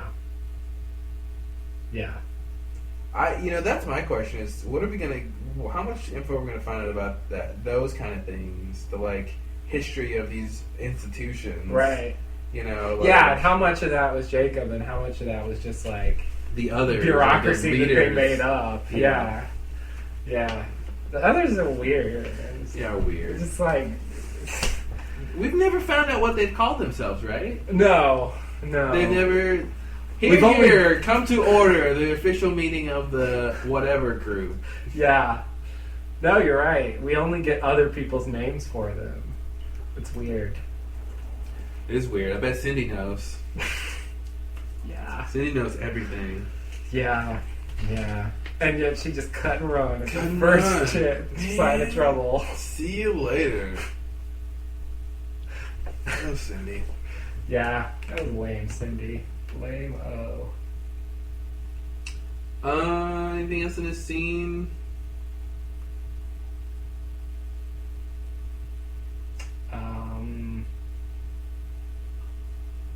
No, I think I got everything. Is there anything else you want to I say? guess that's it. Okay. Was a good scene, though. It was. Okay. In the next scene, Ben digs. He's still digging, and hears the familiar sounds of Smokey. Locke appears behind him. Locke asks what's going on, and Ben tells him. Locke says he doesn't want Ben to die. He claims that he went to find Ben at the statue, and he wasn't there. And then he tells Ben he's going to leave with a group, and he offers to leave Ben behind in charge of the island. He also releases the clamp that's on Ben's ankle, and he tells Ben to come to the Hydra Island. And then he tells Ben where to find a rifle, and he instructs him to run there, grab the rifle, and shoot Alana. Then Locke leaves, and Ben looks at Alana and makes a run for it. So Locke says someone's going to need to be charged the island when he leaves. That's not the impression I got before. That's not the shit he told Sawyer. Yeah. He was saying, like, no one needs to protect the island. It's just just a an damn island. Yeah. Yeah, it's inconsistent. I feel like he's lying to Ben. I feel like he's trying to trick Ben into something. I just can't see that he's really gonna. That just seems totally antithetical to his character to say, I need a group of people. I'm gonna leave a group of people here on the island, and Ben, I want you to be the leader of them while I'm not. That seems like that doesn't make any sense to me. That's a Jacob thing. Yeah. That's not a Locke thing. That's not a Smokey thing. Yeah. Of like wanting a group of people just to that's exactly what Does he's against. Does he actually say a group of people? I thought he was saying he was leaving. Oh, I'm with sorry. a group Yeah, of he's leaving with a people. group of people, but he says Okay. once we're gone, someone's going to be charged. Like, I get the impression he's saying he's going to leave Ben alone on the island. alone on and the say, island? "You're in charge." Enjoy being the sole the occupant king of of the island. Wow. Yeah. Yeah. That'd be weird. Maybe I guess that's what he's saying, at least. I guess he's not really saying more than that, but Yeah. it just seems I just get what's the word? I'm just getting suspicious about his motives in this scene because he's coming off nice. I can't think of a better man for the job, and it's just Yes. like it just seems like this is bad. This is bad news. Yeah. I agree. I have a sort of crackpot theory that what he's gonna do here is, or what his plan is he's got some, like, Widmore arrives at the end, and he's somehow got an arrangement with the Widmore to get transportation off the island, and he's also gonna give him Ben. Oh, that is crackpot. It would be super surprising to me that he has had contact with Widmore. Me too. I don't know how he would accomplish that. Me either. Because he can't leave the island. True. There's no communications. Right.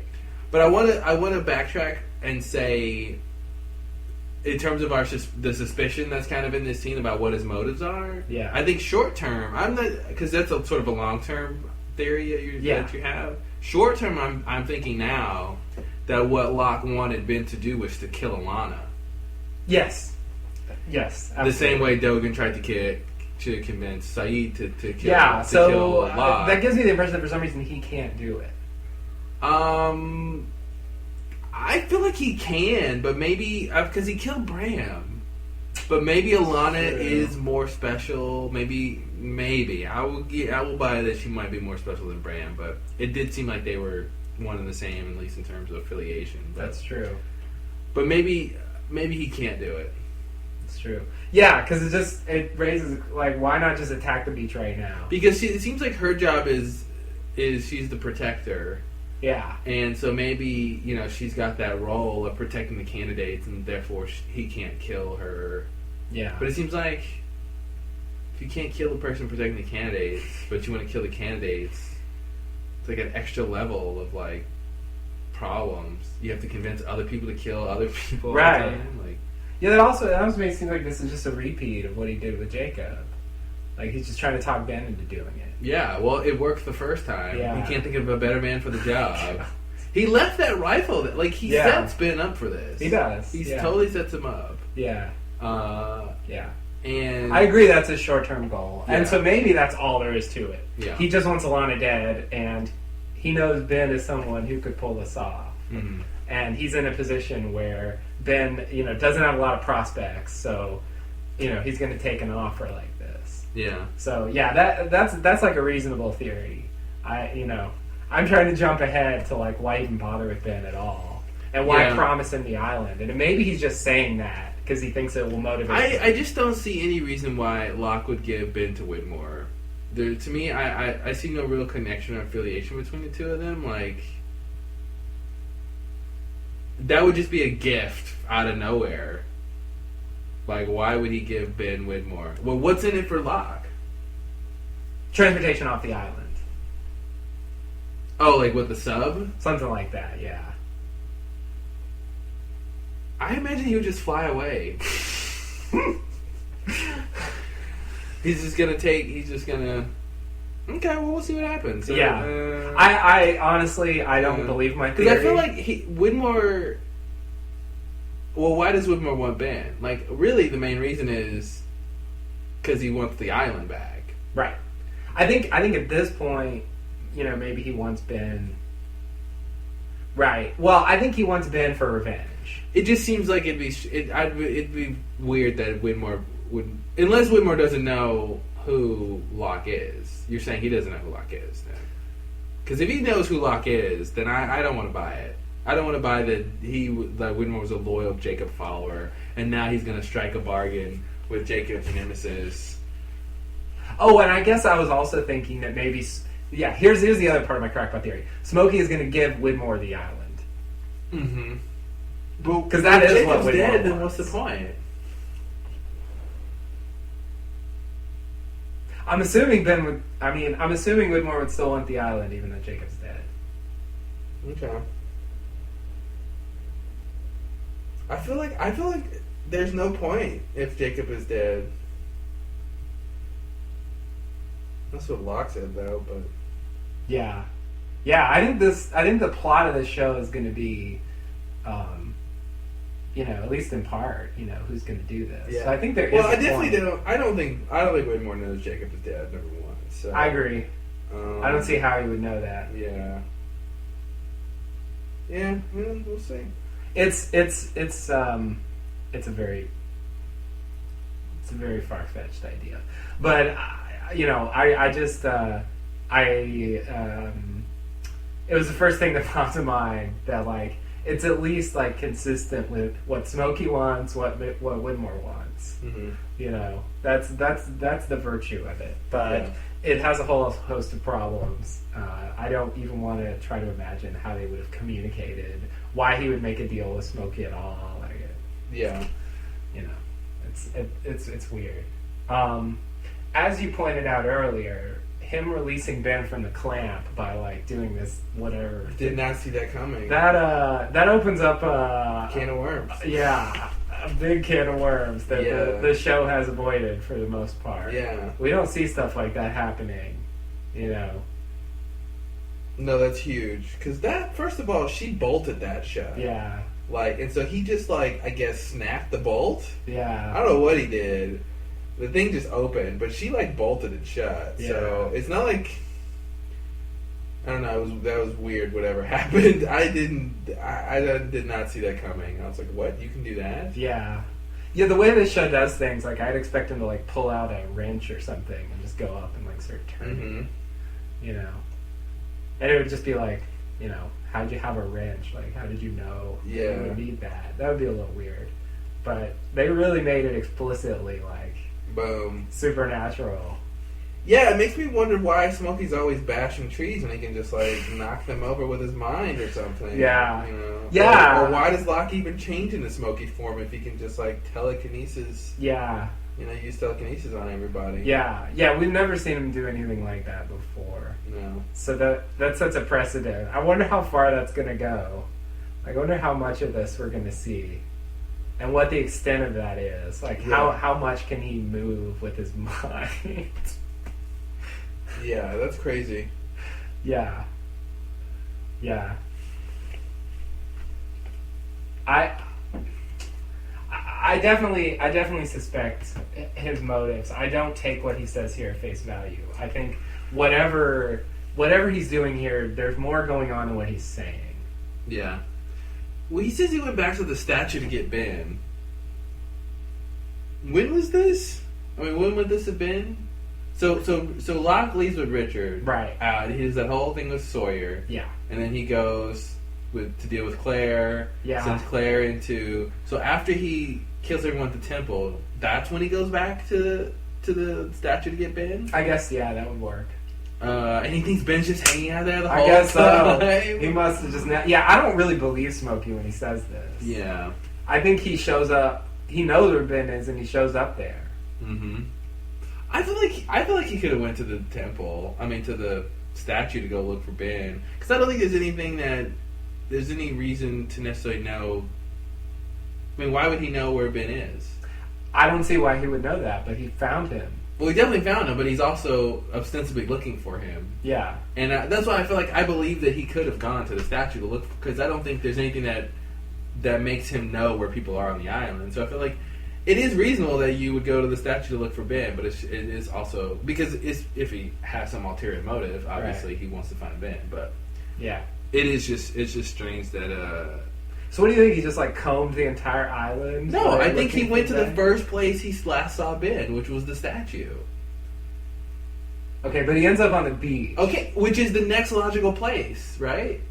Of all the places they might go, well, yeah, I think if you put yourself in the Lostie's shoes, which I think he can do, you say, where might they be? Well, they're not at the temple because I just killed everyone there. The next place I'm going to go is where the last place I saw Ben, which was the statue. And the most logical place after that, where's the most frequent place they always go? The beach. Okay. You know, and of course, you can throw in, he can track people, you can throw in other things too. But I'm just saying, since there's nothing, I believe this one line, but also I think it's weird that, I still think it's a weird line, but I do believe him because I feel like it's reasonable that he would have to go look for people to find them. And he did go look the last place he saw him. According to him. Right. And I think he can travel the island pretty fast. You know, in Smokey form at least, so it's not a big whoop to go up to the statue and then smoke on down to the beach. He could have found out from Saeed that Ben was at the temple.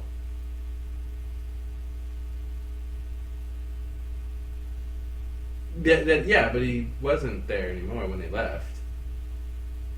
That's true, but that would have told him he wasn't still at the statue.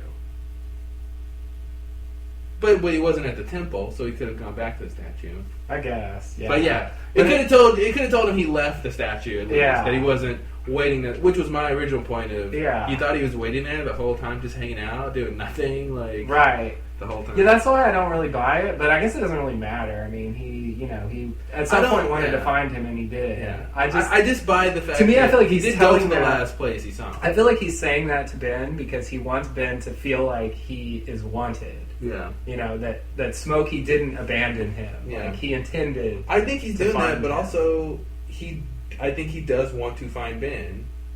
He comes looking for him, and it's just, even if it's a lie, it's a reasonable lie because he does need to find him, and that's what's weird about it is he does need to find him. That's just a fact. Yeah. And he says he went to the last place he saw him, and then he goes to the next most logical place. Yeah. So it's like, even if it's a lie, it does line up to reasonability. Right. Attitude. Yes. I agree. That's true. So they're all gathering at the Hydra station. Oh, fuck. Yeah. That's weird. That's weird. It's not what I expected.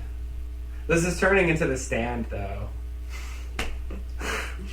Our team is going to go here. Your team goes there. The Hydra Island is Las Vegas, and the main beach is Boulder, Colorado. Yeah, Colorado. Yeah, that's a clear parallel. It's just weird. I didn't think, and he says the Hydra station. Like, he doesn't just say the island. Mm-hmm. You know, it also makes me wonder, what are they going to do with all those plane crash survivors? I think he's going to kill them. Oh, you think he's going to kill them? I think when Locke gets there, I think that's why he's going back there. Oh, okay. Yeah. I mean, I think that's one of the big reasons why he's going back there, so he can kill all those. There was that line he had with Richard where he says we have to take care of those people. And yeah. You know what I mean. And it's a little weird that he said that, because I think he knows he's about to be exposed as not being Locke, and maybe he didn't know. Maybe he didn't count on Alana's crew showing up and like exposing him. Maybe his original plan was actually to just continue to act as the leader of the others. Which, saying you're gonna go kill some outsiders is not unreasonable for the leader of the others. Yeah, that's not unreasonable at all. Yeah. I guess that's what we're supposed to think. Like, Smokey is improvising now. In his original plan, I guess he would have still been the leader of the others, and he still could have he could have just told the people at the temple to come with him as the leader or something. Yeah. It's weird, though. Well, I think he would have shown himself. I think once he kills Jacob, it's fine to reveal himself. Oh, yeah. Why not? Who's going to do anything? I guess I'm saying, like, if he bothered to tell Richard that, if he knows he's about to be exposed, it's a waste of time. Yeah, because it's not going to happen.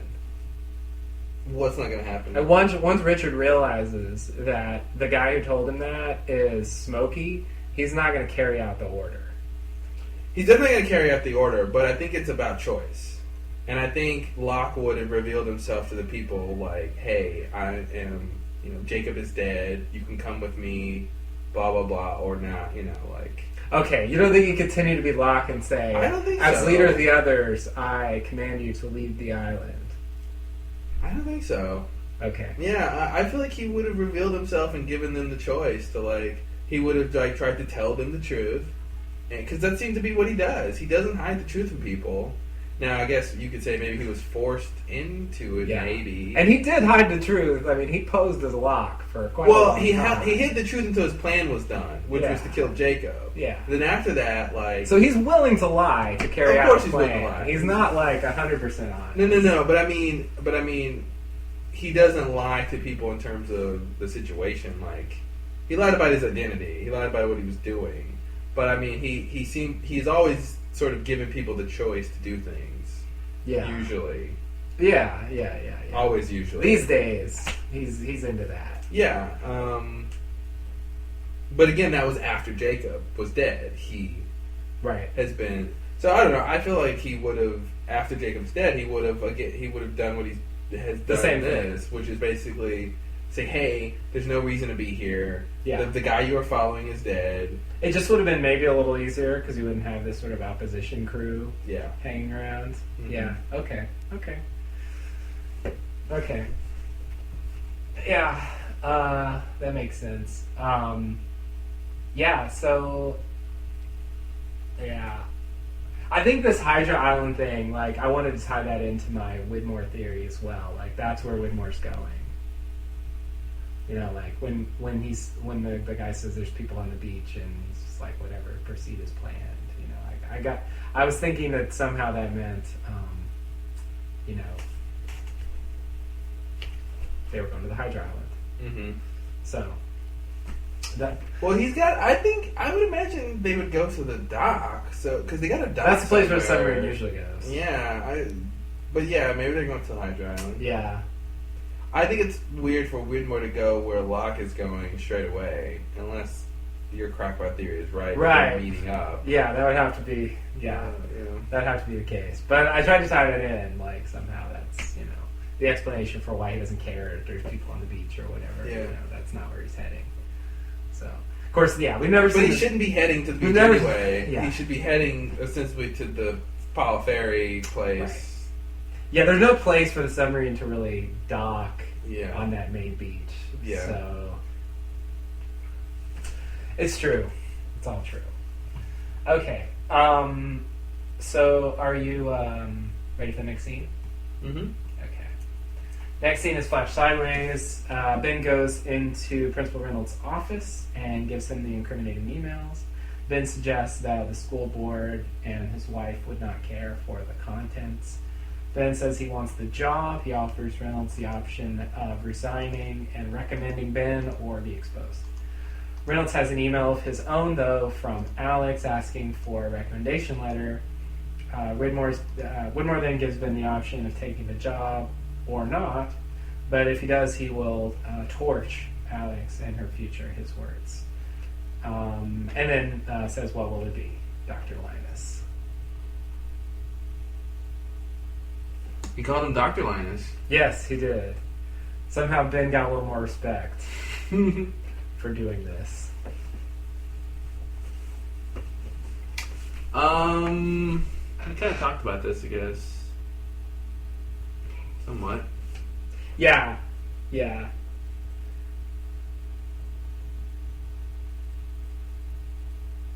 Yeah, so, I mean, there's some...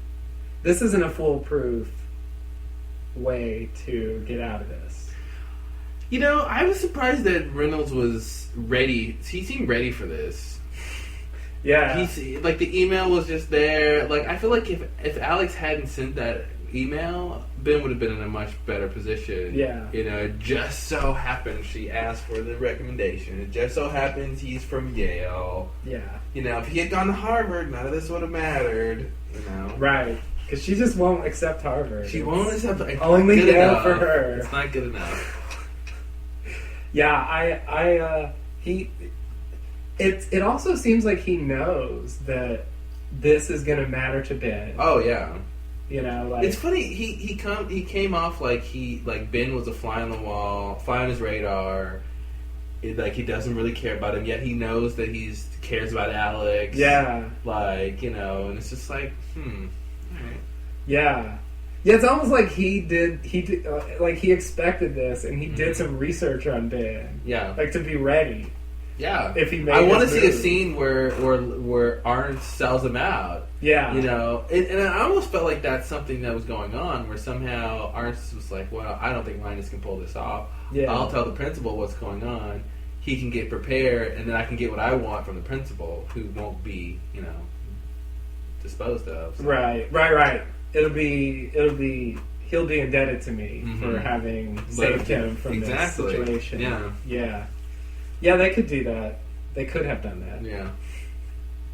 Because it plays weird. I mean, this also gives it that kind of fairy tale quality. Like, it's just too perfect. Well, hey, maybe next episode, you know, next time they come back to that school storyline, Ben, Locke will hear Arts bragging about that he sold Ben out. God. And Locke will tell Ben, and Ben will go kill Arts. No, he probably won't do that. Probably. It's like they're trying to get nice Ben. Yeah. He's just a sweet. Ben hasn't lost his innocence yet. Right. Exactly.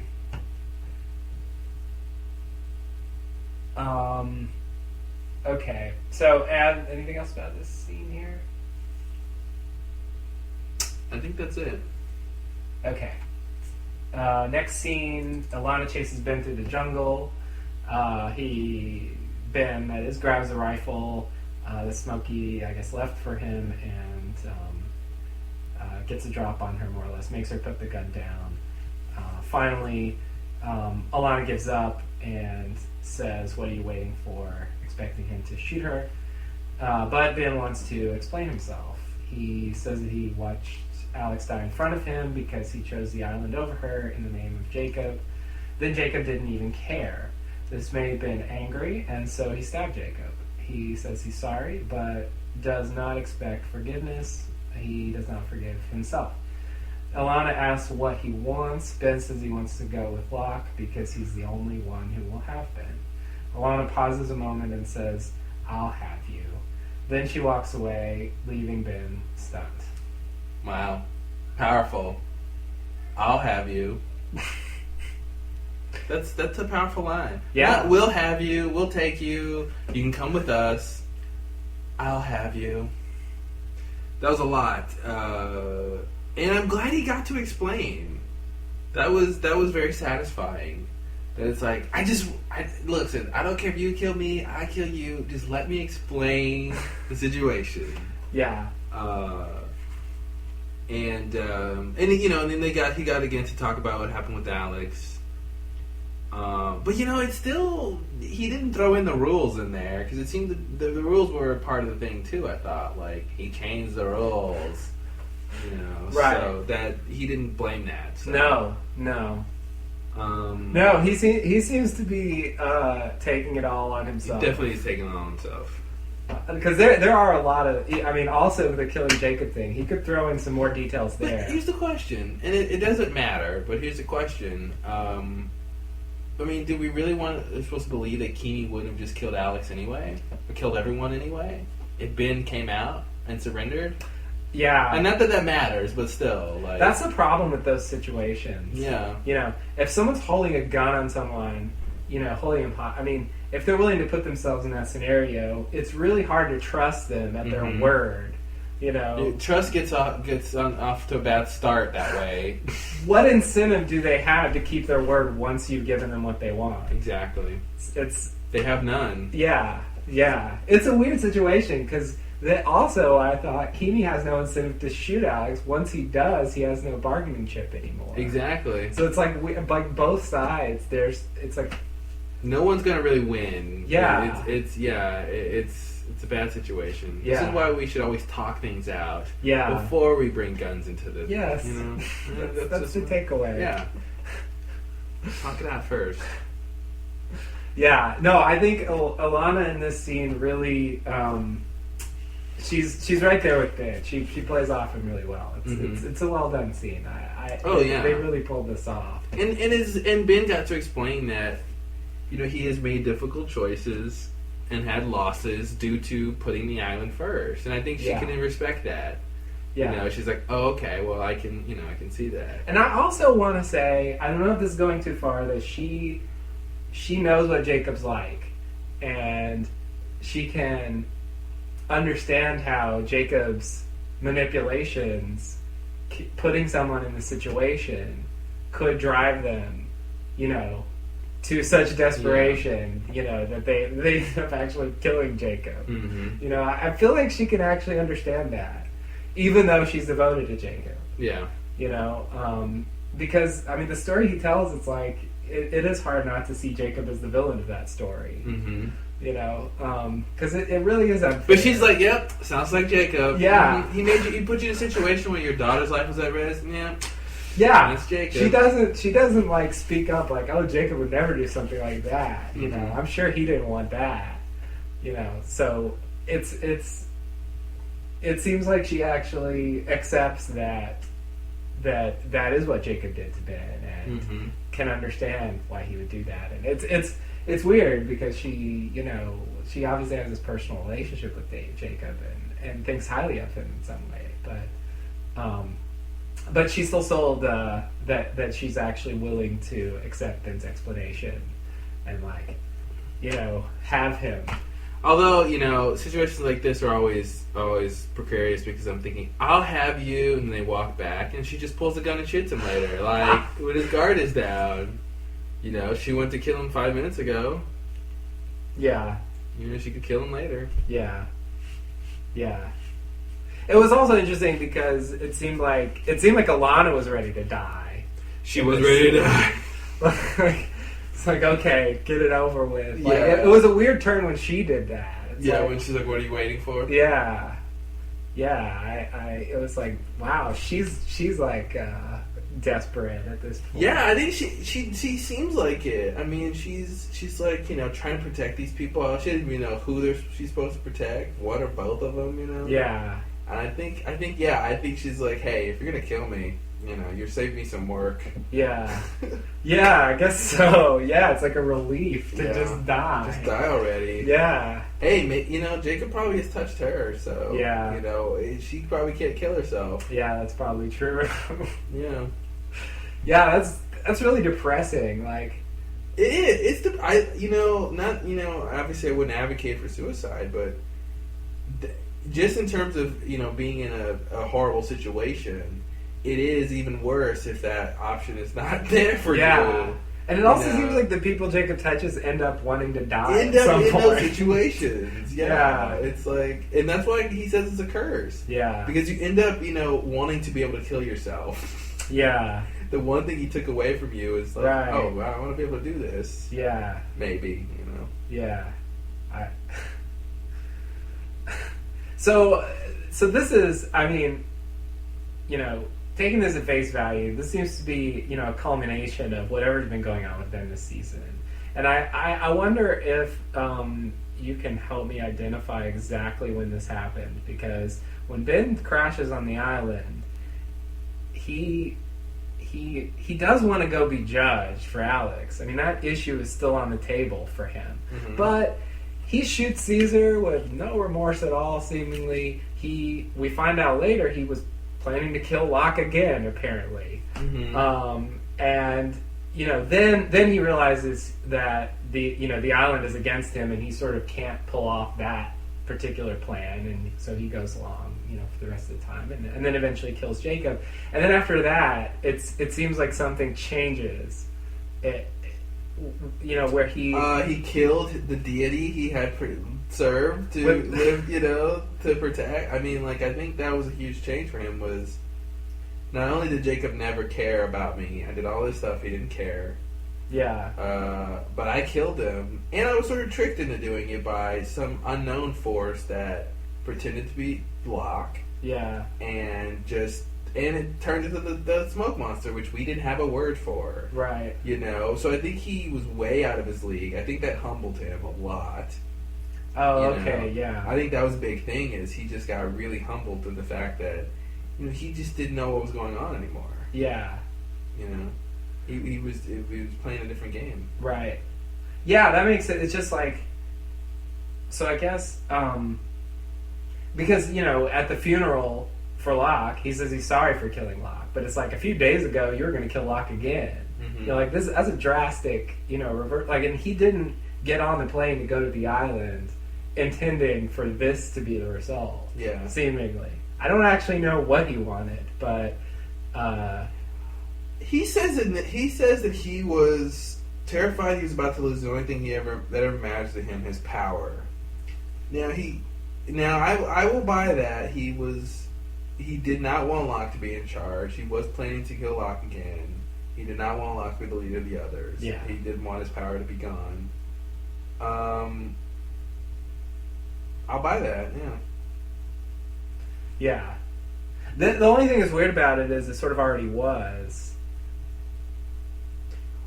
Well, yeah, I mean, obviously Locke was the leader, but he was planning to kill him before he kills Jacob, before he's told not to kill him. So I think he was, he technically had lost his power, but he hadn't lost it. It's not over until it's over, Okay. So I think that's what I want to get from this line is he's saying loses power permanently, forever, right. Whatever. Yeah.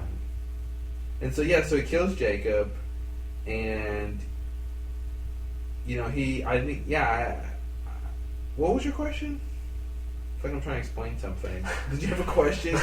Yeah, I think my question was, why did Ben come back to the island? I think he came back to be judged, but I think he wanted to again have the power, He just wanted to resume the role he had before. Yeah. Okay. Yeah. Okay, but then the circumstances he got put in sort of changed his mind. Yeah, I don't think he knew any of that stuff was going to happen. Yeah. Okay. Yeah. It's just so. I mean, it's just such a huge shift for the character. But you're right. I mean, killing the deity that you sort of worshipped for a long time is probably something that will affect you a little bit. Yeah, I can't really imagine what that would be like. So okay, all right, that makes sense. I'll buy that. Okay, so this is a good scene. I really like this scene a lot. Well, and the fact that he follows her, he decides not to go with Locke. Yes. You know, like it's clear. I mean, the way he says it, he doesn't seem to really particularly want to go with Locke. It's just that it's his only option. Yeah. And so he'll but which is sad when you're like, I guess I'll go with the yeah. He doesn't want to. Yeah. Although although part of me wants to believe Ben would want to be on the side that has the most power and knowledge, which is Locke's side. Mm-hmm. I feel like if it was me, I'd be like, okay, there's a lot going on here. Yeah. I don't know who the players are or what the game is. I want to be on the side that looks like it's going to win. Mm-hmm. That's what I would expect at least the old Ben to want to do. Yeah. So maybe this is the new Ben. I agree. Yeah, I think it's supposed to be the new Ben. Yeah. He's yeah, I mean it's like the reverse of the Groucho Marx thing. Like he will belong to any club that will have him as a member. Yeah. But that sort of self-deprecating, like it's just such an odd note for Ben to hit. He did it though. He pulled it off. This is not the future I envisioned for Ben's character. No. I'm really surprised this is what we're getting. Yeah, we'll see what happens. I feel like he's gonna save the day at some point with something, But he's, I think he's done too much to really make it out of this show alive. You think so? Yeah. But wouldn't that be ironic if he makes it out alive? It could. But I feel like I think he could have a good death. I think they could kill Ben. Yeah. But I don't know. I could see him still squeaking off into the night like a rat. Like. Yeah. I could see Ben making it. If anyone, like Steve Buscemi at the end of Reservoir Dogs. Like, yeah. He just ducks out from under the thing and like tiptoes out of the room. Spoiler alert. Sorry. Yeah, I think I could. If anyone can make it, Ben could make it because he's crafty. Yeah, it's true. He's crafty. It's true. And that's sort of what I like about. Well, okay, we're about to get to that. I'm not going to say that yet, but I agree. Okay, so next scene. All right. Ben walks into. Is this the right scene? Yes. Ben walks into an unoccupied Principal Reynolds' office. He looks at the name on the desk. Alex knocks on the door. She wants to thank the principal for writing a truly amazing recommendation letter. Ben does not take credit. Reynolds walks in. Ben mentions that History Club is back on. Someone else is covering detention, and Principal Reynolds agrees. I'm not sure he knew about this. Ben leaves. Ars asks Ben if he did it. Ben says no and offers Ars his parking space. Then Ben looks at Alex and seems to be pleased with his decision. All right.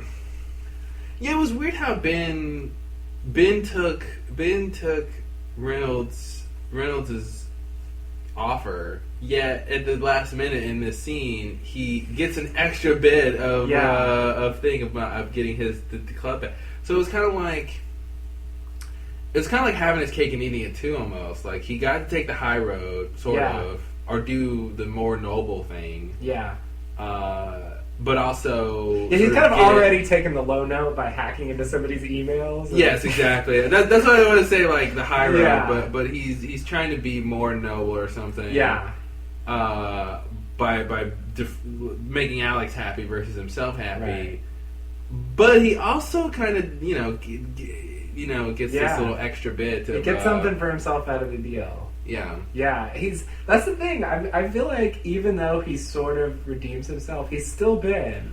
That's what I like. I like that he's still Ben, and that personality is still under the surface. And I feel like they chipped at it a little bit. Yeah. And it just seems like if a couple more things happen and they unleash this, like, it's like all someone needs to do is whisper into his ear, you can have anything you want if you want it bad enough, or like, if you lie, you can have it. Right. It's all he needs is one thing, and he will just like rule the world or something. Yeah.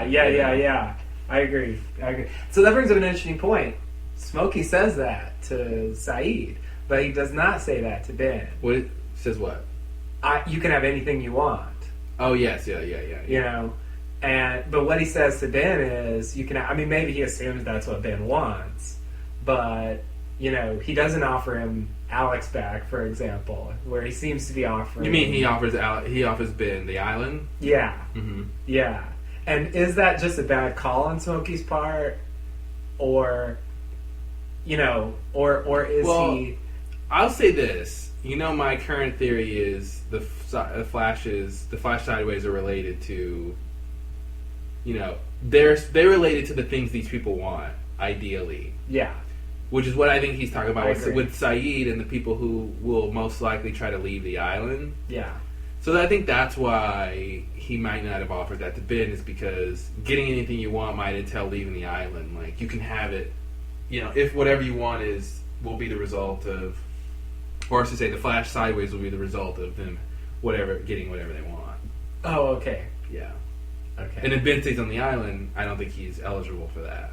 Right. So maybe that's what my explanation would be, since that's kind of my running theory. Okay. Is that's why he did say that. Although I do think he's lying anyway. He's going to put Ben in charge. Right. So there's two reasons, but... Right. You know. It's just the way Ben is now, it seems like he'd be more likely to go with Smokey if he offered him Alex back rather than the island. Oh, yeah. So, yeah. So just, I'm not sure if that's... Which, yeah, again, he's not expecting him to go with him. Yeah. And it also seems like maybe Smokey just doesn't realize how much Ben has changed since he killed Jacob. Yeah. Well, honestly, I think even before, any Ben would have wanted Alex back, I think. Oh, yeah. Old Ben wanted Alex back, too. I agree. But old Ben wanted the island. Oh, now, yes, I agree. He does not know how much Ben has changed. I think it's evidenced by the previous scene with Alana, and that Ben didn't kill Alana. Yeah. I think when Smokey finds that out, he'll be surprised. Yeah. Mm-hmm. Jacob was wrong about you. If we get that line, I'm gonna slap somebody. Jacob was wrong about you. I knew it. Oh God. Yeah. That actually seems like a line they might do. Yeah, they might. They love that. Okay. Yeah. Oh God. Fucking Ars. I hope we're done with him. You know what? He I don't know has how got much more more screen Kim I can time. I'm done. Stop Yeah. it. I want to see the characters I like, you Yeah. know, and some of the characters I didn't used to like are getting good now. Like, Yeah. yeah, he needs to be done. Ars is like, for me, like maybe half a step above Nikki and Paulo. Right? For what I need to see. Exactly. On the show. Yeah, I agree. Like, it's cool that you're referencing, you know, this particular part of the Listen, show. if he's not going to predict monsoon season, he just needs Yeah. to not be here. Yeah. Like, you know, call back to the things we know you and like you for. Right. Or, like, don't show up. Yeah. You know? Absolutely. Yeah. It's this. Ugh. Oh, well. I guess we're probably going to get another Locke episode. I'm guessing. I wouldn't be surprised if they continue this storyline at the school. Yeah. I mean, maybe he will eventually take over as principal. They could. They could. They could have him do that. Yeah. They could continue. You know, I don't know how long these storylines are going to be. I want to see if we're going to get a continuation with Jack and his son.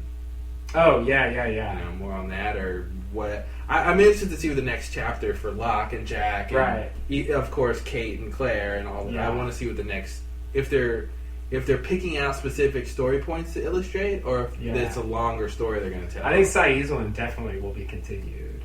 I mean, that was like the most open-ended, I think. Well, but it was very cementing in the fact that to me it was just like, this is why I can't have you with Nadia. Oh yeah. In terms of finding Jen in the freezer. Oh yes. I forgot about that. Yeah. Trying to find Jen in the freezer, definitely open-ended. Yeah. It leads directly into something. But in terms of Saeed's story, there's a good story, yeah. Yeah. That was the point of that. I mean, I think when we pick that story up, it will be from Jen's point of view. It'll be from Jen, yeah. So Saeed will just enter the picture, and it won't be just like more about Saeed. Like, I think they got his point in there. But it just seems like they aren't finished. Maybe I'm wrong though. I don't know what they're going to do with this season. It's really hard to tell. They can do whatever. Yeah, I mean, this whole Flash Sideways timeline is totally unpredictable. I realize that this gives the writers the freedom to do kind of whatever they want. Yeah. They seem to like conventions that do that. Yeah. You can kind of do. It gives them a lot of latitude to Just say certain things, yeah, illustrate things that that it's like they want the audience to know and know that are integral to their characters. You know? And they can just totally play around with these characters and their histories, and they don't have to be. I mean, they shouldn't be consistent with what we've known about them the whole time. And when they are consistent, then it'll say something. Exactly. Yeah. It's just such a strange device. It's hard to believe that's what we're. If you told me in season 1, season 6 was going to have two universes playing out simultaneously, I would have said, get off that peyote. Yeah. And give me some of it. And let me watch that awesome show. Yeah. Yeah. Man in the box pressing a button. That's how it all started. Yeah. Alright, what else in this scene? Let me see if there's something else I want to say here. I did want to point out just a minor thing. It's really not considered. It's not considered ethical to read your own recommendation letters. You're supposed to send them directly to the school. You're not supposed to know what's in them. So, like, Alex clearly has read this letter. That's a little. They want to point out that, like, Ben managed to get her, I think, a better letter than she would have gotten normally. Yeah. Yet another thing that Ben. I don't think Principal Riddles would have even written her a letter squeezes otherwise. I feel like he wouldn't have bothered to write. He didn't seem to care. Yeah. He didn't seem the kind of principal who was really invested. I feel like Ben got her. Not only was it better than normal, but I think it was. It was. I guess I assumed he still would have wrote the letter just out of obligation. It's sort of a duty, but it wouldn't have necessarily. I mean, she acts like it's just way over the top. Yeah. So, he wouldn't necessarily have done that. Yeah. I agree. But yeah, I think most schools have you have you give them an envelope and they sign across it, the seal, and they send it themselves. So it depends on how formal it is. I mean, I remember getting, a teacher would hand me their recommendation, Yeah. And it depends on how personal and formal it is. Because I feel like with Principal Reynolds, he can't. I don't, obviously it's just wild conjecture. I just don't feel like he would say a lot of specific things about Alex in there. What could he say? I don't think he's ever had her as a student. Exactly. So I feel like if it was maybe more specific, it'd be less, if it was, like, his thing is probably more general, therefore it's not that big a deal for her to see it. Maybe. Yeah. Yeah. He's going to talk about what extracurricular classes she's done. He'll look up her GPA. He can't really say a whole bunch of stuff. So I feel like, I don't know. I've definitely seen instances like this where it's less formal and the teacher will give you the recommendation and you'll go mail it in or put it with your application. But I know what you mean. It is usually sort of you're not supposed to know. Even if they give it to you, I think it's generally assumed that you're not reading it. But if you have it, you can. Yeah. It's not. You're not going to be struck by lightning or something if you read it. It's just. Yeah, I don't know. It struck me as odd. I'm not used to that. I mean, because some people say, "What do you want me to say in it?" I remember having that. What do you want me to put in there? Yeah. It depends on what it's for. Obviously, if this is for Yale, it's a big deal because it's Yale. It's Yale. It's not Harvard. Why Yale, Alex? I just want to know. There's so many schools out there. There's so many. I mean, so many schools. Nothing wrong with Yale. It's just so odd to put everything on Yale. Yale or bust. Really? Yeah, like, that's just not. I get the impression people don't really do that. I mean, maybe they did that in the old days more, like sort of just bet it all on one school. But now it's spread it around. It doesn't make sense not to spread it around. You have to get the best offer you can. I mean, mean, you know, Yeah. and she's obviously concerned about finances and stuff. So like, she really should be like She should go to a state school. investigate. Yeah, she really should go to she state go school. to She state lives in school. fucking California. Yeah, That's like the best state She's gonna- school system in the country. Yeah, she could go to state school. Yeah, She go could to get a good Berkeley, deal. Alex. She could probably get a good Jesus. deal. Like, Yeah. it's Yeah, that would be a way better option. Like, if your mom knew, like, she really should. Where's the guidance counselor? Someone needs to be talking to her about her Yeah. options. Yeah. Yeah, that's pretty random. It would have been really weird to see Rousseau, like, in this thing. I don't know if I could have handled that. Well, I feel like she would have been like, you know, sort of dressed like a regular mom. Yeah. You know, probably look completely different. Yeah. You know, I'm glad they didn't show her. Yeah, me too. Yeah, That would have been hard to take. it would have been a lot. Yeah, it's weird enough. Just like Widmore being the principal. Like, they just can't push Too it. far. Yeah. Okay, so let's see. Right, so next scene. Mm-hmm. All right. Ben and Alana arrive back at the beach camp. Ben sets his rifle down. Offers help Sun with her tarp. She is surprised but accepts the offer. Ben helps her. Frank puts another log on the fire. Miles looks at a diamond. Alana sits with her bag of ash. Then Jack, Curly, and Richard arrive in slow motion as the music plays. Sun sees them and runs over to greet Hurley and Jack, and then the others come over as well, and there's more greeting and greeting and greeting. Jack notices Ben standing by himself off to the side. And then we go over into the ocean, and a periscope from a submarine surfaces. Inside the sub, a man asks if they should stop because there are people on the beach, but Charles Widmore says no, proceed as planned.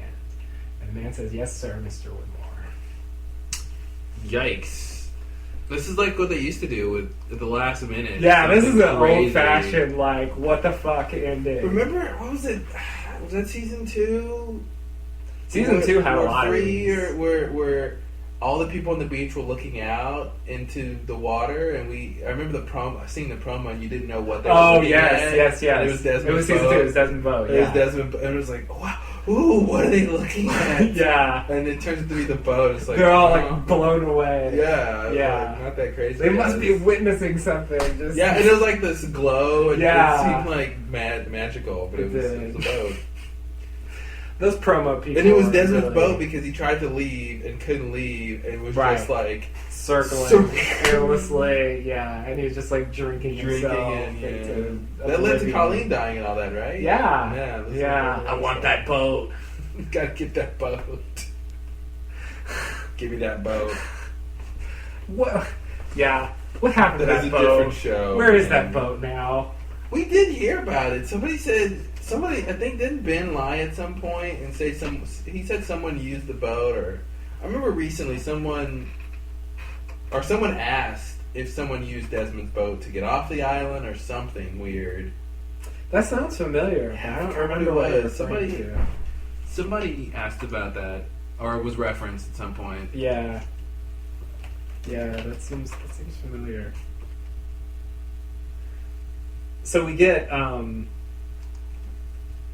one of these classic slow motion reunion. Oh man, I haven't seen you Walk on in it. 2 Yeah. episodes. I know. The funny thing is, like, the people who are reuniting here, like Sun and Jack and her, it's been like a week since they've seen each other. Yeah. They're reuniting, like, you know, like they've been apart for, years.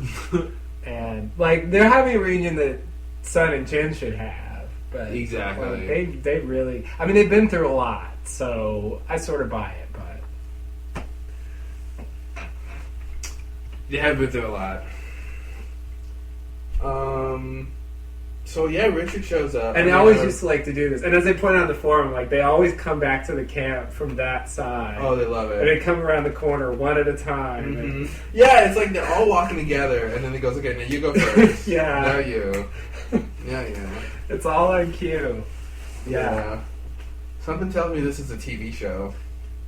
I suspect. You're so right. Yeah. And then Ben just stands there sadly off the side. No one wants to see Ben. Yeah, no one's happy to see Ben. You know, Lana spoke. She said, "I'll have you." She didn't say the group will have him. It's true. It's true. Yeah, the group is strange in this episode. Like, they're just kind of standing by quietly while Lana makes Ben dig his own grave. Yeah, they don't. Who's gonna come to Ben's defense, though? That's true. Honestly, it's like it's weird. You would think, okay, well, I should step in and not let her kill this man, but it's like, it's on the island. You want to kill someone and you have a good reason. I'm gonna let you do it, I guess. They all know who Ben is, too. They all know. So, it's not really like... Yeah. I think they want to get involved. None of them really know Alana anyway. Yeah. I don't feel like they can really... If it was Jack or, someone else they could try to bargain with, but I don't think they know her well enough for that. Yeah, exactly. It's just... it's a strange circumstance to be in, like, with this group and, like, someone's over there about to be killed, and you just have to kind of like build a fire and live with it. Go find green beans and bananas. Yeah. So Whitmore arrives. Ah, yes. Whitmore arrives. So I want... Okay, I mean, this raises a lot of questions. I have my crackpot theory, which I will set aside. So the basic issue is, how did he find the island? Since, like, they moved the island. The whole point of them moving the island was so Whitmore couldn't find it. So 2 words. Okay. Eloise Hawking. Fuck. Yeah. Right. Okay. So here's real quick. I just want to reconstruct the story, because this is one of those things where we don't get it. We get like tiny pieces. Okay. So Whitmore sends a freighter to the island to kidnap Ben. Get Ben off the island, and he's going to take over. That's the plan. Mm-hmm. Okay. But it goes wrong. They don't get Ben. Freighter blows up. He finds out about that at some point. Then he finds out that Ben is back in the real world, and he's moved the island. And and Ben kills a bunch of his people, and so on and so forth. Okay. Mm-hmm. Then Season 4. And then eventually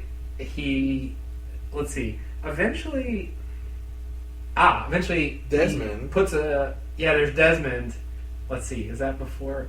Yeah, that's after what I'm about to say. Eventually, he puts cameras and stuff on that Tunisia location. Locke comes out of there. Mm-hmm. He's ready for Locke, and he sends Locke on a mission. Okay, get them back. I guess the plan now is Locke rounds everybody up. They go back to the island, and Whitmore goes back to the island too.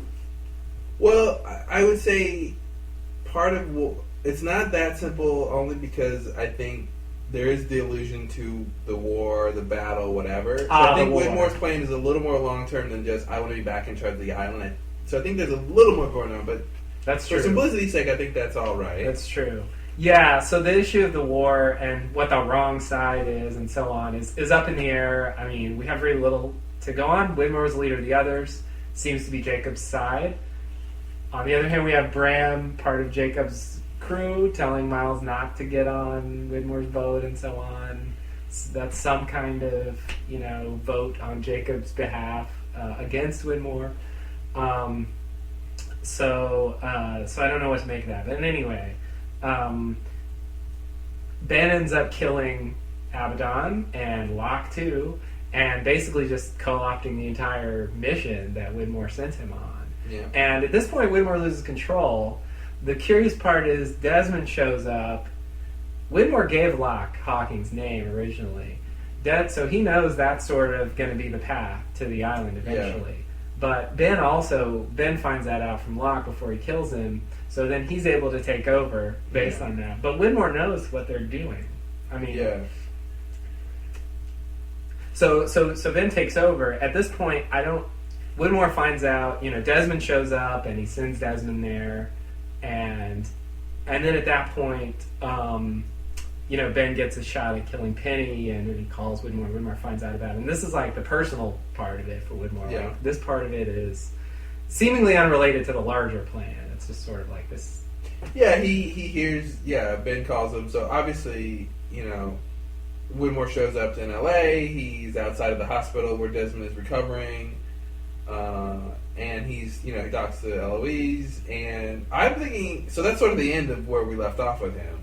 Yeah, so Ben he just sort of allows Ben to take over. I don't think he seemingly. necessarily knows Ben has taken over. Well, if he knows Miss Hawking, he could just ask her. I mean, there's a lot of things I think he could ask her and may have asked her in that scene or afterwards. I agree. But I'm thinking, but before that, I don't think he knows. Before Ben calls and says, "Hey, I'm going to go try to kill Penny," I don't think he knows Ben is involved, has co-opted the bit, because it's really recent. I mean, this is all that stuff happened. Locke coming really into quickly. Tunisia, going to find everyone, and getting killed happened within a couple days. Yeah. And Widmore didn't even know. The first contact was with Locke and giving him German victim, but the Desmond thing. Okay, so Widmore probably realizes that Locke's mission isn't going as planned. He finds out Abaddon's dead. At some point, he knows something's gone wrong, but he doesn't realize necessarily that Ben has taken it over. Yeah, I don't think he necessarily. The odd thing though is Miss Hawking. Why does she work with Ben? Why does she let Ben lead the mission? I agree, and it seems to be that she seems to. I feel like it's almost the question what lies in the shadow of the statue. Yeah. I feel like it's almost like if everyone has to go back to the island, then you're on the right team. And so Ben thought everyone needs to go back to the island. So it seems like, and again, this goes with his vast network of resources and people, I think. Yeah. But I think he was the leader of the others. I think she doesn't know Jacob's thoughts about Ben. And I think as far as she knows, he's the leader of the others, trying to get the Lossies back to the island, which is what Jacob wants. I think that's why she helps him. I don't know how invested she is into Ben and Widmore's personal problems. Okay. With each other. Okay. Because the thing about Ben and Widmore is they want the same thing. Generally speaking, they want the same thing. Right. They just don't, they don't want each other around. They want it to be them, yeah. Yeah, so that's the thing. It's not like they have opposing goals. Yeah. But their goals do conflict. Right. Because they can't both. Get what they want. Yeah. Yeah. Only one person can win a race. Right. So the race was on, but then she. Okay, so the assumption is once he finds out about this penny. Once he finds out about it, he meets up with Hawking, and then he finds out. Eloise, please, you must tell me how to find the island. Where the island is. Yeah. I guess that she knew somehow, so I guess he. Well, she used the lamppost. Oh yeah, okay. Don't forget the lamppost. That's how they found. It's not somehow. It really seemed like. See, I never really believed that the lamppost did anything. Right. So it's just a set. Yeah, exactly. It was a cool set. It was a cool set. You might get hit by the pendulum. Yeah. Don't worry. Yeah. No, I think she probably uses the lamppost to find out the logical coordinations of the island now, and he then just sets sail. Picks a plane that's flying in that area. Well, he doesn't use a plane, but right. But that's how she directed them. Yeah. But I'm saying I think that's how she did the same thing for Widmore. She can just these are say, the coordinates. Here it is. Yeah. Yeah. Okay. All right. Well, that's reasonable. That's reasonable. That's what they give us. They left them in a scene together. So Widmore was aware that there's some kind of war coming. It does. I want to say that the war he's talking about is sort of what we're seeing shaping up. Mm-hmm. It's looking really bad for Jacob's team. They seem to have about. They don't have anyone who knows what's going on. They don't have anyone who's as powerful as Smokey. Yeah. Or as knowledgeable. Yeah. That's the problem. Yeah, and they also seem to have significantly smaller numbers. Maybe Widmore will be on that team, and maybe he knows some stuff. Maybe so. Okay. Yeah, so that would be the opposite of my crackpot theory. That Mm-hmm. he's actually there to reinforce Jacob's side. I'm still troubled by Bram and his Miles scene. That says don't work with Jacob. Yeah, they were weird because they were, he was basically saying, your powers, we can tell you what they're about. Yeah. All that stuff, which seems to connect to the Jacob gift. Right. Yeah. So why would people who are following Jacob not like Widmore? Yeah, I don't know. Now they were trying to tell us he wanted to destroy the island or something, right? Isn't that what Ben said? Ben kept saying he was a bad guy. Well, yeah. But what did he always say? He wanted to kill everyone on the island. Widmore? Yeah. Yeah. Yeah. But also, like, take it for himself. Mm-hmm. And, like, Ben also implied that Widmore wanted to, like, set up some kind of thing where everybody went to, like, marvel at Locke's ability to walk or something. Like, you know, remember that scene in season 4 where he shows Locke the videotape in the safe in his house and you know, yeah. Yeah, Videotape of what? It's a videotape of Widmore. Beating up the guy. And yeah, he's got a guy like blindfolded, and he tells him, you know, this is Widmore, and he tells him this story. He tells him this story about I don't remember what the specific reference is, but it's something like Virgin Mary and a piece of toast or something, and he says people will gather around to see this, and like, so, you know, what do you think they'll do for someone who was paralyzed and is now able to walk? And Widmore wants to exploit that. Like, he implies that's why Widmore wants the island. He implied that Widmore wanted the island to be like a carnival of attractions. Yeah. That somehow, like, you would come here and magical things would happen, and somehow he would charge people to see them. Yeah. Which is totally preposterous. It makes no sense whatsoever. I really don't think that's why Widmore wants the island. That's not why he wants the island at all. That was such a bad lie that Locke bought. Yeah. No wonder he's dead. And Locke is just ridiculous enough that he bought it and worked for Widmore later. That's no problem. Yeah, I feel like Widmore. Yeah, it's against your crackpot theory, but I don't see Widmore working for Smokey's team. Just because he should be on Jacob's team. Yeah. Yeah, he just should be. That's his whole thing. But yeah, I guess I'm assuming that. Well, I have no idea what the story is. My crackpot theory is assuming that somehow he's cut a deal because, you know, he wants the island, and he isn't necessarily against Jacob. He just, you know, wants some way back to the island. But again, I think that would reflect his convictions then, and his honor as a follower of Jacob, if he's willing to cut a deal with the Nemesis just so he can get the island. I mean, not that it can't happen, but I'm saying in terms of what I feel like Widmore's about, that goes against that. I see. I feel like he would not want to do that. Okay.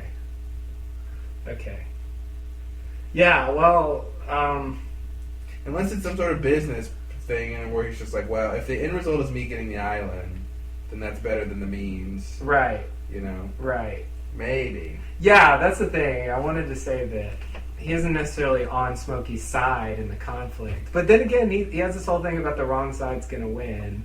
And it's hard to believe he's talking about Jacob's side when he says that. So he's... Yeah, so he's probably... It's weird, though.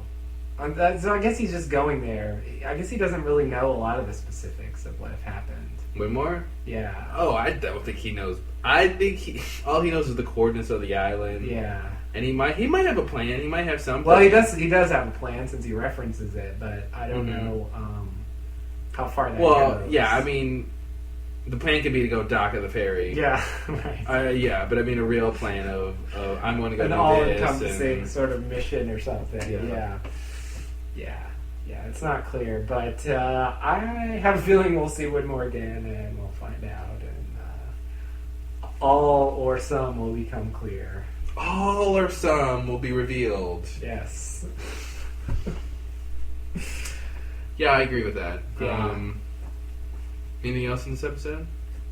Not really. So this, as we observed, I mean, this is a classic, like, old school Lost shock ending, where they sort of lull you in and then just deliver out of nowhere this sort of surprise. It's good, though, because I have been wondering all season, like, what happened to that. It was a dangling plot thread. But I guess they felt like they needed to resolve some other issues in the story before they brought Widmore into play.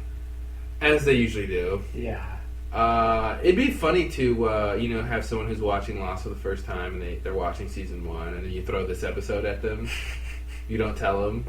Yeah. And all of a sudden, they're like, well, I guess it'd be really weird to see a lot of these characters. Right. Maybe in season 2 you throw it in there. Yeah. And they're like, what? What's going on? Yeah. I don't think that would be insane. That would be insane. I can't even imagine what that would look like. I'm kind of confused by it, and I think I've been watching the show the whole time. Are you sure about that? Well, it's hard to be Quick, sure. name all the episodes. That's the only test. I used to be able to do it. There's too many now. Pilot. Thank you. Start with that one. That's a good start. I don't know how far I could get. Alright, well, anything else? I think that's it for me. It was a good episode. Well, it was a good episode. It's all coming to a close. Yeah. There's a lot going on. We're really hitting the endpoints. Like, I think this is the last Ben episode we're gonna get. Yeah. So at least just focusing on him. Yeah. Yeah. Specific to his character. So yeah. I mean, we're getting to that point where we're getting landmarks like that. The last time they're gonna do some particular thing. That's depressing. Yeah, it is depressing. It's weird. Hopefully it's good though. Yeah, so far so good, right? Yeah. We could be always like, oh god, did you see that Lost episode? It was awful. What are they doing this season? Oh no, they're ruining the show. Like, yeah. I'm glad that's not what we're saying. Right. Yeah, no,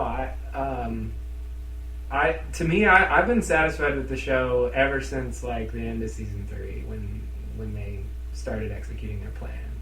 Totally. The only unsatisfying parts were when they've admitted they were stalling because they had no idea. They didn't know what was going on. Yeah. They're just going to keep Jack in that cage one more episode. Yep. They don't know what to do with him yet. They really didn't. They just couldn't advance the story very much. Juliet needs to be judged right now. Right now, guys. Remember that whole thing about the others and they're dead and sending them off the island and all that stuff? Remember that? Did that make that up? They all dress in white? Yeah. No, that was Colleen's funeral. Yeah. Man, where they dress in those robes, traditions really go out of the robes. window, like when people are dying really fast. Like none of the others ever got that. No, we've never seen anything like that either. I'm not convinced they didn't just make that up for Colleen. They made that up. They never did that before. No. People were like hitting someone with the nudging someone with their elbow. Have we done this before? Ben said this is our normal tradition, but I don't quite think so. I'm new, so yeah. Yeah, no. Those others, the sheriff and yeah. That stuff's over. Season 3 was Jack's tattoo. That's what it means. That's what it says. That's not what it means. Like, come on, guys. We're having an episode about Jack's tattoo. They had nothing. Right. That was really sad. Oh, Bylene. Yeah. Yeah, that one goes down in history. That episode. That was like rock bottom. What was the name of that one? Stranger in Strange Land. Thought it was ink on my arm. That's what they should have called it. Yeah. All right, man. Well, I think that's it for the podcast. I do too. We'll be back next week. Not live and in person. Unfortunately. Back to our corners. Yes. But scurry back to our holes like a rat. All right. Well, we will catch you guys next week. All right. Thanks and namaste. Namaste and good luck.